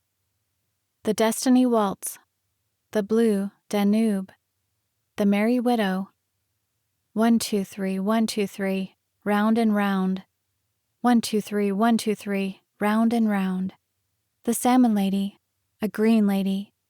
Beatrice again, her veil pushed back off her forehead. Giles, his face streaming with perspiration. And that sailor once more, with another partner. They stopped beside me. I did not know her. She was dressed as a Tudor woman. Any Tudor woman. She wore a ruffle round her throat, and a black velvet dress. "When are you coming to see us?" she said, as though we were old friends, and I answered, "Soon, of course. We were talking about it the other day," wondering why I found it so easy to lie suddenly, no effort at all. "Such a delightful party. I do congratulate you," she said. "Thank you very much. It's fun, isn't it?" "I hear they sent you the wrong dress." "Yes. Absurd, wasn't it?" "These shops are all the same. No depending on them. But you look delightfully fresh in that pale blue. Much more comfortable than this hot velvet. Don't forget, you must both come and dine at the palace soon." "We should love to." What did she mean? Where? What palace? Were we entertaining royalty? She swept on, to the Blue Danube, in the arms of the sailor. Her velvet frock brushing the ground like a carpet sweeper. And it was not until long afterwards, in the middle of some night when I could not sleep, that I remembered the Tudor woman was the bishop's wife, who liked walking in the Pennines. What was the time? I did not know. The evening dragged on, hour after hour. The same faces and the same tunes. Now and again the bridge people crept out of the library, like hermits, to watch the dancers, and then returned again. Beatrice, her draperies trailing behind her, whispered in my ear, "Why don't you sit down? You look like death." "I'm all right." Giles, the makeup running on his face, poor fellow, and stifling in his Arab blanket, came up to me and said, "Come and watch the fireworks on the terrace." I remember standing on the terrace and staring up at the sky as the foolish rockets burst and fell. There was little Clarice in a corner with some boy off the estate. She was smiling happily, squealing with delight as a squib spluttered at her feet. She had forgotten her tears. "Hello, this will be a big 'un." Giles, his large face upturned, his mouth open. "Here she comes. Bravo! Jolly fine show." The slow hiss of the rocket as it sped into the air, the burst of the explosion, the stream of little emerald stars, a murmur of approval from the crowd, cries of delight, and a clapping of hands. The salmon lady, well to the front, her face eager with expectation, a remark for every star that fell. "Oh, what a beauty! Look at that one now. I say, how pretty. Oh, that one didn't burst. Take care, it's coming our way. What are those men doing over there?" Even the hermits, left their lair and came to join the dancers on the terrace. The lawns were black with people. The bursting stars shone on their upturned faces. Again and again, the rockets sped into the air like arrows, and the sky became crimson and gold. Manderley stood out like an enchanted house, every window aflame, the gray walls colored by the falling stars. A house bewitched, carved out of the dark woods, and when the last rocket burst and the cheering died away, the night that had been fine before seemed dull and heavy in contrast. The sky became a pall. The little groups on the lawns and in the drive broke up and scattered. The guests crowded the long windows in the terrace back to the drawing room again. It was anticlimax. The aftermath had come. We stood about with blank faces. Someone gave me a glass of champagne. I heard the sound of cars starting up in the drive. They're beginning to go, I thought. Thank God, they're beginning to go. The salmon lady was having some more supper. It would take time yet to clear the hall. I saw Frank make a signal to the band. I stood in the doorway between the drawing room and the hall, beside a man I did not know. "What a wonderful party it's been," he said. "Yes," I said. "I've enjoyed every minute of it," he said. "I'm so glad." "Molly was wild with fury at missing it," he said. "Was she?" The band began to play Auld Lang Syne. The man seized my hand and started swinging it up and down. "Here," he said. "Come on, some of you." Somebody else swung my other hand, and more people joined us. We stood in a great circle, singing at the top of our voices. The man who had enjoyed his evening and said Molly would be wild at missing it was dressed as a Chinese mandarin, and his false nails got caught up in his sleeve as he swung our hands up and down. He roared with laughter. We all laughed. "Should old acquaintance be forgot," we sang.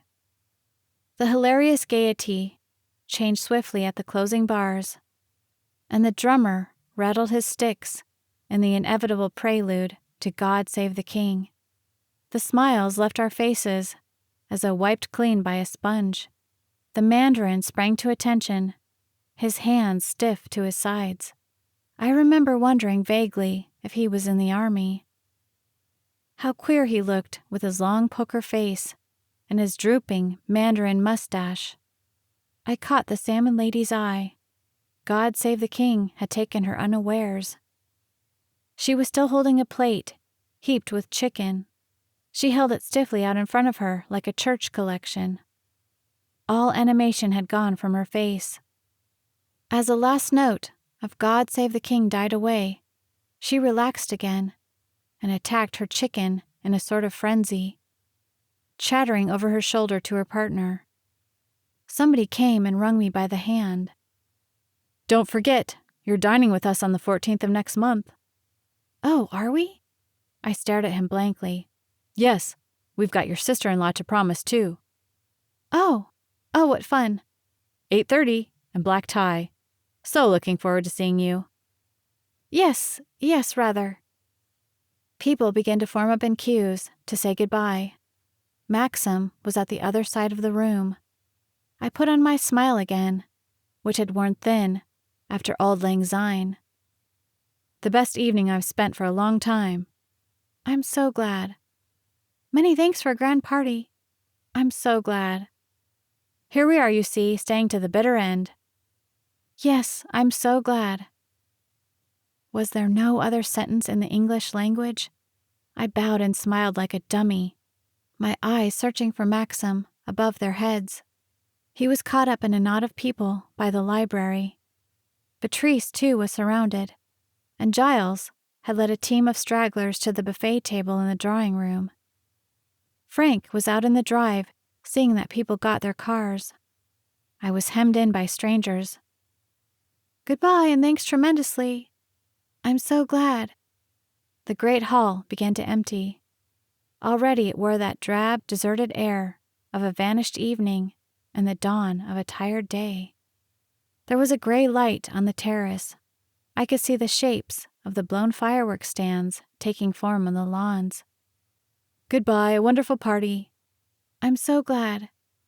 Maxim had gone out to join Frank in the drive. Patrice came up to me, pulling off her jangling bracelet. "Can't stand these things a moment longer. Heavens, I'm dead beat. I don't believe I've missed a dance. Anyway, it was a tremendous success." "Was it?" I said. "My dear, hadn't you better go to bed? You look worn out. You've been standing nearly all the evening. Where are the men?" "Out on the drive." "I shall have some coffee and eggs and bacon. What about you?" "No, Patrice, I don't think I will." "You looked very charming in your blue. Everyone said so. And nobody had an inkling about the other things. So you mustn't worry." "No." "If I were you, I should have a good long lie tomorrow morning. Don't attempt to get up. Have your breakfast in bed." "Yes, perhaps. I'll tell Maxim you've gone up, shall I?" "Please, Patrice." "All right, my dear. Sleep well." She kissed me swiftly, patting my shoulder at the same time, and then went off to find Giles in the supper room. I walked slowly up the stairs, one step at a time. The band had turned the lights off in the gallery and had gone down to have eggs and bacon too. Pieces of music lay about the floor. One chair had been upturned.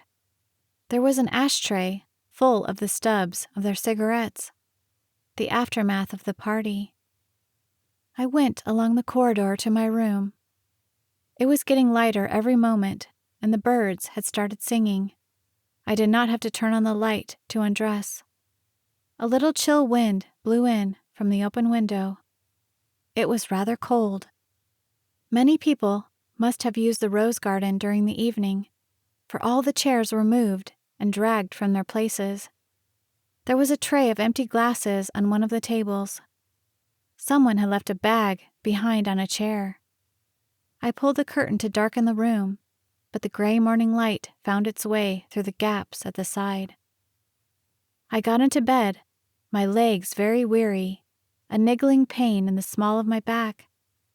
I lay down and closed my eyes, thankful for the cool white comfort of clean sheets. I wished my mind would rest like my body, relax and pass to sleep.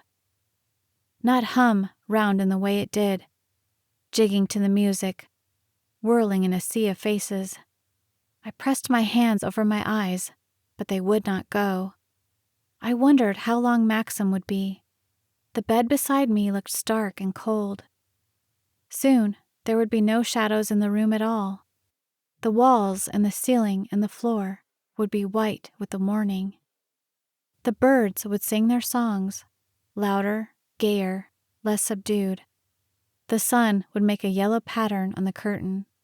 My little bedside clock ticked out the minutes one by one. The hand moved around the dial. I lay on my side watching it. It came to the hour and passed it again. It started afresh on its journey, but Maxim did not come. Chapter 18. I think I fell asleep a little after 7.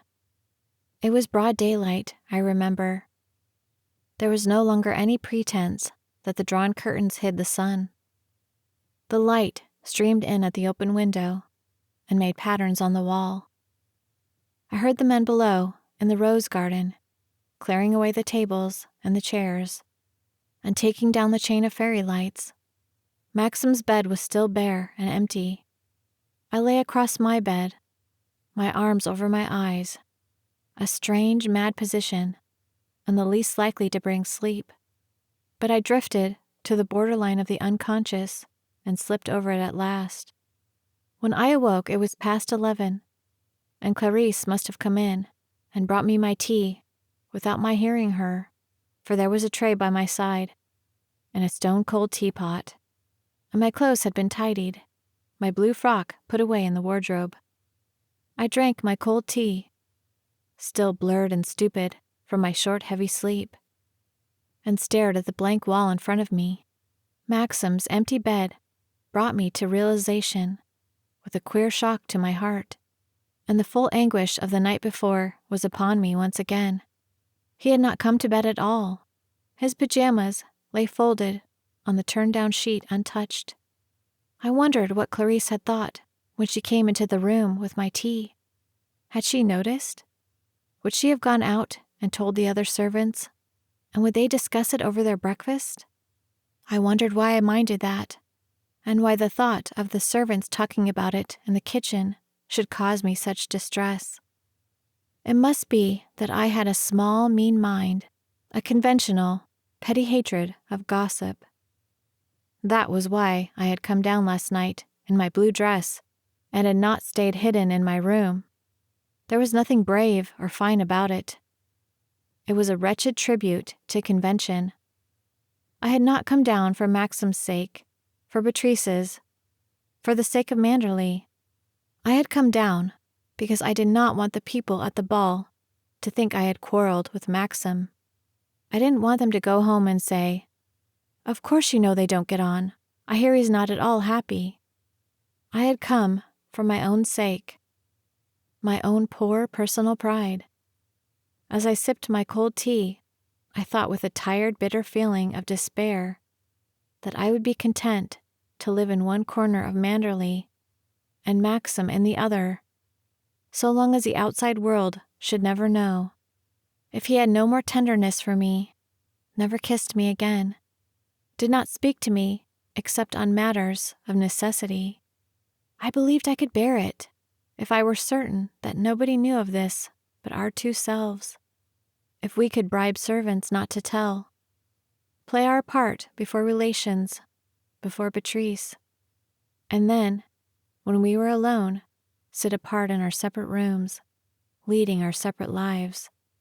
It seemed to me, as I sat there in bed, staring at the wall, at the sunlight coming in at the window, at Maxim's empty bed, that there was nothing quite so shaming, so degrading, as a marriage that had failed after 3 months, as mine had done.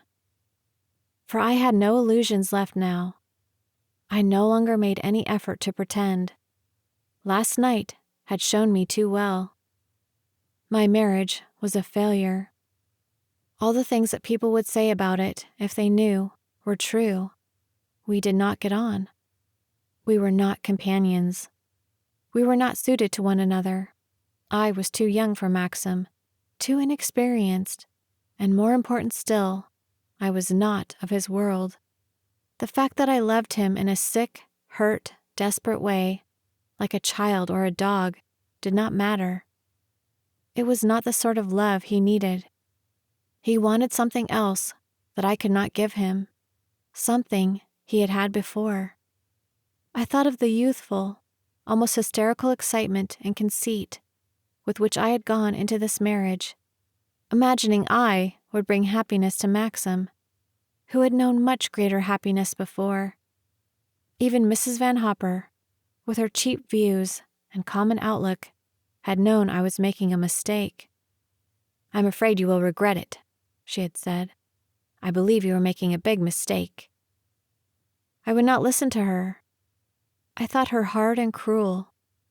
But she was right. She was right in everything. That last mean thrust thrown at me before she said goodbye. "You don't flatter yourself he's in love with you, do you? He's lonely. He can't bear that great empty house," was the sanest, most truthful statement she had ever made in her life. Maxim was not in love with me. He had never loved me. Our honeymoon in Italy had meant nothing at all to him, nor our living here together. What I had thought was love for me, for myself as a person, was not love. It was just that he was a man, and I was his wife and was young, and he was lonely. He did not belong to me at all. He belonged to Rebecca. He still thought about Rebecca. He would never love me because of Rebecca. She was in the house still, as Mrs. Danvers had said, She was in that room, in the West Wing. She was in the library, in the morning room, in the gallery above the hall, even in the little flower room, where her mackintosh still hung, and in the garden, and in the woods, and down in the stone cottage on the beach.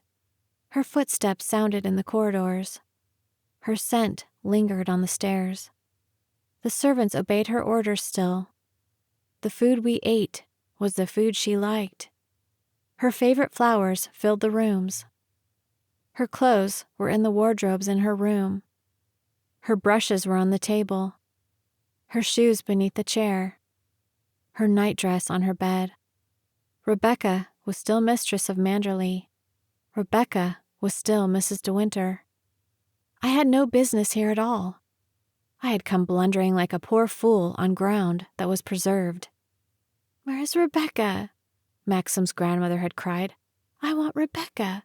What have you done with Rebecca?" She did not know me.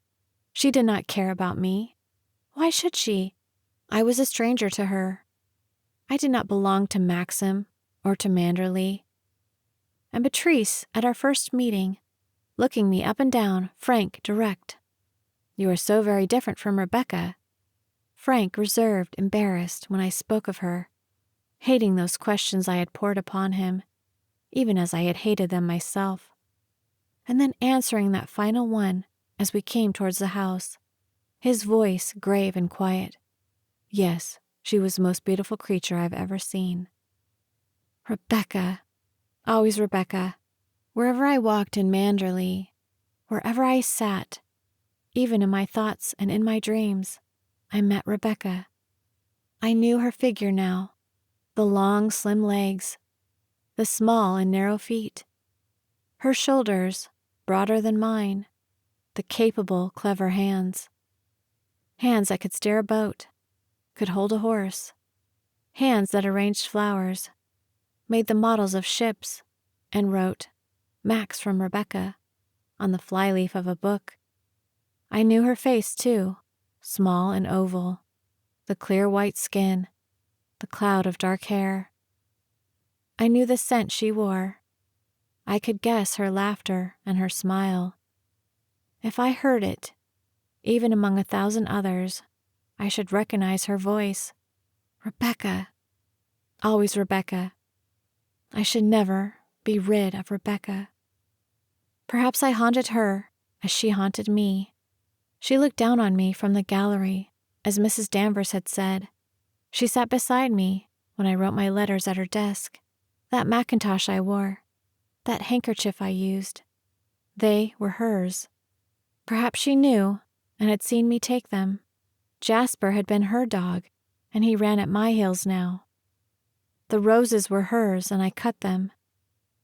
Did she resent me and fear me as I resented her?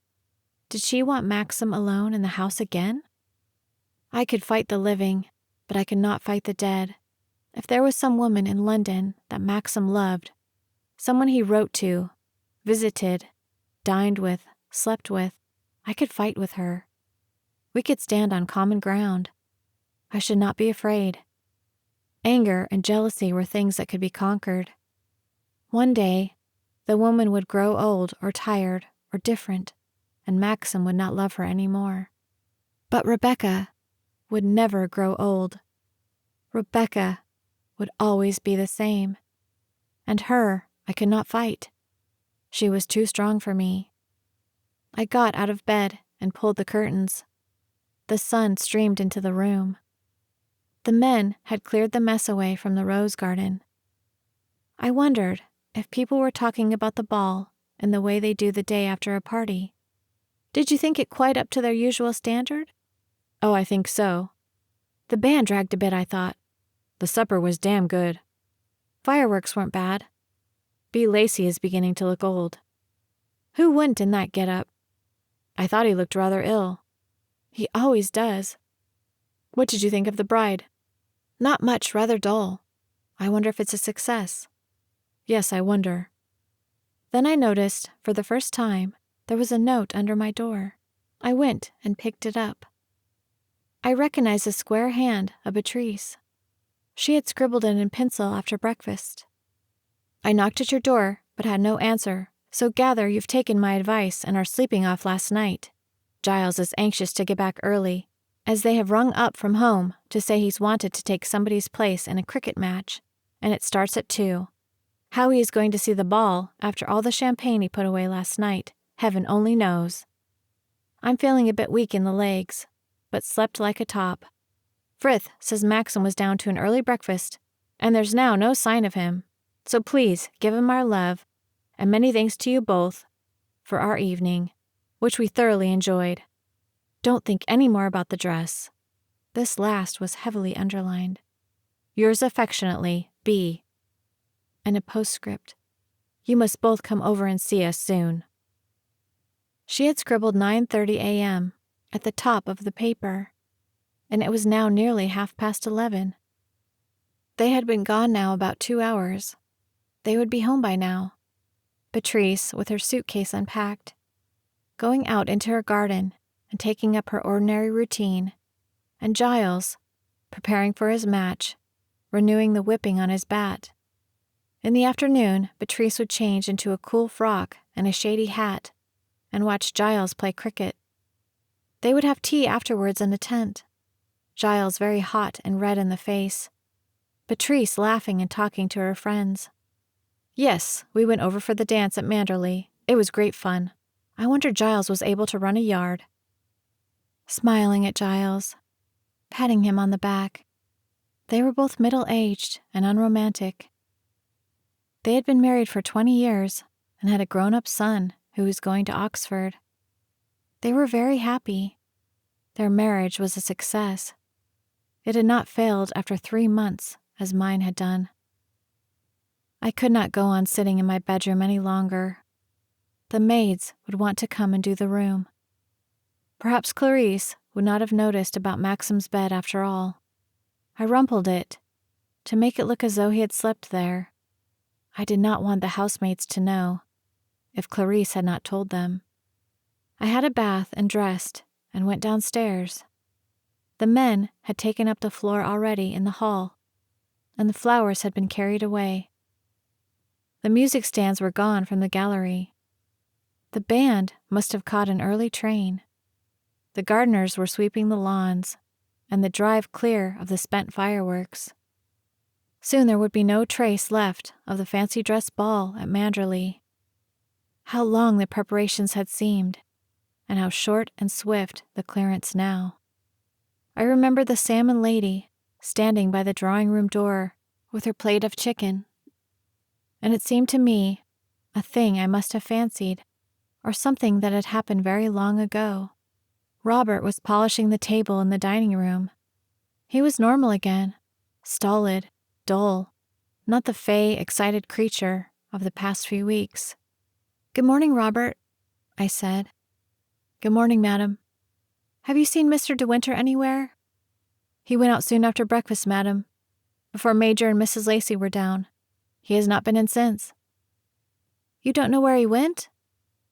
"No, madam, I could not say." I wandered back again into the hall. I went, through the drawing-room, to the morning-room. Jasper rushed at me and licked my hands in a frenzy of delight, as if I had been away for a long time. He had spent the evening on Clarice's bed, and I had not seen him since tea-time yesterday. Perhaps the hours had been as long for him as they had for me. I picked up the telephone and asked for the number of the estate office. Perhaps Maxim was with Frank. I felt I must speak to him, even if it was only for 2 minutes. I must explain to him that I had not meant to do what I had done last night. Even if I never spoke to him again, I must tell him that. The clerk answered the telephone and told me that Maxim was not there. "Mr. Crawley is here, Mrs. De Winter," said the clerk. "Would you speak to him?" I would have refused, but he gave me no chance.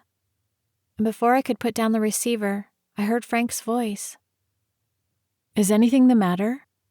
It was a funny way to begin a conversation. The thought flashed through my mind. He did not say good morning, or did you sleep well? Why did he ask if something was the matter? "Frank, it's me," I said. "Where's Maxim?" "I don't know. I haven't seen him. He's not been in this morning." "Not been to the office?" "No." Oh. Oh, well, it doesn't matter." "Did you see him at breakfast?" Frank said. "No, I did not get up." "How did he sleep?" I hesitated. Frank was the only person I did not mind knowing. "He did not come to bed last night." There was silence at the other end of the line, as though Frank was thinking hard for an answer. "Oh," he said at last, very slowly. "Oh, I see. And then, after a minute, I was afraid something like that would happen." "Frank," I said desperately, "what did he say last night when everyone had gone? What did you all do?" "I had a sandwich with Giles and Mrs. Lacey," said Frank. "Maxim did not come. He made some excuse and went into the library. I came back home almost at once. Perhaps Mrs. Lacey can tell you." "She's gone," I said. "They went after breakfast. She sent up a note. She had not seen Maxim, she said."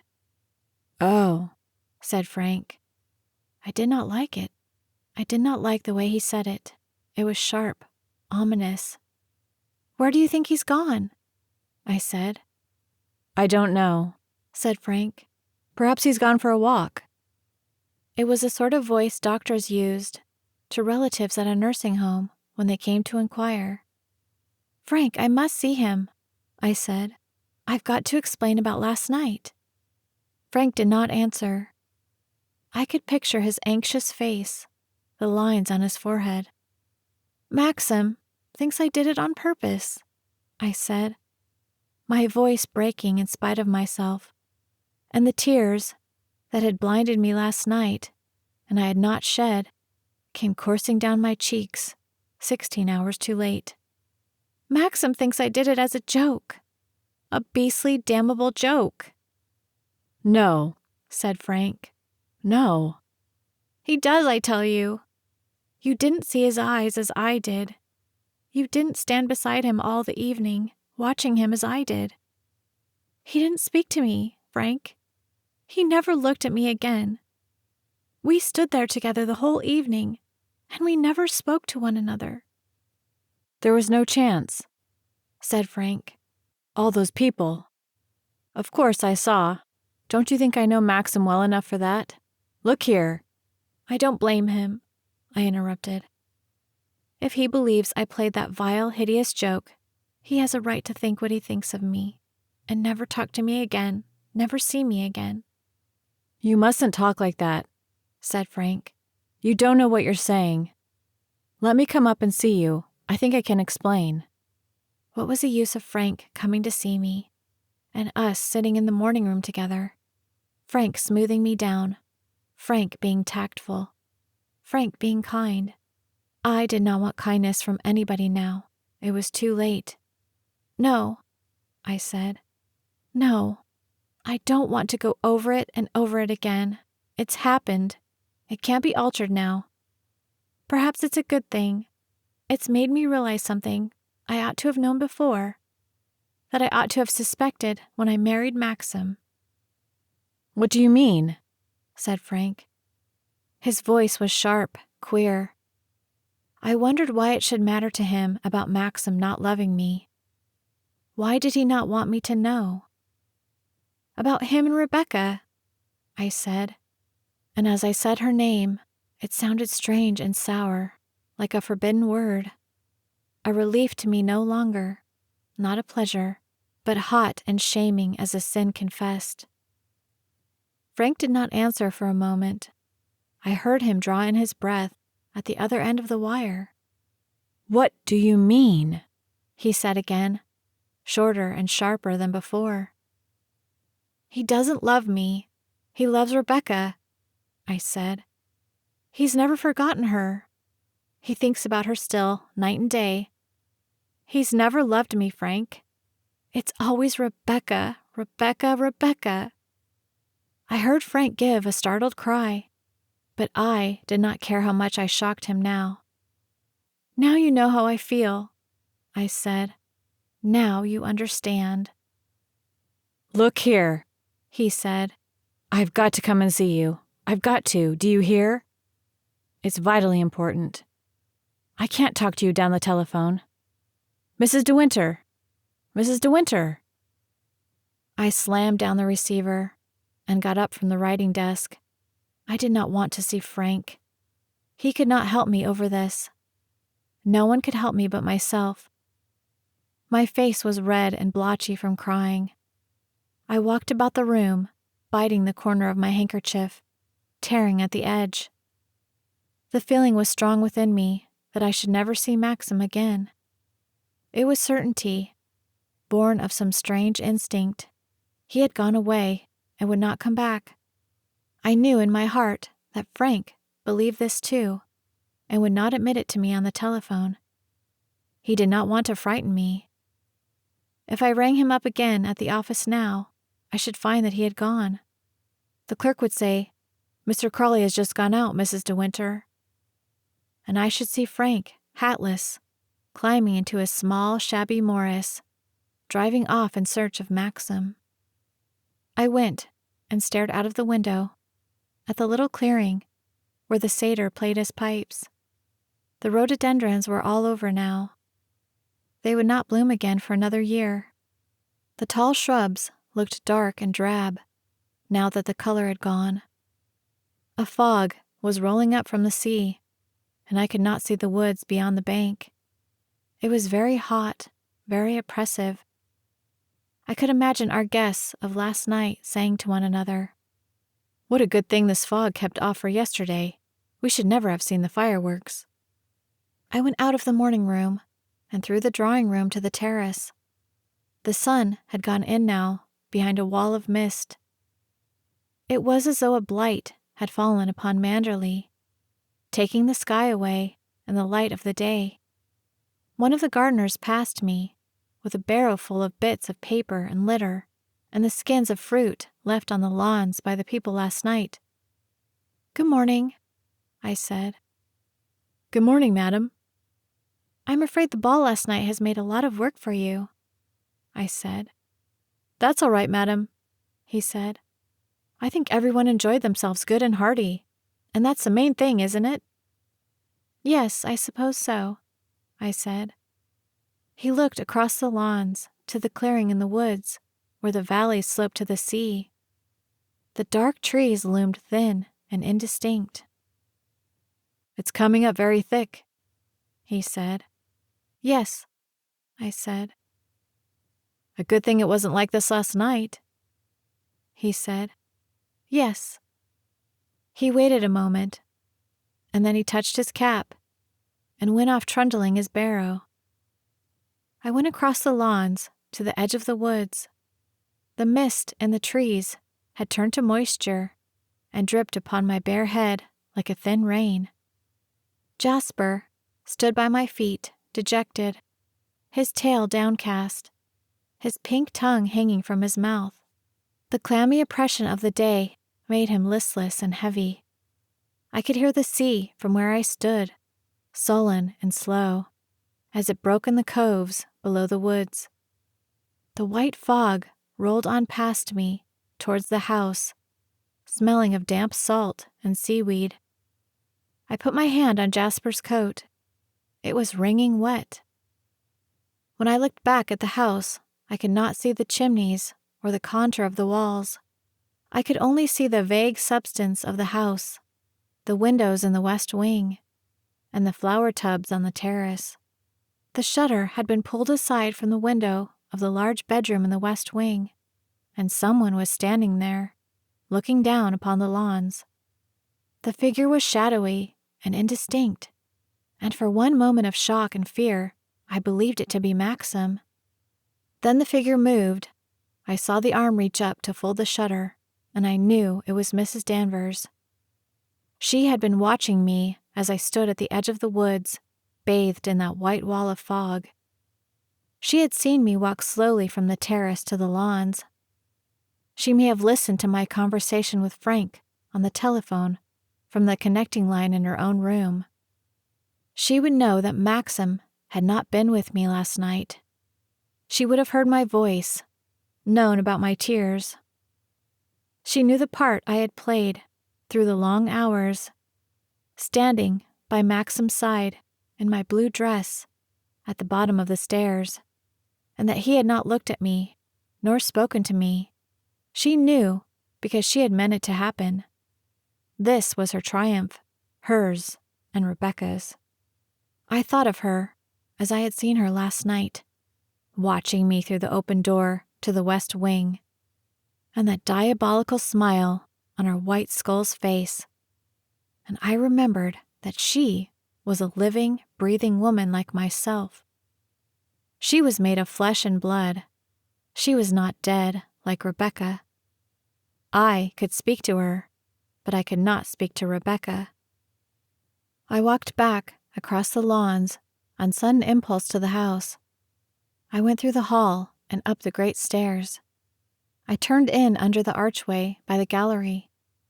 I passed through the door to the west wing, and so along the dark, silent corridor to Rebecca's room.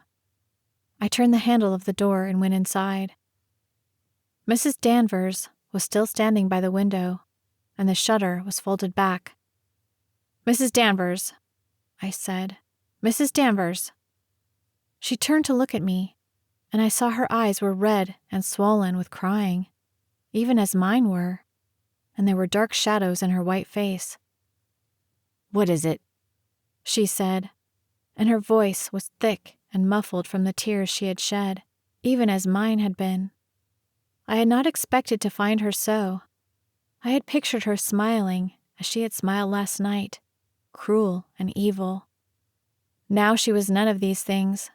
She was an old woman who was ill and tired. I hesitated, my hand still on the knob of the open door, and I did not know what to say to her now or what to do. She went on staring at me with those red, swollen eyes, and I could not answer her. "I left the menu on the desk as usual," she said. "Do you want something changed?" Her words gave me courage, and I left the door and came to the middle of the room. "Mrs. Danvers," I said, "I have not come to talk about the menu. You know that, don't you?" She did not answer me.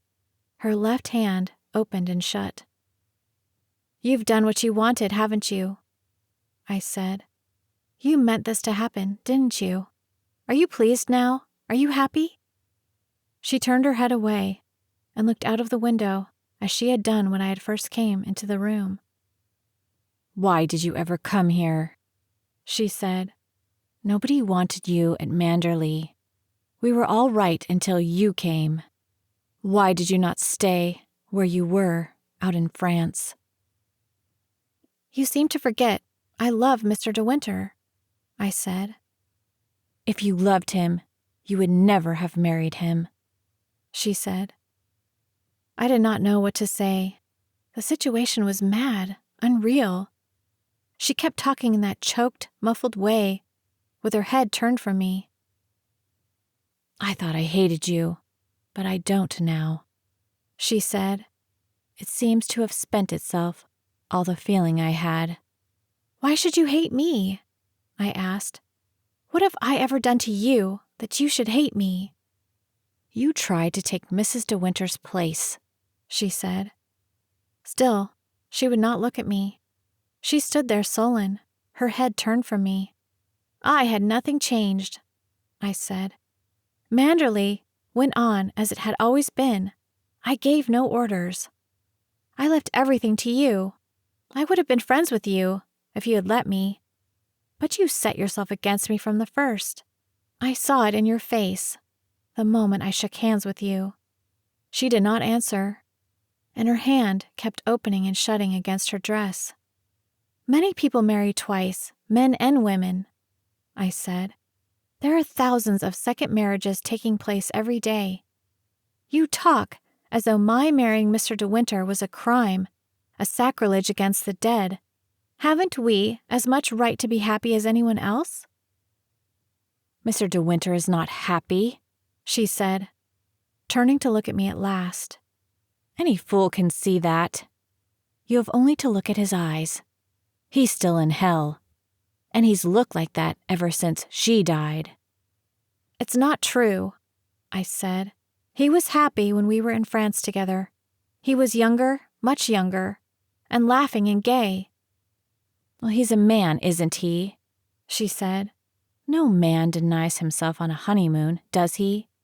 Mr. De Winter's not 46 yet. She laughed contemptuously and shrugged her shoulders. How dare you speak to me like that? How dare you? I said. I was not afraid of her any more. I went up to her, shook her by the arm. You made me wear that dress last night, I said. I should never have thought of it but for you. You did it because you wanted to hurt Mr. De Winter. You wanted to make him suffer. Hasn't he suffered enough without your playing that vile, hideous joke upon him? Do you think his agony and pain will bring Mrs. De Winter back again? She shook herself clear of me. The angry color flooded her dead white face.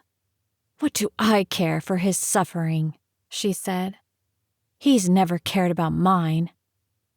How do you think I've liked it?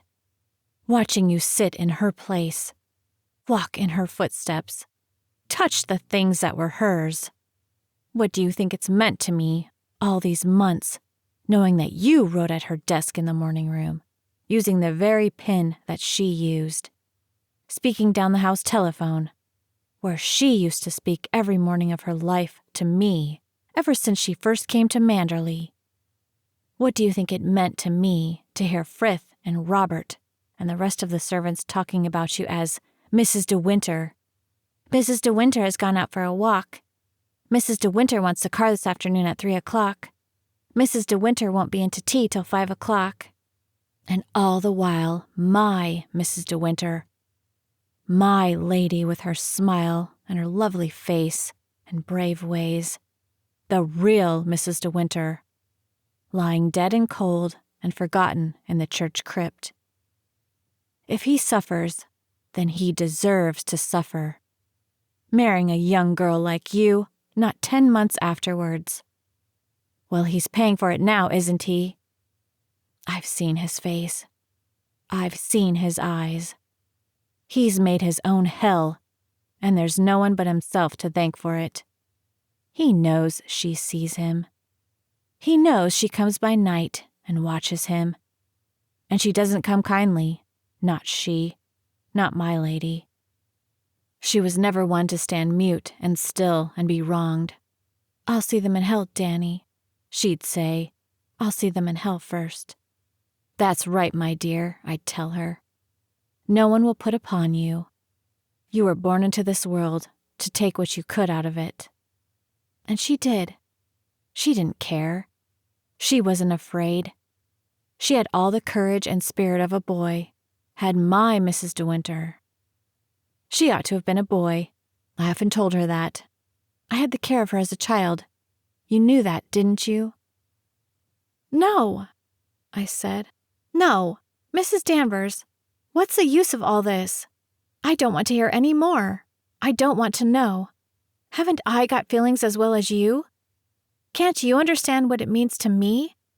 To hear her mentioned? To stand here and listen while you tell me about her? She did not hear me. She went on raving like a madwoman, a fanatic, her long fingers twisting and tearing the black stuff of her dress. She was lovely then, she said. Lovely as a picture. Men turning to stare at her when she passed. And she not 12 years old. She knew then. She used to wink at me like the little devil she was. I'm going to be a beauty, aren't I, Danny? She said. And, we'll see about that, my love, we'll see about that, I told her. She had all the knowledge then of a grown person. She'd enter into conversation with men and women as clever and full of tricks as someone of 18. She twisted her father round her little finger, and she'd have done the same with her mother, had she lived. Spirit. You couldn't beat my lady for spirit. She drove a four in hand on her 14th birthday, and her cousin, Mr. Jack, got up on the box beside her and tried to take the reins from her hands. They fought it out there together for 3 minutes like a couple of wild cats, and the horses galloping to glory. She won, though, my lady won. She cracked her whip over his head, and down he came, head over heels, cursing and laughing. They were a pair, I tell you, she and Mr. Jack. They sent him in the Navy, but he wouldn't stand the discipline, and I don't blame him. He had too much spirit to obey orders, like my lady. I watched her, fascinated, horrified, a queer, ecstatic smile on her lips, making her older than ever, making her skull's face vivid and real. No one ever got the better of her. Never, never, she said. She did what she liked. She lived as she liked. She had the strength of a little lion, too. I remember her at 16, getting up on one of her father's horses, a big brute of an animal, too, that the groom said was too hot for her to ride. She stuck to him all right. I can see her now, with her hair flying out behind her, slashing at him, drawing blood, digging the spurs into his side, and when she got off his back, he was trembling all over, full of froth and blood. "That will teach him, won't it, Danny?" she said, and walked off to wash her hands, as cool as you please. And that's how she went at life, when she grew up. I saw her. I was with her. She cared for nothing and no one. And then she was beaten in the end. But it wasn't a man. It wasn't a woman. The sea got her. The sea was too strong for her. The sea got her in the end.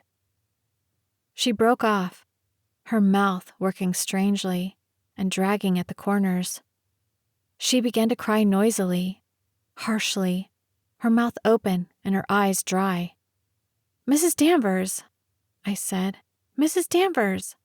I stood before her helplessly, not knowing what to do. I mistrusted her no longer. I was afraid of her no more. But the sight of her sobbing there, dry-eyed, made me shudder, made me ill. "Mrs. Danvers," I said, "you're not well. You ought to be in bed. Why don't you go to your room and rest? Why don't you go to bed?" She turned on me fiercely. "Leave me alone, can't you?" she said. "What's it to do with you if I show my grief? I'm not ashamed of it. I don't shut myself up in my room to cry. I don't walk up and down in my room like Mr. De Winter, with the door locked on me." "What do you mean?" I said. "Mr. De Winter does not do that." "He did," she said, "after she died. Up and down in the library. I heard him. I watched him, too, through the keyhole, more than once. Backwards and forwards, like an animal in a cage." "I don't want to hear," I said. "I don't want to know." "And then you say you made him happy on his honeymoon," she said. "Made him happy? You? A young, ignorant girl? Young enough to be his daughter? What do you know about life? What do you know about men? You come here and think you can take Mrs. De Winter's place. You take my lady's place. Why, even the servants laughed at you when you came to Manderley. Even the little scullery maid you met in the back passage there on your first morning. I wonder what Mr. De Winter thought when he got you back here at Manderley, after his precious honeymoon was over. I wonder what he thought when he saw you, sitting at the dining room table for the first time." "You'd better stop this, Mrs. Danvers," I said. "You'd better go to your room." "Go to my room?" she mimicked. "Go to my room? The mistress of the house thinks I had better go to my room. And after that, what then? You'll go running to Mr. De Winter and saying, 'Mrs. Danvers has been unkind to me. Mrs. Danvers has been rude.' You'll go running to him like you did before, when Mr. Jack came to see me." "I never told him," I said. "That's a lie," she said. "Who else told him if you didn't? No one else was here. Frith and Robert were out, and none of the other servants knew. I made up my mind then I'd teach you a lesson, and him too. Let him suffer, I say. What do I care? What's his suffering to me? Why shouldn't I see Mr. Jack here at Manderley? He's the only link I have left now with Mrs. De Winter. I'll not have him here, he said. I'm warning you it's the last time. He's not forgotten to be jealous, has he? I remembered crouching in the gallery when the library door was open. I remembered Maxim's voice raised in anger, using the words that Mrs. Danvers had just repeated. Jealous. Maxim jealous. He was jealous while she lived, and now he's jealous when she's dead, said Mrs. Danvers. He forbids Mr. Jack the house now, like he did then. That shows you he's not forgotten her, doesn't it? Course he was jealous. So was I. So was everyone who knew her. She didn't care. She only laughed. I shall live as I please, Danny, she told me. And the whole world won't stop me. A man had only to look at her once and be mad about her. I've seen them here, staying in the house. Men she'd meet up in London and bring for weekends.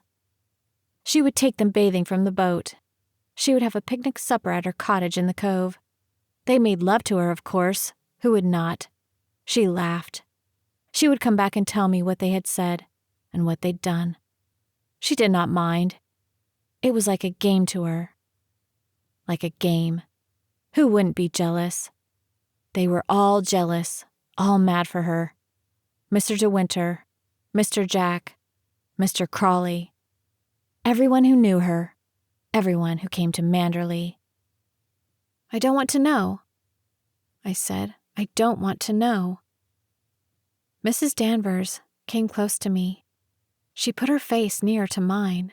It's no use, is it? She said. You'll never get the better of her.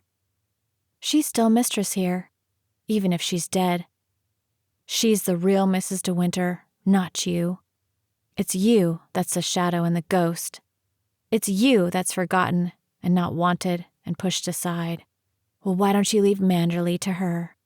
Why don't you go? I backed away from her, towards the window, my old fear and horror rising up in me again. She took my arm and held it like a vice.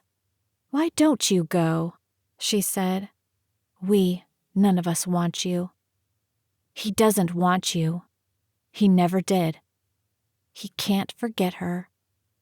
He wants to be alone in the house again with her. It's you that ought to be lying there in the church crypt, not her. It's you who ought to be dead, not Mrs. De Winter. She pushed me towards the open window. I could see the terrace below me, gray and indistinct in the white wall of fog. Look down there, she said. It's easy, isn't it? Why don't you jump? It wouldn't hurt, not to break your neck. It's a quick, kind way. It's not like drowning. Why don't you try it? Why don't you go? The fog filled the open window, damp and clammy. It stung my eyes. It clung to my nostrils. I held on to the windowsill with my hands. Don't be afraid, said Mrs. Danvers. I won't push you. I won't stand by you. You can jump of your own accord. What's the use of your staying here at Manderley? You're not happy. Mr. De Winter doesn't love you. There's not much for you to live for, is there? Why don't you jump now and have done with it? Then you won't be unhappy any more. I could see the flower tubs on the terrace and the blue of the hydrangeas clumped and solid. The paved stones were smooth and gray. They were not jagged and uneven. It was the fog that made them look so far away. They were not far, really. The window was not so very high.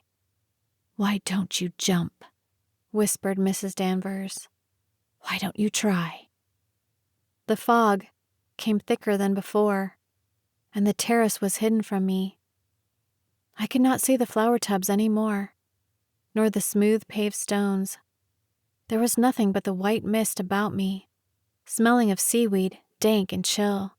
The only reality was the windowsill beneath my hands and the grip of Mrs. Danvers on my left arm. If I jumped, I should not see the stones rise up to meet me. The fog would hide them from me. The pain would be sharp and sudden, as she said. The fall would break my neck. It would not be slow like drowning.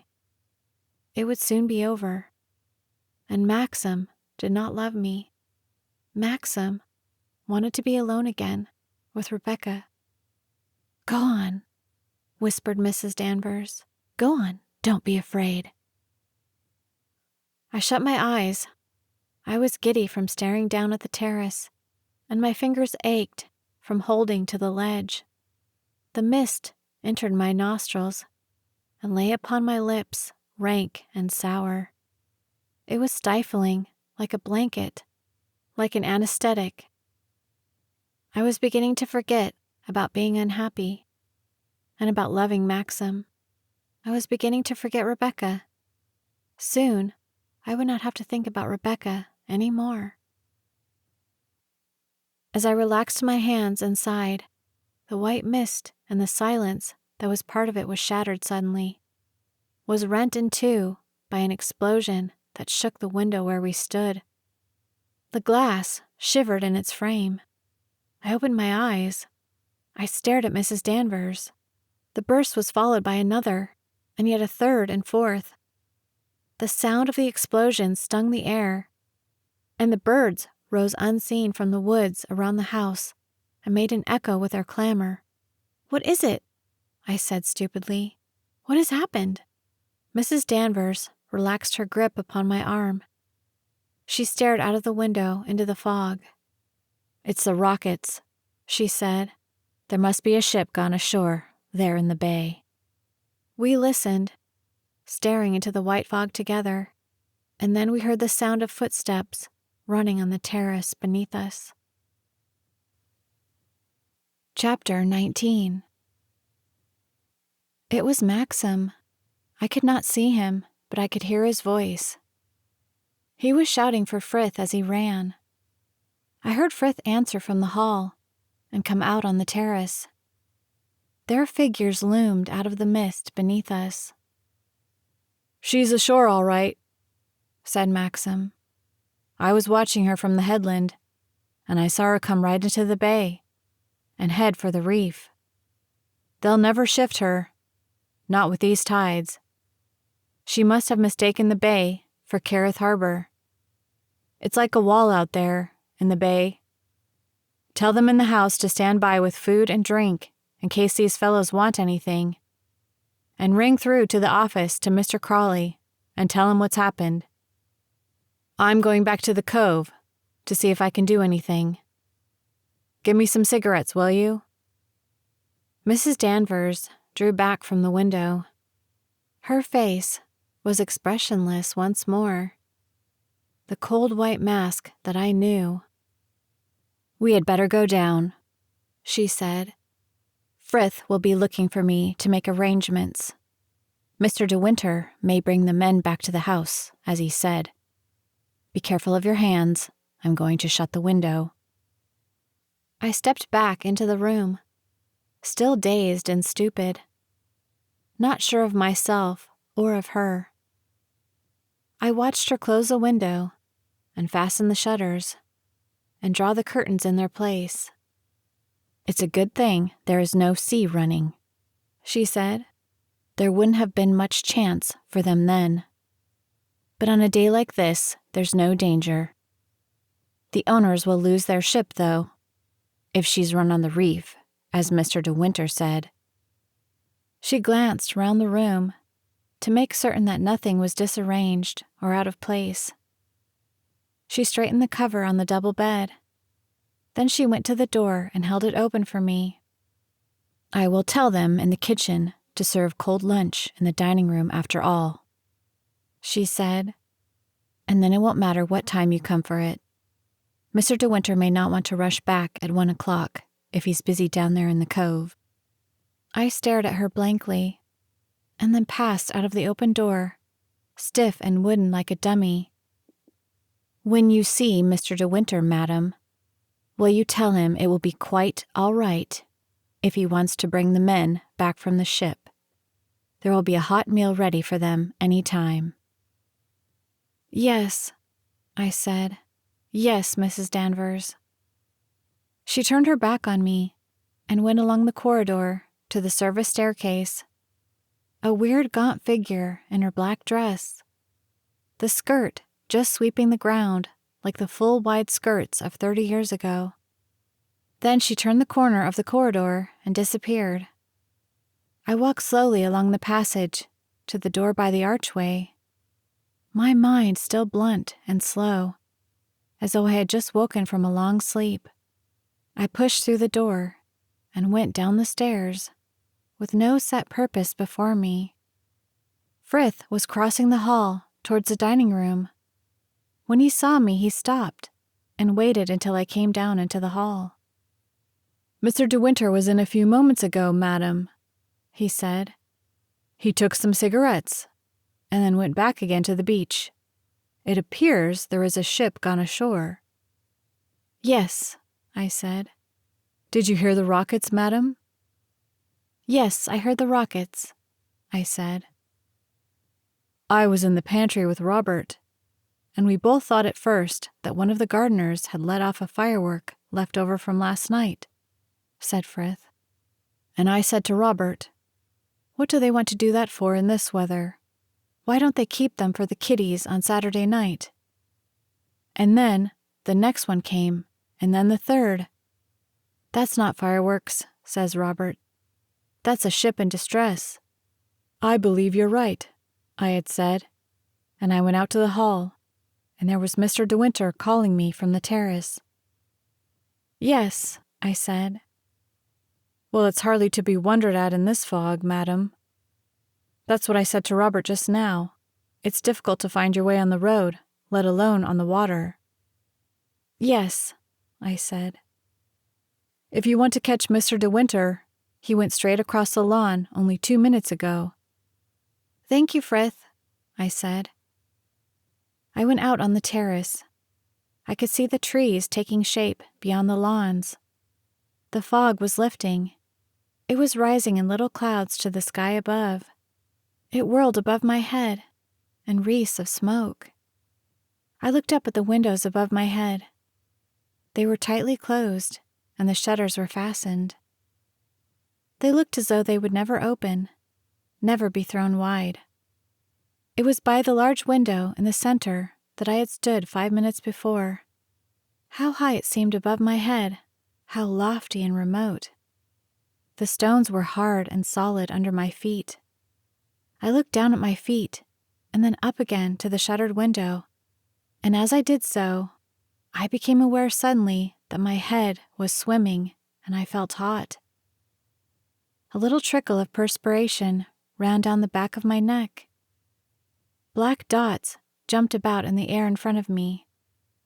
I went into the hall again and sat down on a chair. My hands were quite wet. I sat very still, holding my knees. "Frith," I called. "Frith, are you in the dining room?" "Yes, madam?" He came out at once and crossed the hall towards me. "Don't think me very odd, Frith, but I rather think I'd like a small glass of brandy." "Certainly, madam." I went on holding my knees and sitting very still. He came back with a liqueur glass on a silver salver. "Do you feel a trifle unwell, madam?" said Frith. "Would you like me to call Clarice?" "No, I'll be all right, Frith," I said. I felt a bit hot, that's all. "It's a very warm morning, madam. Very warm indeed. Oppressive, one might almost say." "Yes, Frith, very oppressive." I drank the brandy and put the glass back on the silver salver. "Perhaps the sound of those rockets alarmed you," said Frith. "They went off so very sudden." "Yes, they did," I said. And what with the hot morning and standing about all last night, you are not perhaps feeling quite like yourself, madam, said Frith. No, perhaps not, I said. Will you lie down for half an hour? It's quite cool in the library. No, I think I'll go out in a moment or two. Don't bother, Frith. No, very good, madam. He went away and left me alone in the hall. It was quiet sitting there, quiet and cool. All trace of the party had been cleared away. It might never have happened. The hall was as it had always been, gray and silent and austere, with the portraits and the weapons on the wall. I could scarcely believe that last night I had stood there in my blue dress at the bottom of the stairs, shaking hands with 500 people. I could not believe that there had been music stands in the minstrel's gallery, and a band playing there, a man with a fiddle, a man with a drum. I got up and went out onto the terrace again. The fog was rising, lifting to the tops of the trees. I could see the woods at the end of the lawns. Above my head, a pale sun tried to penetrate the heavy sky. It was hotter than ever, oppressive, as Frith had said. A bee hummed by me in search of scent, bumbling, noisy, and then creeping inside a flower was suddenly silent. On the grass banks above the lawns, the gardener started his mowing machine. A startled linnet fled from the whirring blades towards the rose garden. The gardener bent to the handles of the machine and walked slowly along the bank, scattering the short-tipped grass and the pinpoint daisy heads.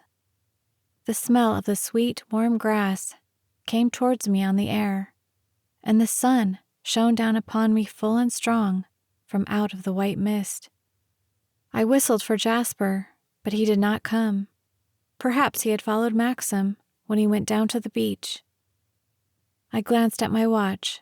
It was 12:30, nearly 20 to 1. This time yesterday, Maxim and I were standing with Frank in the little garden in front of his house, waiting for his housekeeper to serve lunch. 24 hours ago, they were teasing me, baiting me about my dress. You'll both get the surprise of your lives, I had said. I felt sick with shame at the memory of my words. And then I realized, for the first time, that Maxim had not gone away as I had feared. The voice I had heard on the terrace was calm and practical. The voice I knew, not the voice of last night when I stood at the head of the stairs. Maxim had not gone away. He was down there in the cove somewhere. He was himself, normal and sane. He had just been for a walk, as Frank had said. He had been on the headland. He had seen the ship closing in towards the shore. All my fears were without foundation. Maxim was safe. Maxim was all right. I had just experienced something that was degrading and horrible and mad. Something that I did not fully understand, even now. That I had no wish to remember. That I wanted to bury, forever, more deep in the shadows of my mind, with old forgotten terrors of childhood. But even this did not matter, as long as Maxim was all right. Then I, too, went down the steep, twisting path, through the dark woods, to the beach below. The fog had almost gone, and when I came to the cove, I could see the ship at once, lying about 2 miles offshore, with her bows pointed towards the cliffs. I went along the breakwater and stood at the end of it, leaning against the rounded wall.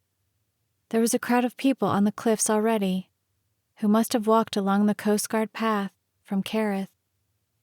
The cliff and the headland were part of Manderley, but the public had always used the right-of-way along the cliffs. Some of them were scrambling down the cliff face to get a closer view of the stranded ship. She lay at an awkward angle, her stern tilted, and there were a number of rowing boats already pulling round her. The lifeboat was standing off, I saw someone stand up in her and shout through a megaphone. I could not hear what he was saying. It was still misty out in the bay, and I could not see the horizon. Another motorboat chugged into the light with some men aboard. The motorboat was dark gray. I could see someone in uniform. That would be the harbor master from Carith, and the Lloyd's agent with him. Another motorboat followed, a party of holidaymakers from Carith aboard. They circled round and round the stranded steamer, chatting excitedly. I could hear their voices echoing across the still water. I left the breakwater and the cove and climbed up the path over the cliffs towards the rest of the people. I did not see Maxim anywhere. Frank was there, talking to one of the coast guards. I hung back when I saw him, momentarily embarrassed. Barely an hour ago I had been crying to him down the telephone. I was not sure what I ought to do. He saw me at once and waved his hand. I went over to him in the Coast Guard. The Coast Guard knew me. "Come to see the fun, Mrs. De Winter?" he said, smiling. "I'm afraid it will be a hard job. The tugs may shift her, but I doubt it. She's hard and fast where she is on that ledge." "What will they do?" I said. "They'll send a diver down directly to see if she's broken her back," he replied. "There's a fellow there in the red stocking cap. Like to see, through these glasses?" I took his glasses and looked at the ship. I could see a group of men staring over her stern. One of them was pointing at something. The man in the lifeboat was still shouting through the megaphone. The harbor master from Carith had joined the group of men in the stern of the stranded ship. The diver in his stocking cap was sitting in the gray motorboat belonging to the harbor master. The pleasure boat was still circling round the ship. A woman was standing up, taking a snapshot. A group of gulls had settled on the water and were crying foolishly, hoping for scraps. I gave the glasses back to the Coast Guard. "Nothing seems to be happening," I said. "They'll send him down directly," said the Coast Guard. "They'll argue a bit first, like all foreigners. Here come the tugs." "They'll never do it," said Frank. "Look at that angle she's lying at. It's much shallower there than I thought." "That reef runs out quite a way," said the Coast Guard. "You don't notice it in the ordinary way, going over that piece of water in a small boat. But a ship with her depth would touch all right.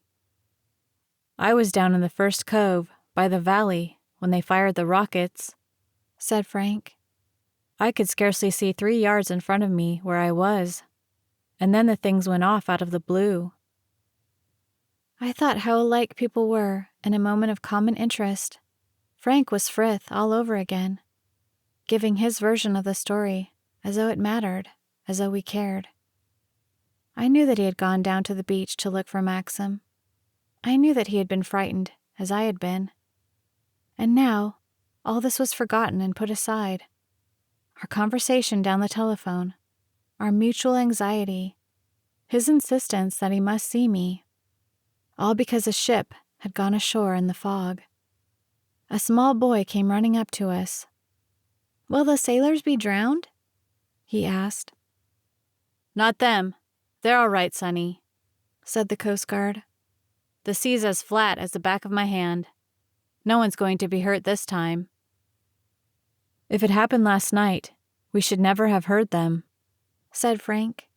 "We must have let off more than 50 rockets at our show, beside all the smaller things." "We'd have heard it all right," said the Coast Guard. "We'd have seen the flash and known the direction. There's the diver, Mrs. De Winter. See him putting on his helmet?" "I want to see the diver," said the small boy. "There he is," said Frank, bending and pointing. "That chap there, putting on the helmet. They're going to lower him into the water." "Won't he be drowned?" said the child. "Divers don't drown," said the Coast Guard. "They have air pumped into them all the time. Watch him disappear. There he goes." The surface of the water was disturbed a minute, and then was clear again. "He's gone," said the small boy. "Where's Maxim?" I said. "He's taken one of the crew into Kerith," said Frank. "The fellow lost his head and jumped for it apparently when the ship struck. We found him clinging onto one of the rocks here under the cliff. He was soaked to the skin, of course, and shaking like a jelly. Couldn't speak a word of English, of course. Maxim went down to him and found him bleeding like a pig from a scratch on the rocks. He spoke to him in German. Then he hailed one of the motorboats from Kerith that was hanging around like a hungry shark, and he's gone off with him to get him bandaged by a doctor. If he's lucky, he'll just catch old Phillips sitting down to lunch." "When did he go?" "He went just before you turned up," said Frank. "About 5 minutes ago. I wonder you didn't see the boat. He was sitting in the stern with this German fellow."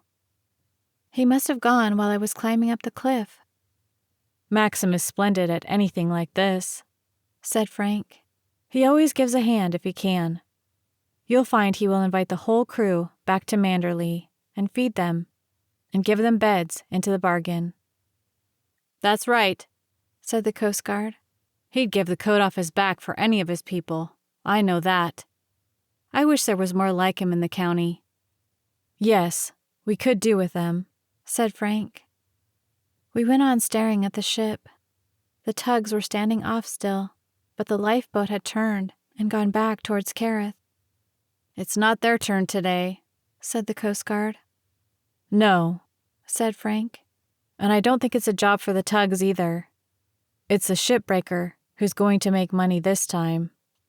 The gulls wheeled overhead, mewing like hungry cats. Some of them settled on the ledges of the cliffs, while others, bolder, rode the surface of the water beside the ship.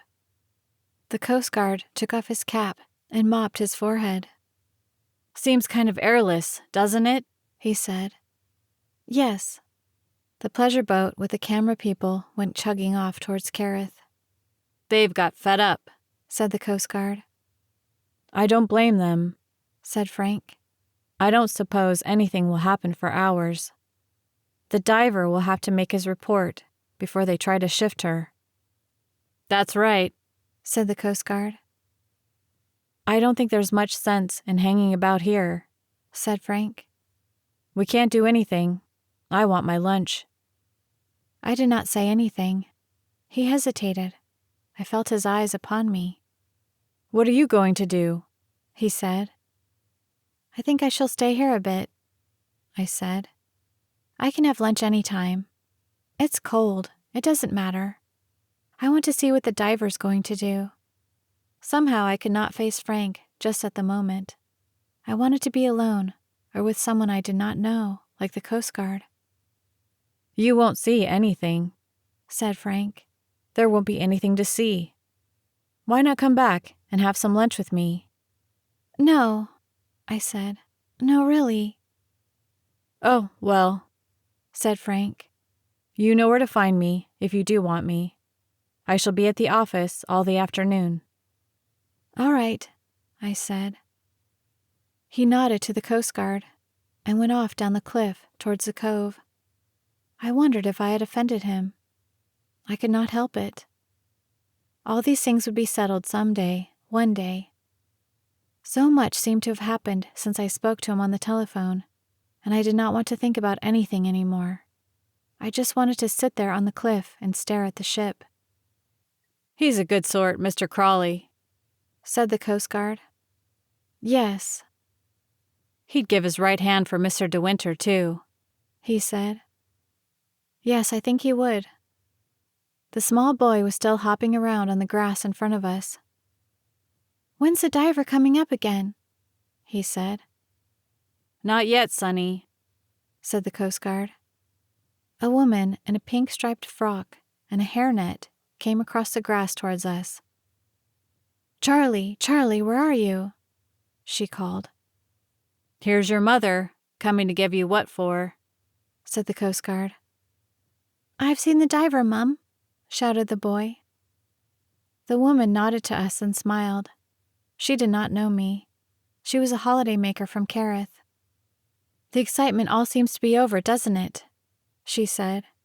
"They are saying down on the cliff there the ship will be there for days." "They're waiting for the diver's report," said the Coast Guard. "I don't know how they get them to go down under the water like that," said the woman. "They ought to pay them well." "They do that," said the Coast Guard. "I want to be a diver, Mum," said the small boy. "You must ask your daddy, dear," said the woman, laughing at us. "It's a lovely spot up here, isn't it?" she said to me. "We brought a picnic lunch, never thinking it would turn foggy and we'd have a wreck into the bargain. We were just thinking of going back to Kerith when the rockets went off under our noses, it seemed. I nearly jumped out of my skin. 'Why, whatever's that?' I said to my husband. 'That's a distress signal,' he said. 'Let's stop and see the fun.' There's no dragging him away. He's as bad as my little boy. I don't see anything in it myself." "No, there's not much to see now," said the Coast Guard. "Those are nice-looking woods over there. I suppose they're private," said the woman. The Coast Guard coughed awkwardly and glanced at me. I began eating a piece of grass and looked away. "Yes, that's all private in there," he said. "My husband says all these big estates will be chopped up in time and bungalows built," said the woman.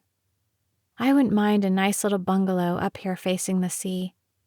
I don't know that I'd care for this part of the world in the winter, though." "No, it's very quiet here winter times," said the Coast Guard. I went on chewing my piece of grass. The little boy kept running round in circles. The Coast Guard looked at his watch. "Well, I must be getting on," he said. "Good afternoon." He saluted me and turned back along the path towards Kerith. "Come on, Charlie. Come and find Daddy," said the woman. She nodded to me in friendly fashion and sauntered off to the edge of the cliff, the little boy running at her heels. A thin man in khaki shorts and a striped blazer waved to her. They sat down by a clump of gorse bushes, and the woman began to undo paper packages. I wished I could lose my identity and join them. Eat hard-boiled eggs and potted meat sandwiches. Laugh rather loudly. Enter their conversation, and then wander back with them during the afternoon to Kerith and paddle on the beach. Run races across the stretch of sand, and so to their lodgings and have shrimps for tea. Instead of which I must go back alone through the woods to Manderley and wait for Maxim. And I did not know what we should say to one another, how he would look at me, what would be his voice. I went on sitting there on the cliff. I was not hungry.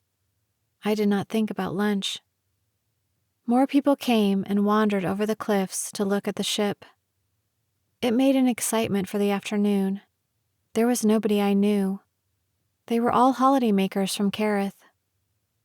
The sea was glassy calm. The gulls no longer wheeled overhead. They had settled on the water a little distance from the ship. More pleasure boats appeared during the afternoon. It must be a field day for Kerith boatmen. The diver came up and then went down again. One of the tugs steamed away while the other still stood by. The harbor master went back in his gray motorboat, taking some men with him, and the diver who had come to the surface for the second time. The crew of the ship leant against the side, throwing scraps to the gulls, while visitors in pleasure boats rowed slowly around the ship. Nothing happened at all. It was dead low water now, and the ship was heeled at an angle, the propeller showing clean. Little ridges of white cloud formed in the western sky, and the sun became pallid. It was still very hot. The woman in the pink striped frock with the little boy got up and wandered off along the path towards Kerith, the man in the shorts following with the picnic basket. I glanced at my watch. It was after 3 o'clock. I got up and went down the hill to the cove. It was quiet and deserted as always. The shingle was dark and gray. The water in the little harbor was glassy like a mirror. My feet made a queer crunching noise as I crossed the shingle. The ridges of white cloud now covered all the sky above my head, and the sun was hidden.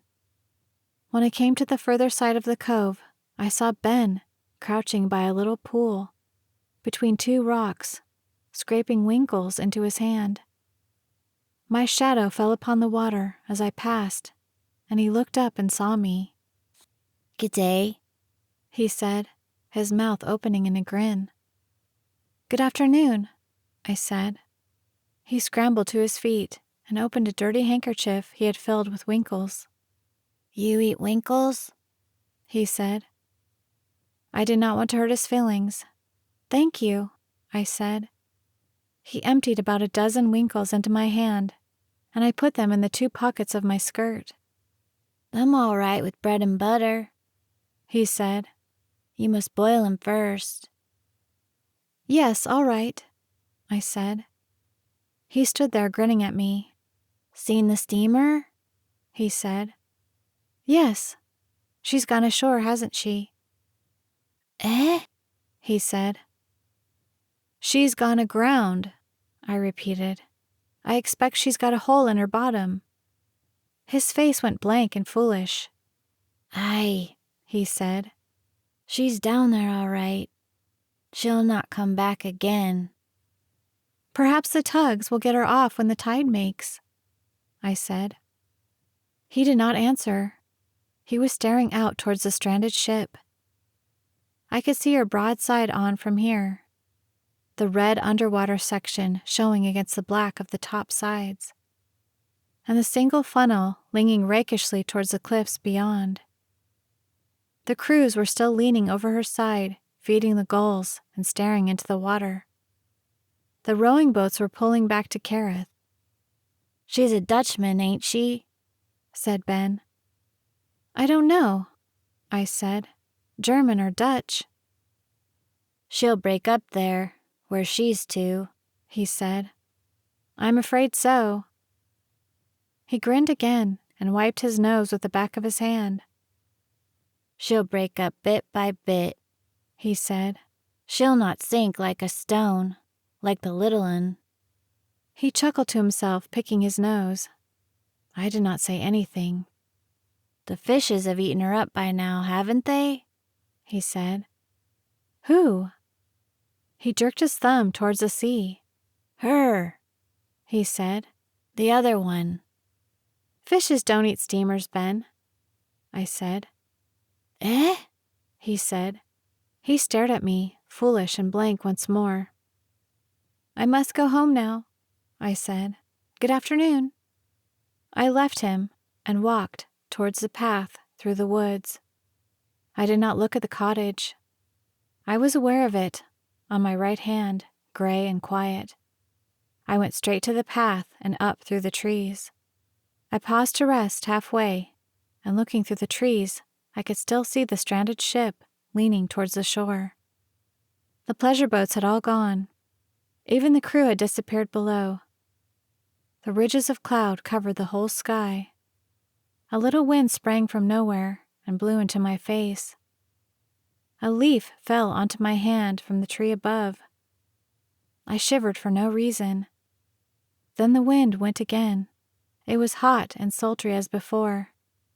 The ship looked desolate there upon her side, with no one on her decks, and her thin black funnel pointing to the shore. The sea was so calm that when it broke upon the shingle in the cove, it was like a whisper, hushed and still. I turned once more to the steep path through the woods.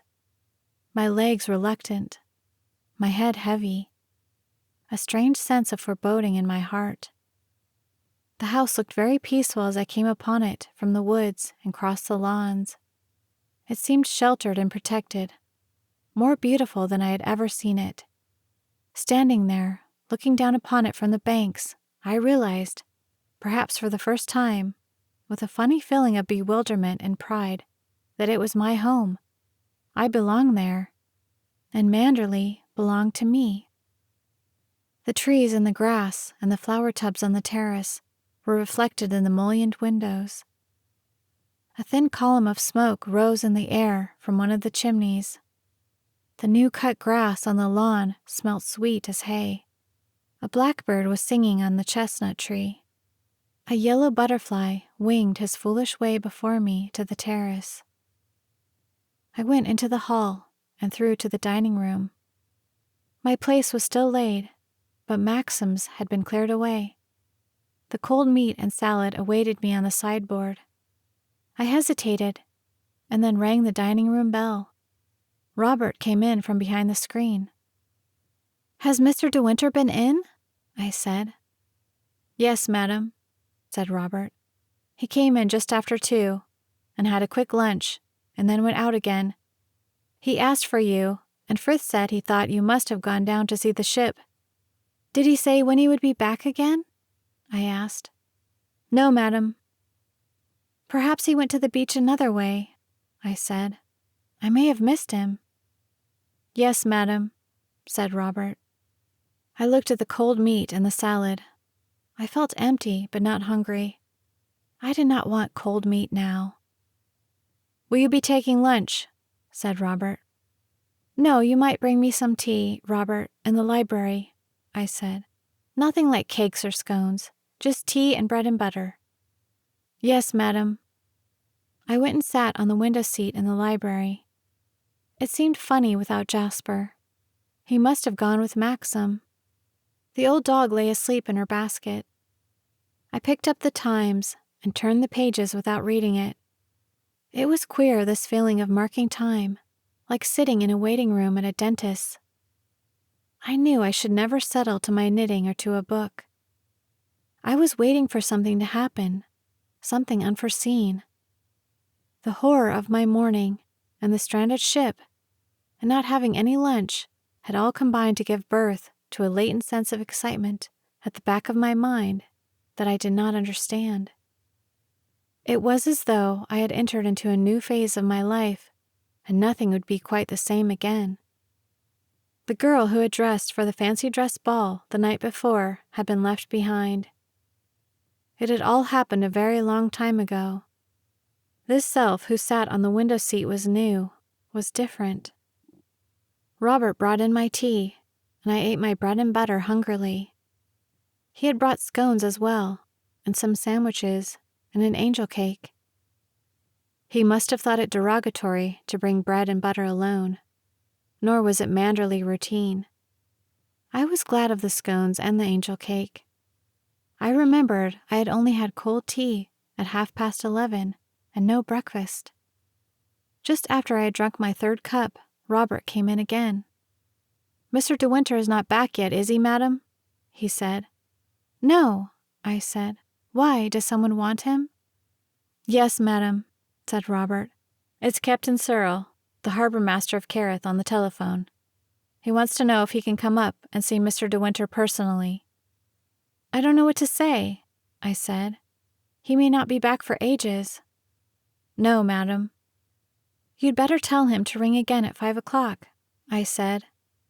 Robert went out of the room and came back again in a few minutes.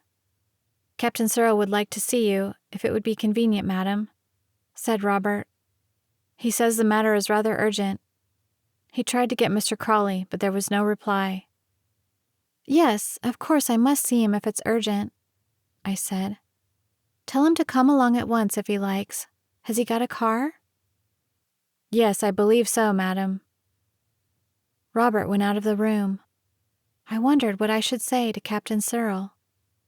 His business must be something to do with the stranded ship. I could not understand what concern it was of Maxim's.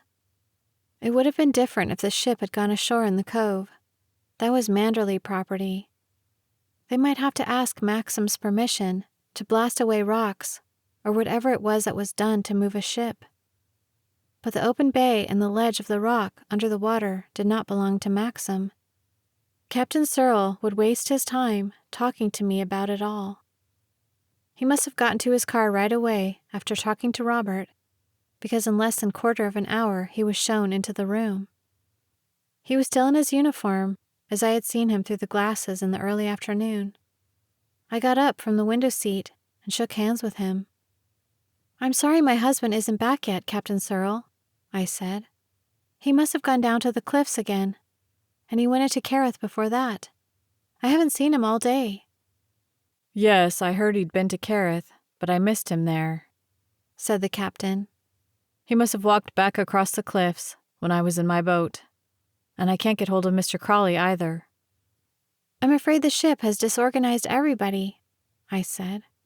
"I was out on the cliffs and went without my lunch, and I know Mr. Crawley was there earlier on. What will happen to her?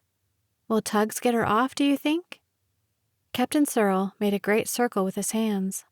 "There's a hole that deep in her bottom," he said. "She'll not see Hamburg again. Never mind the ship. Her owner and Lloyd's agent will settle that between them. No, Mrs. De Winter, it's not the ship that's brought me here. Indirectly, of course, she's the cause of my coming. The fact is, I've got some news from Mr. De Winter, and I hardly know how to break it to him." He looked at me very straight with his bright blue eyes. "What sort of news, Captain?" He brought a large white handkerchief out of his pocket and blew his nose. "Well, Mrs. De Winter, it's not very pleasant for me to tell you either. The last thing I want to do is to cause distress or pain to you and your husband. We're all very fond of Mr. De Winter and Kerith, you know, and the family has always done a lot of good. It's hard on him, and hard on you, that we can't just let the past lie quiet. But I don't see how we can, under the circumstances." He paused and put his handkerchief back in his pocket. He lowered his voice, although we were alone in the room. "We sent the diver down to inspect the ship's bottom," he said. "And while he was down there, he made a discovery. It appears he found the hole in the ship's bottom and was working round to the other side to see what further damage there was when he came across the hull of a little sailing boat lying on her side, quite intact and not broken up at all. He's a local man, of course, and he recognized the boat at once. It was a little boat belonging to the late Mrs. De Winter." My first feeling was one of thankfulness that Maxim was not there to hear. This fresh blow, coming swiftly upon my masquerade of the night before, was ironic and rather horrible. "I'm so sorry," I said slowly. "It's not the sort of thing one expected would happen. Is it necessary to tell Mr. De Winter? Couldn't the boat be left there as it is? It's not doing any harm, is it?" "It would be left, Mrs. De Winter, in the ordinary way. I'm the last man in the world to want to disturb it. And I'd give anything, as I said before, to spare Mr. De Winter's feelings. But that wasn't all, Mrs. De Winter. My man poked around the little boat, and he made another, more important discovery. The cabin door was tightly closed. It was not stove in, and the port lights were closed too. He broke one of the ports with a stone from the seabed and looked into the cabin. It was full of water. The sea must have come through some hole in the bottom. There seemed no damage elsewhere. And then he got the fright of his life, Mrs. De Winter." Captain Searle paused. He looked over his shoulder, as though one of the servants might hear him. "There was a body in there, lying on the cabin floor," he said quietly. "It was dissolved, of course. There was no flesh on it, but it was a body all right. He saw the head and the limbs. He came up to the surface then and reported it direct to me.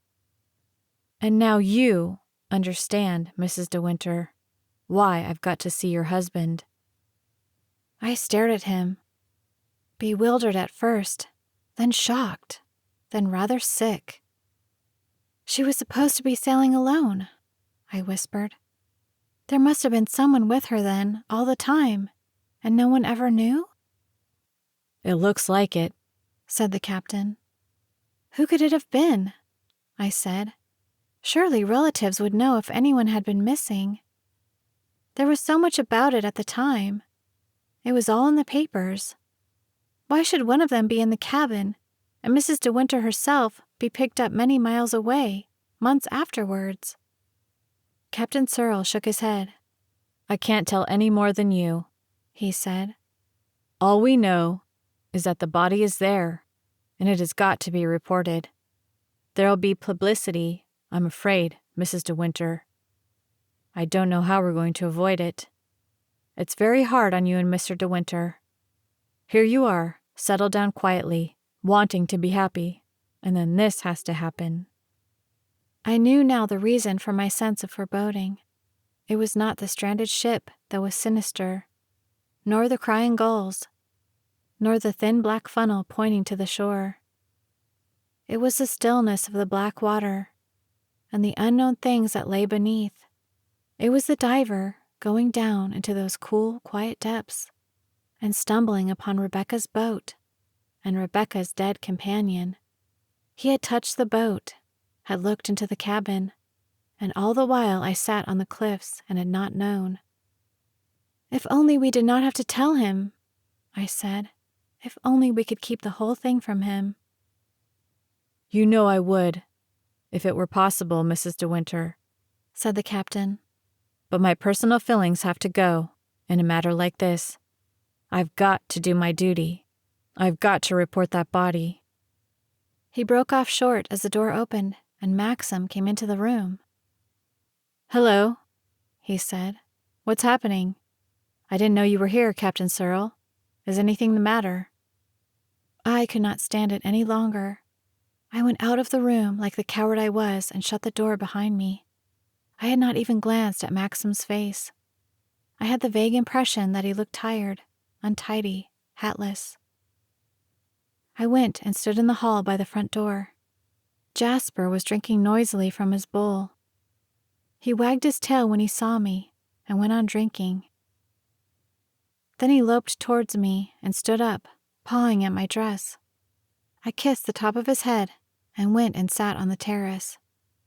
The moment of crisis had come, and I must face it. My old fears, my diffidence, my shyness, my hopeless sense of inferiority must be conquered now and thrust aside. If I failed now, I should fail forever. There would never be another chance. I prayed for courage in a blind, despairing way, and dug my nails into my hands. I sat there for 5 minutes, staring at the green lawns and the flower tubs on the terrace. I heard the sound of a car starting up in the drive. It must be Captain Searle. He had broken his news to Maxim and had gone. I got up from the terrace and went slowly through the hall to the library. I kept turning over in my pockets the winkles that Ben had given me. I clutched them tight in my hands. Maxim was standing by the window. His back was turned to me. I waited by the door. Still he did not turn round. I took my hands out of my pockets and went and stood beside him. I reached out for his hand and laid it against my cheek. He did not say anything. He went on standing there. "I'm so sorry," I whispered. "So terribly, terribly sorry." He did not answer. His hand was icy cold. I kissed the back of it, and then the fingers, one by one. "I don't want you to bear this alone," I said. "I want to share it with you. I've grown up, Maxim, in 24 hours. I'll never be a child again." He put his arm round me and pulled me to him very close. My reserve was broken, and my shyness too. I stood there with my face against his shoulder. "You've forgiven me, haven't you?" I said. He spoke to me at last. "Forgiven you?" he said. "What have I got to forgive you for?" "Last night," I said. "You thought I did it on purpose." "Ah, that," he said. "I'd forgotten. I was angry with you, wasn't I?" "Yes," I said. He did not say any more. He went on holding me close to his shoulder. Maxim, I said, can't we start all over again?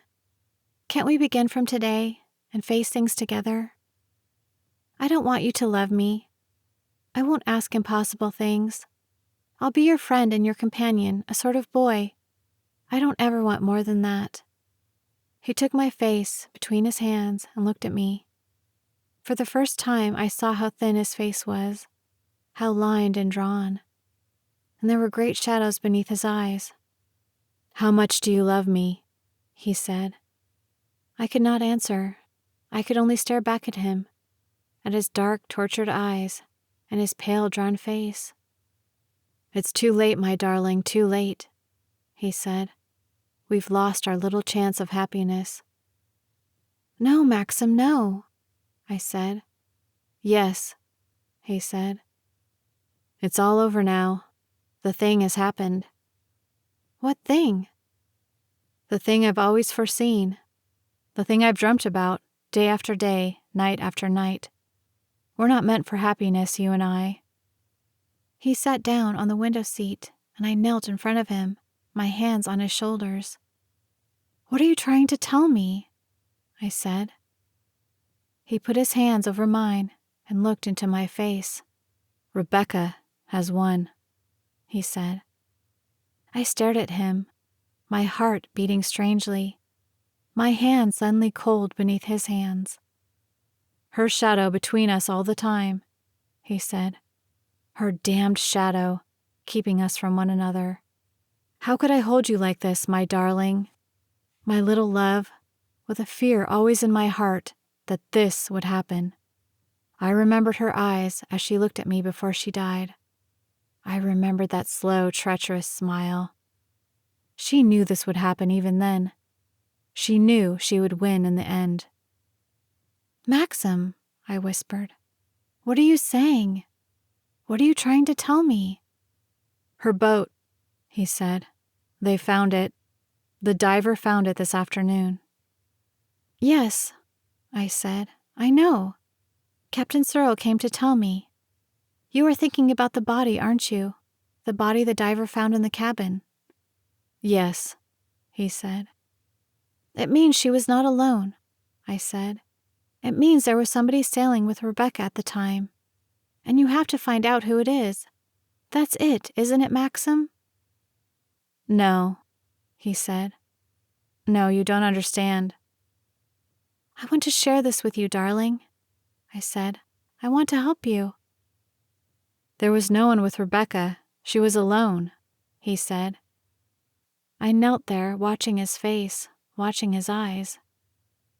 "It's Rebecca's body lying there on the cabin floor," he said. "No," I said. "No." "The woman buried in the crypt is not Rebecca," he said.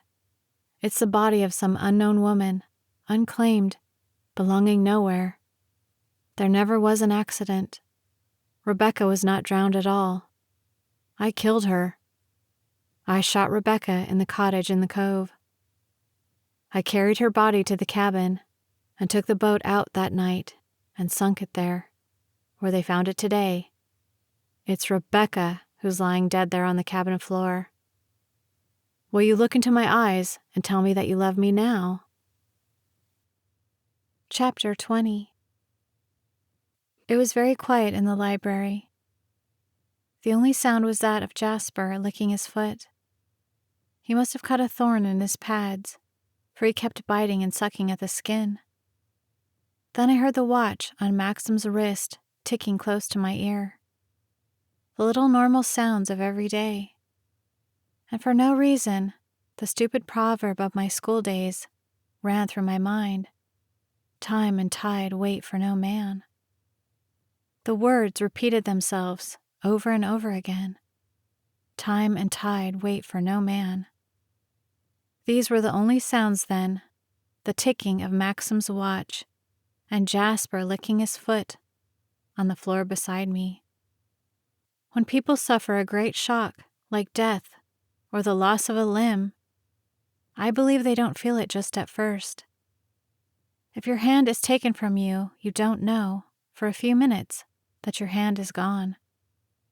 You go on feeling the fingers, You stretch and beat them on the air, one by one, and all the time there is nothing there. No hand, no fingers. I knelt there by Maxim's side, my body against his body, my hands upon his shoulders, and I was aware of no feeling at all, no pain and no fear. There was no horror in my heart. I thought how I must take the thorn out of Jasper's foot, and I wondered if Robert would come in and clear the tea things. It seemed strange to me that I should think of these things. Jasper's foot, Maxim's watch, Robert and the tea things. I was shocked at my lack of emotion and this queer, cold absence of distress. Little by little, the feeling will come back to me, I said to myself. Little by little, I shall understand. What he has told me, and all that has happened will tumble into place, like pieces of a jigsaw puzzle. They will fit themselves into a pattern. At the moment, I am nothing. I have no heart and no mind and no senses. I am just a wooden thing in Max's arms. Then he began to kiss me. He had not kissed me like this before. I put my hands behind his head and shut my eyes. "I love you so much," he whispered, "so much." This is what I have wanted him to say every day and every night, I thought.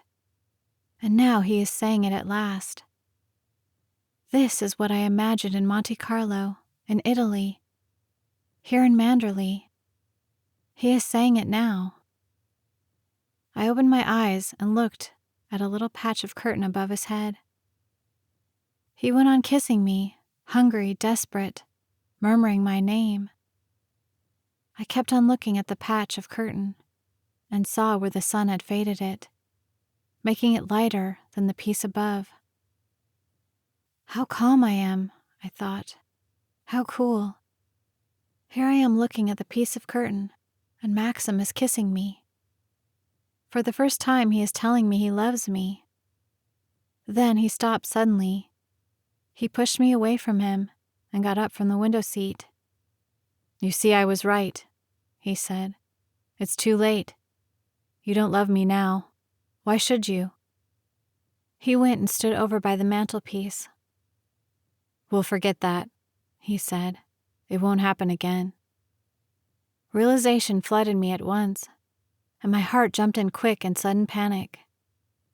"It's not too late," I said swiftly, getting up from the floor and going to him, putting my arms about him. "You're not to say that. You don't understand.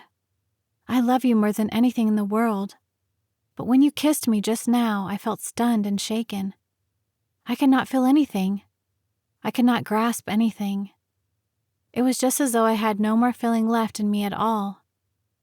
"You don't love me," he said. "That's why you did not feel anything. I know, I understand. It's come too late for you, hasn't it?" "No," I said. "This ought to have happened 4 months ago," he said. "I should have known. Women are not like men." "I want you to kiss me again," I said. "Please, Maxim." "No," he said. "It's no use now." "We can't lose each other now," I said. "We've got to be together always, with no secrets, no shadows. Please, darling, please." "There's no time," he said. "We may only have a few hours, a few days. How can we be together now that this has happened? I've told you, they've found the boat. They've found Rebecca." I stared at him stupidly, not understanding. "What will they do?" I said. "They'll identify her body," he said. "There's everything to tell them, there in the cabin.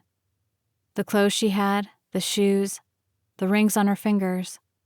They'll identify her body, and then they will remember the other one, the woman buried up there in the crypt." "What are you going to do?" I whispered. "I don't know," he said. "I don't know." The feeling was coming back to me, little by little, as I knew it would. My hands were cold no longer. They were clammy, warm. I felt a wave of color come into my face, my throat. My cheeks were burning hot. I thought of Captain Cyril, the diver, the Lloyd's agent, all those men on the stranded ship, leaning against the side, staring down into the water. I thought of the shopkeepers in Carith, errand boys whistling in the street, of the vicar walking out of the church, of Lady Crowan cutting roses in her garden, of the woman in the pink dress and her little boy on the cliffs. Soon they would know, in a few hours, by breakfast time tomorrow. They found Mrs. De Winter's boat, and they say there's a body in the cabin. A body in the cabin. Rebecca was lying there on the cabin floor. She was not in the crypt at all. Some other woman was lying in the crypt. Maxim had killed Rebecca. Rebecca had not been drowned at all. Maxim had killed her. He had shot her in the cottage in the woods. He had carried her body to the boat and sunk the boat there in the bay. That gray, silent cottage with the rain pattering on the roof.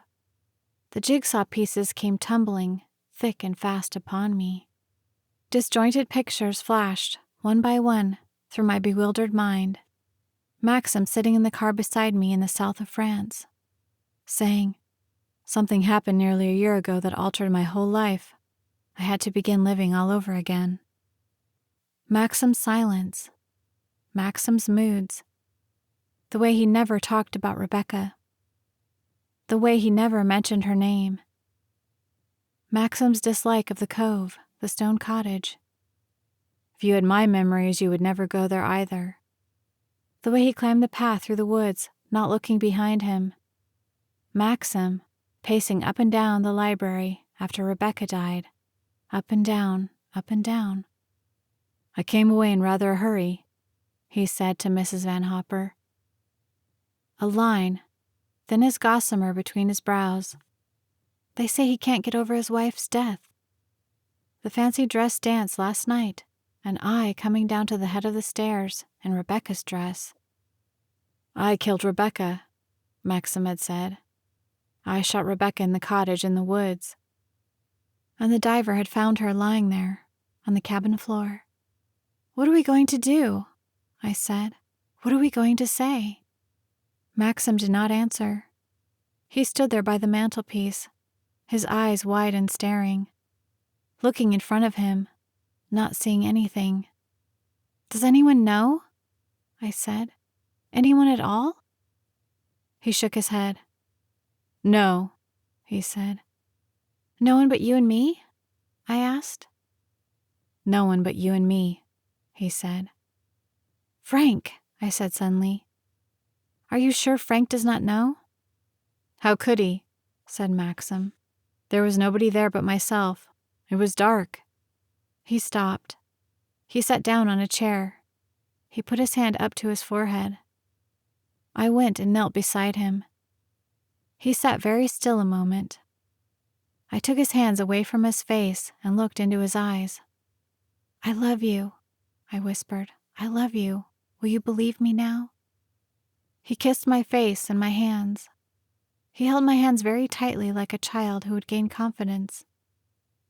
"I thought I should go mad," he said, "sitting here day after day, waiting for something to happen, sitting down at the desk there, answering those terrible letters of sympathy, the notices in the paper, the interviews, all the little aftermath of death, eating and drinking, trying to be normal, trying to be sane.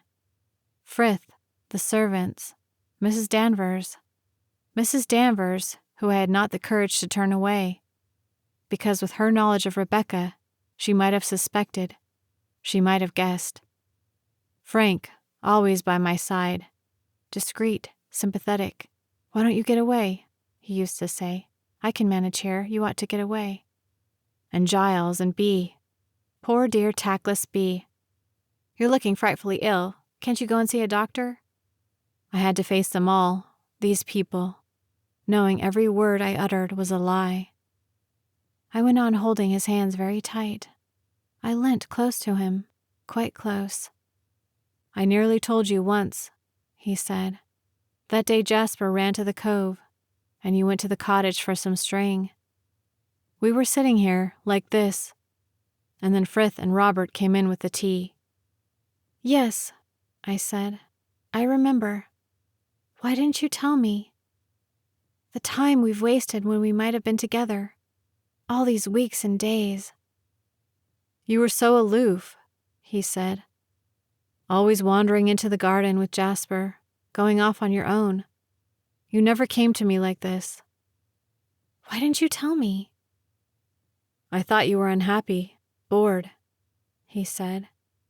"I'm so much older than you. You seem to have more to say to Frank than you ever had to me. You were funny with me, awkward, shy." "How could I come to you when I knew you were thinking about Rebecca?" I said. "How could I ask you to love me when I knew you loved Rebecca still?" He pulled me close to him and searched my eyes. "What are you talking about? What do you mean?" he said. I knelt up straight beside him. "Whenever you touched me, I thought you were comparing me to Rebecca," I said. "Whenever you spoke to me or looked at me, walked with me in the garden, sat down to dinner, I felt you were saying to yourself, 'This I did with Rebecca, and this and this.'" He stared at me bewildered, as though he did not understand. "It was true, wasn't it?" I asked. "Oh my God," he said. He pushed me away. He got up and began walking up and down the room, clasping his hands. "What is it? What's the matter?" I said. He whipped round and looked at me as I sat there huddled on the floor. "You thought I loved Rebecca?" he said. "You thought I killed her, loving her? I hated her, I tell you. Our marriage was a farce from the very first. She was vicious, damnable, rotten through and through. We never loved each other, never had one moment of happiness together. Rebecca was incapable of love, of tenderness, of decency. She was not even normal." I sat on the floor, clasping my knees, staring at him. "She was clever, of course," he said, "damnably clever. No one would guess meeting her that she was not the kindest, most generous, most gifted person in the world. She knew exactly what to say to different people, how to match her mood to theirs. Had she met you, she would have walked off into the garden with you, arm in arm, calling to Jasper, chatting about flowers, music, painting, whatever she knew to be your particular hobby. And you would have been taken in like the rest. You would have sat at her feet and worshipped her." Up and down he walked, up and down across the library floor. "When I married her, I was told I was the luckiest man in the world," he said. "She was so lovely, so accomplished, so amusing. Even Gran, the most difficult person to please in those days, adored her from the first. 'She's got the 3 things that matter in a wife,' she told me, 'breeding, brains, and beauty.' And I believed her, or forced myself to believe her. But all the time I had a seed of doubt at the back of my mind. There was something about her eyes. The jigsaw pieces came together piece by piece.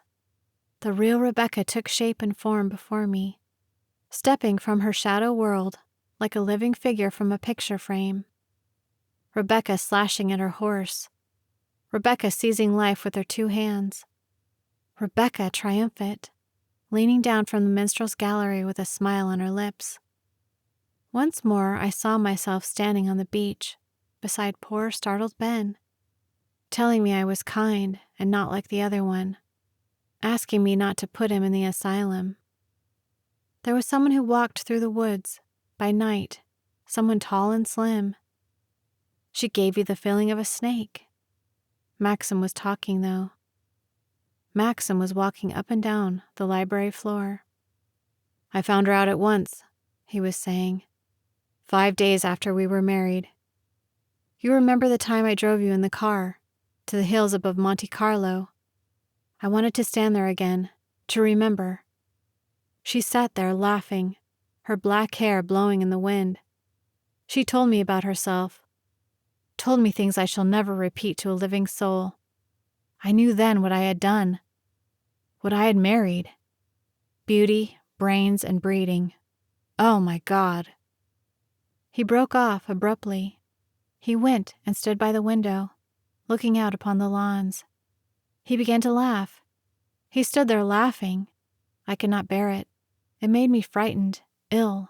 I could not stand it. "Maxim!" I cried. "Maxim!" He lit a cigarette and stood there smoking, not saying anything. Then he turned away again and paced up and down the room once more. "I nearly killed her then," he said. "It would have been so easy. One false step, one slip. You remember the precipice? I frightened you, didn't I? You thought I was mad. Perhaps I was. Perhaps I am. It doesn't make for sanity, does it, living with the devil?" I sat there watching him, up and down, up and down. "She made a bargain with me up there, on the side of the precipice," he said. "I'll run your house for you," she told me. "I'll look after your precious Manderley for you.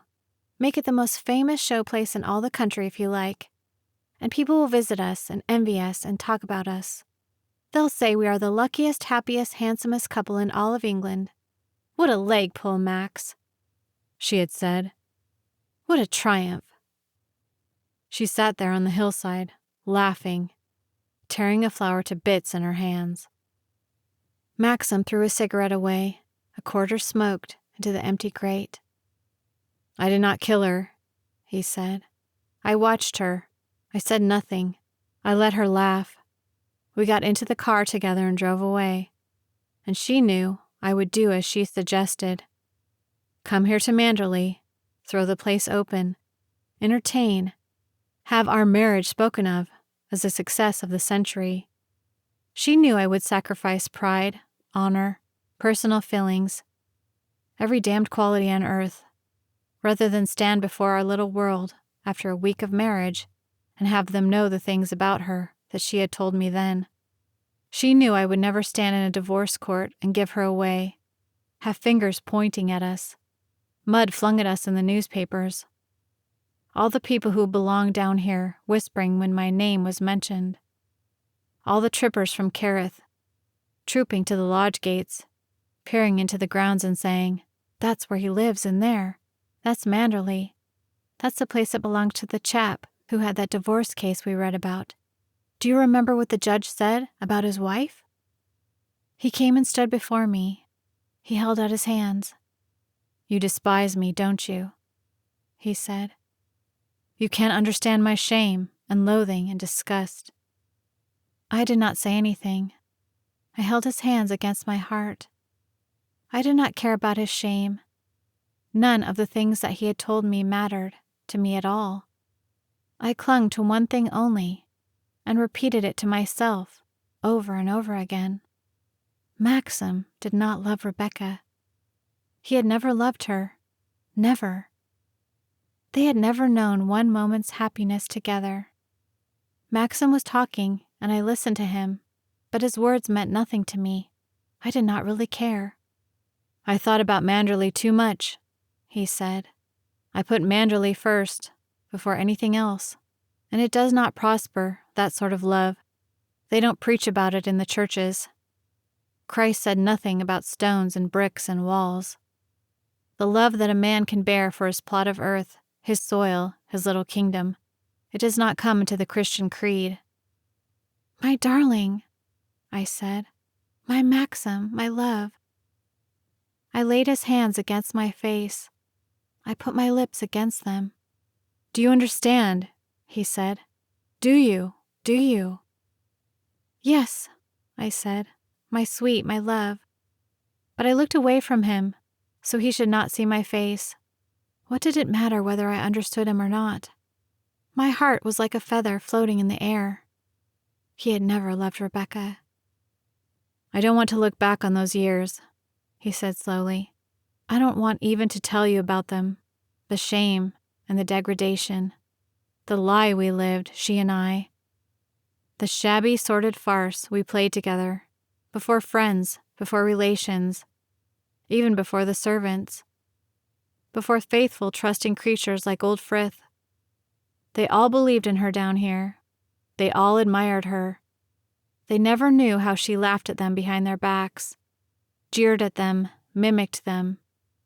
I can remember days when the place was full for some show or other, a garden party, a pageant, and she walked about with a smile like an angel on her face, her arm through mine, giving prizes afterwards to a little troop of children. And then the day afterwards, she would be up at dawn driving to London, streaking to that flat of hers by the river like an animal to its hole in the ditch, coming back here at the end of the week after 5 unspeakable days. Oh, I kept to my side of the bargain all right. I never gave her away. Her blasted taste made Manderley the thing it is today. The gardens, the shrubs, even the azaleas in the Happy Valley.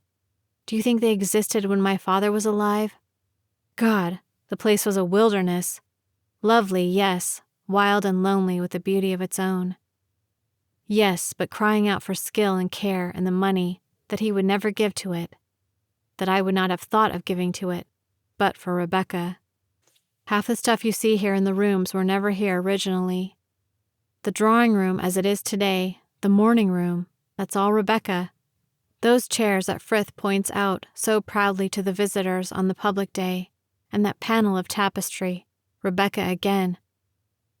Oh, some of the things were here, admittedly, stored away in back rooms. My father knew nothing about furniture or pictures, but the majority was bought by Rebecca. The beauty of Manderley that you see today, the Manderley that people talk about and photograph and paint, it's all due to her, to Rebecca. I did not say anything. I held him close.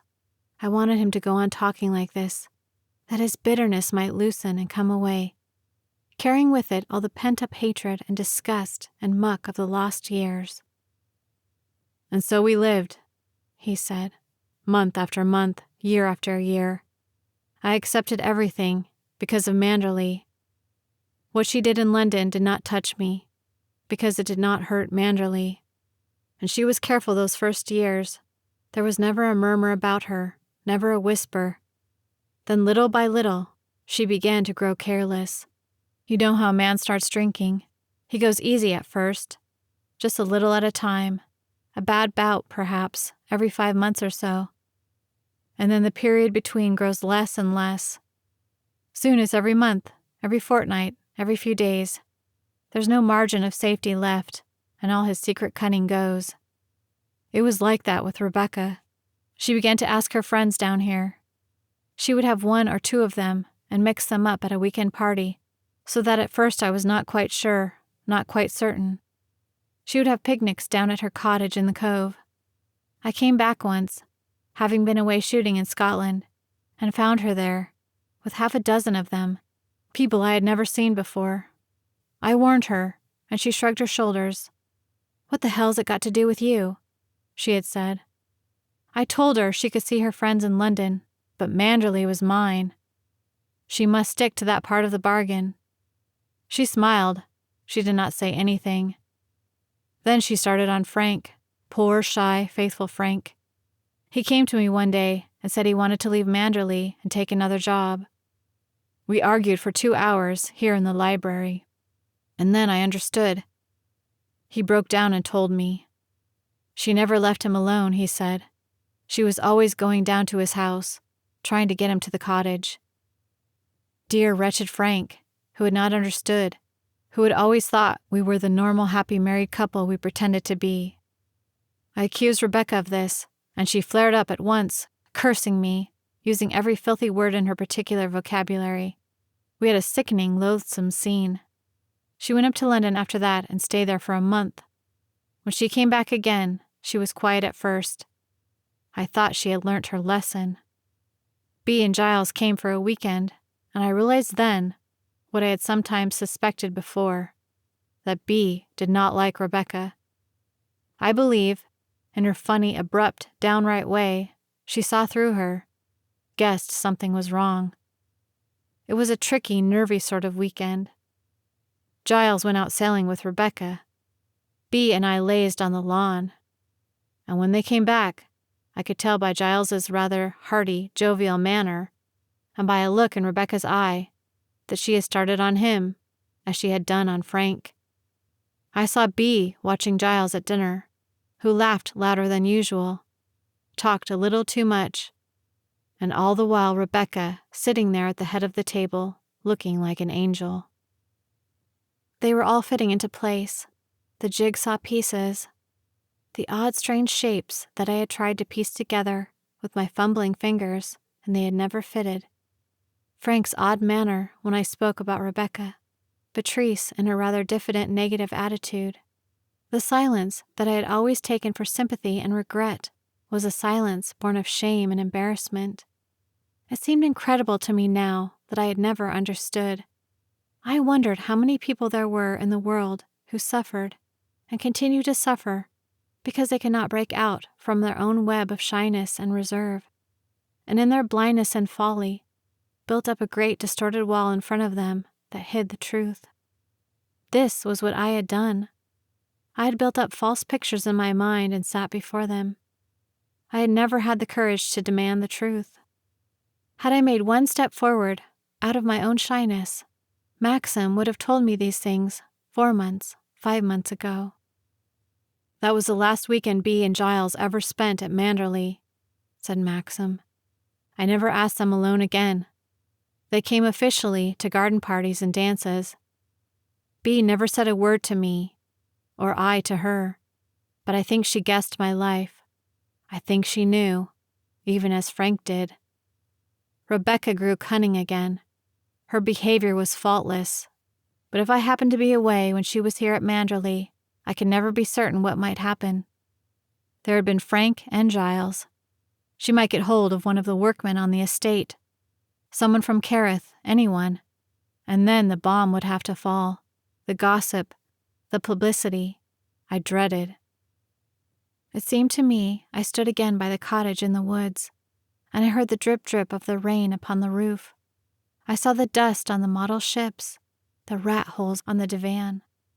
I saw Ben, with his poor staring idiot's eyes, asking me not to put him in the asylum, and I thought of the dark, steep path through the woods, and how, if a woman stood there behind the trees, her evening dress would rustle in the thin night breeze.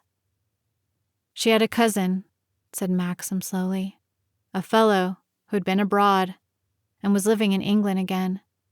He took to coming here, if ever I was away. Frank used to see him, a fellow called Jacques Barratte.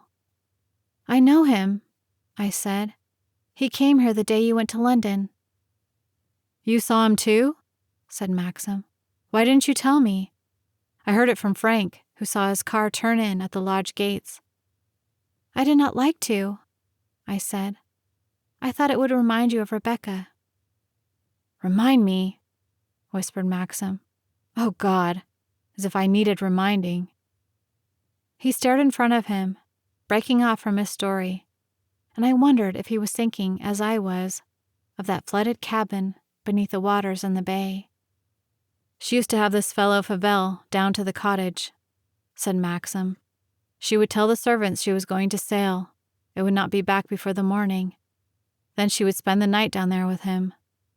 Once again I warned her. I said if I found him here, anywhere in the estate, I'd shoot him. He had a black, filthy record. The very thought of him walking about the woods in Manderley, and places like the Happy Valley, made me mad. I told her I would not stand for it. She shrugged her shoulders. She forgot to blaspheme. And I noticed she was looking paler than usual, nervy, rather haggard. I wondered then what the hell would happen to her when she began to look old, feel old. Things drifted on. Nothing very much happened. Then one day she went up to London and came back again the same day, which she did not do as a rule. I did not expect her. I dined that night with Frank at his house. We had a lot of work on at the time. He was speaking now in short, jerky sentences. I had his hands very tightly between my 2 hands. I came back after dinner. about 10:30, and I saw her scarf and gloves lying on a chair in the hall. I wondered what the devil she had come back for. I went into the morning room, but she was not there. I guessed she had gone off there then, down to the cove. And I knew then that I could not stand this life of lies and filth and deceit any longer. The thing had got to be settled, one way or another. I thought I'd take a gun and frighten the fellow, frighten them both. I went down right away to the cottage. The servants never knew I had come back to the house at all. I slipped out into the garden and through the woods. I saw the light in the cottage window and I went straight in. To my surprise, Rebecca was alone. She was lying on the divan with an ashtray full of cigarette stubs beside her. She looked ill, queer. I began at once about Fauvel, and she listened to me without a word. "We've lived this life of degradation long enough, you and I said. "This is the end, do you understand? What you do in London does not concern me. You can live with Fauvel there, or with anyone you like, but not here, not at Manderley." She said nothing for a moment. She stared at me, and then she smiled. "Suppose it suits me better to live here, what then?" she said. "You know the conditions," I had said. "I've kept my part of her dirty, damnable bargain, haven't I? But you've cheated. You think you can treat my house and my home like your own sink in London. I've stood enough, but my God, Rebecca, this is your last chance." I remember she squashed out her cigarette in the tub by the divan, and then she stood up and stretched herself, her arms above her head. "You're right, Max," she had said. "It's time I turned over a new leaf." She looked very pale, very thin.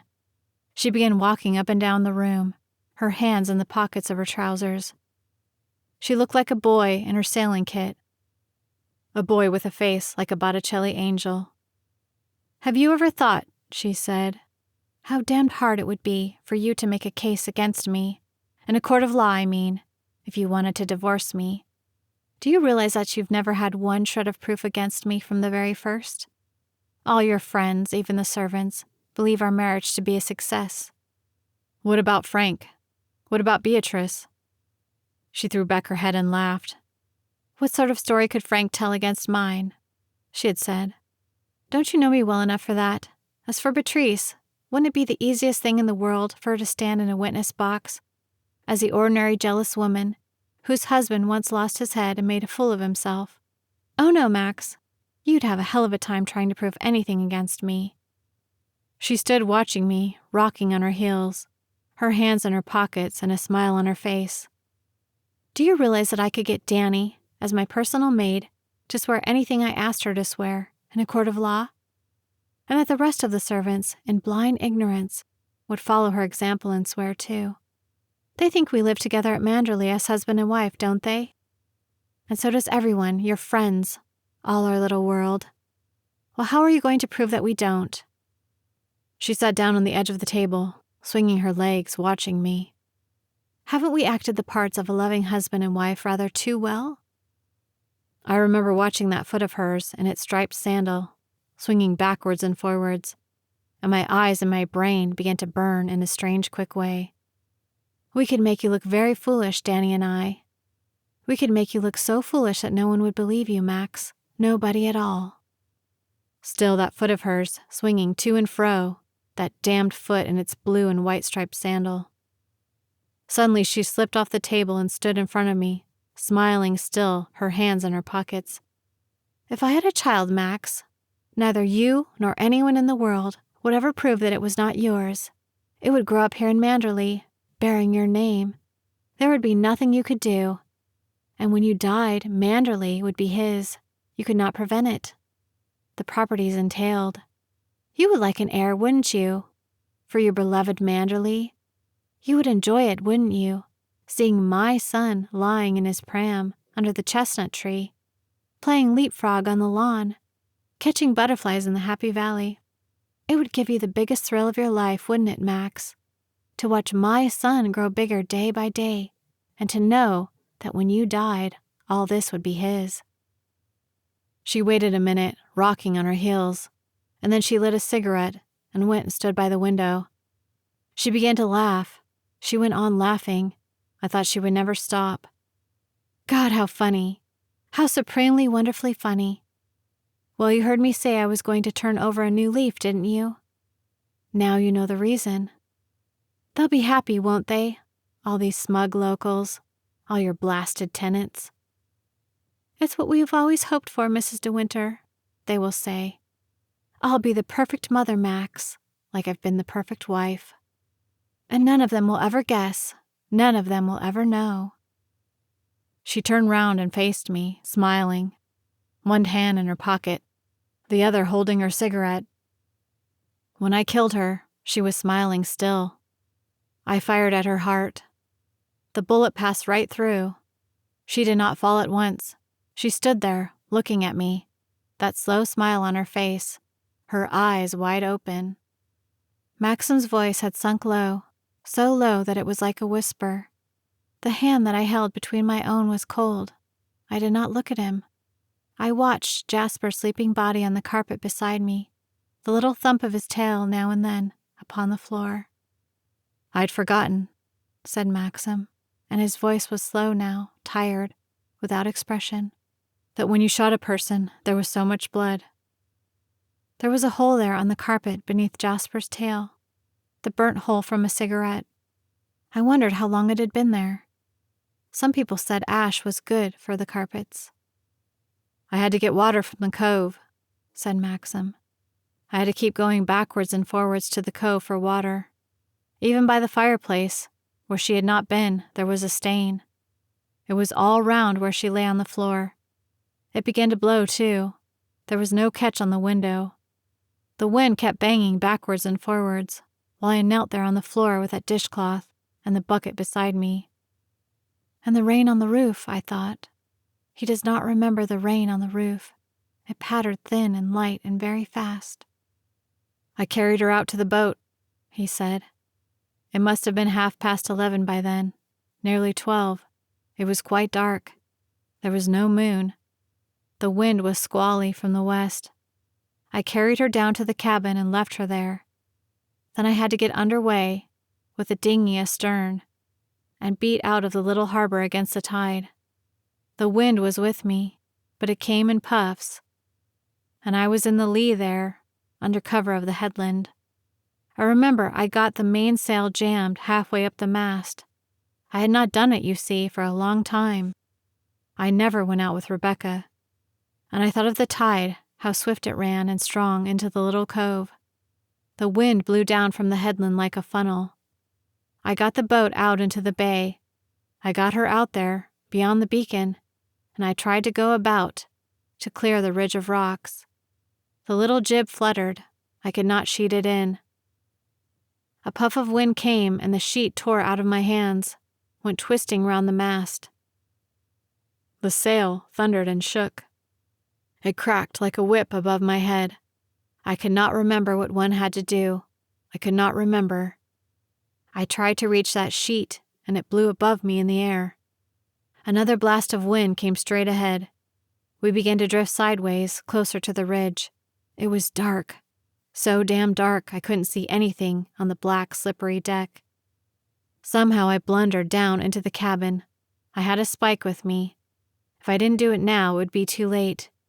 We were getting so near to the ridge, and in 6 or 7 minutes, drifting like this, we should be out of deep water. I opened the seacocks. The water began to come in. I drove the spike into the bottom boards. One of the planks split right across. I took the spike out and began to drive in another plank. The water came up over my feet. I left Rebecca lying on the floor. I fastened both the scuttles. I bolted the door. When I came up on deck, I saw we were within 20 yards of the ridge. I threw some of the loose stuff on the deck into the water. There was a life buoy, a pair of sweeps, a coil of rope. I climbed into the dinghy. I pulled away and lay back on the paddles and watched. The boat was drifting still. She was sinking too, sinking by the head. The jib was still shaking and cracking like a whip. I thought someone must hear it. Someone walking the cliffs late at night. Some fisherman from Carith, away beyond me in the bay, whose boat I could not see. The boat was smaller, like a black shadow on the water. The mast began to shiver, began to crack. Suddenly she heeled right over. As she went, the mast broke in two, split right down the center. The life buoy and the sweeps floated away from me on the water. The boat was not there anymore. I remember staring at the place where she had been. Then I pulled back to the cove. It started raining. Maxim waited. He stared in front of him still. Then he looked at me, sitting beside him on the floor. "That's all," he said. "There's no more to tell. I left the dinghy on the buoy, as she would have done. I went back and looked at the cottage. The floor was wet with the salt water. She might have done it herself. I walked up the path through the woods. I went into the house. Up the stairs to the dressing room. I remember undressing. It began to blow and rain very hard. I was sitting there, on the bed, when Mrs. Danvers knocked on the door. I went and opened it in my dressing gown and spoke to her. She was worried about Rebecca. I told her to go back to bed. I shut the door again. I went back and sat by the window in my dressing gown, watching the rain, listening to the sea as it broke there in the cove. We sat together without saying anything. I went on holding his cold hands. I wondered why Robert did not come to clear the tea. "She sank too close in," said Maxim. "I meant to take her right out in the bay. They would never have found her there. She was too close in." "It was a ship," I said. "It would not have happened but for the ship.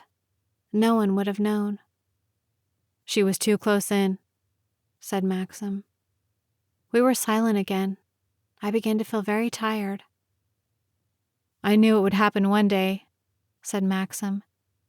"Even when I went up to Edgecombe and identified that body as hers, I knew it meant nothing, nothing at all. It was only a question of waiting, of marking time. Rebecca would win in the end. Finding you has not made any difference, has it?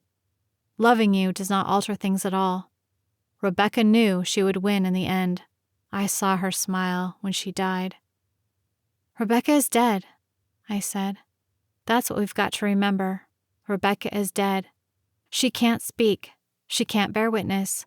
She can't harm you any more." "There's her body," he said. "The diver has seen it. It's lying there on the cabin floor." "We've got to explain it," I said. "We've got to think out a way to explain it. It's got to be the body of someone you don't know, someone you've never seen before."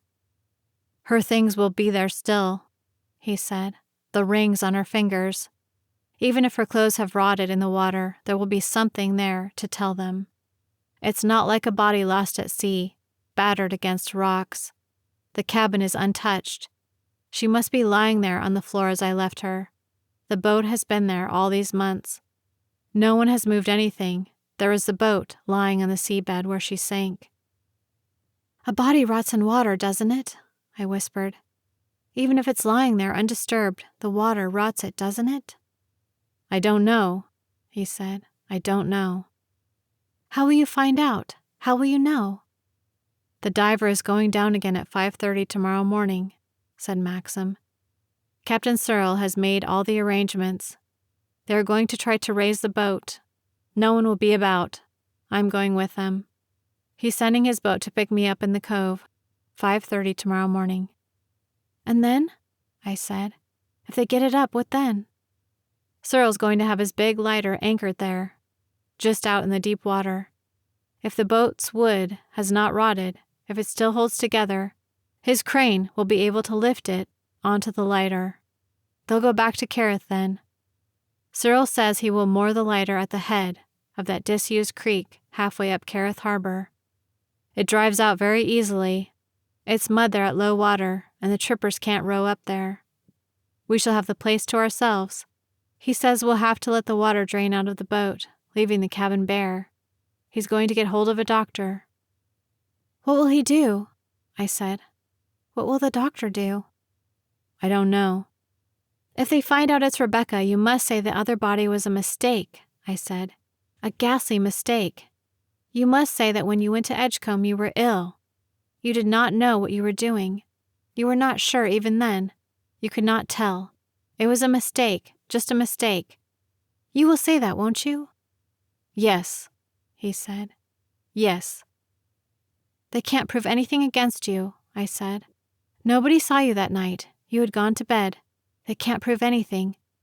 No one knows but you and I, no one at all, not even Frank. We are the only two people in the world to know, Maxim, you and I." "Yes," he said, "yes." "They will think the boat capsized and sank when she was in the cabin," I said. "They will think she went below for a rope, for something, and while she was there the wind came from the headland, and the boat heeled over, and Rebecca was trapped. They'll think that, won't they?" "I don't know," he said. "I don't know." Suddenly the telephone began ringing in the little room behind the library.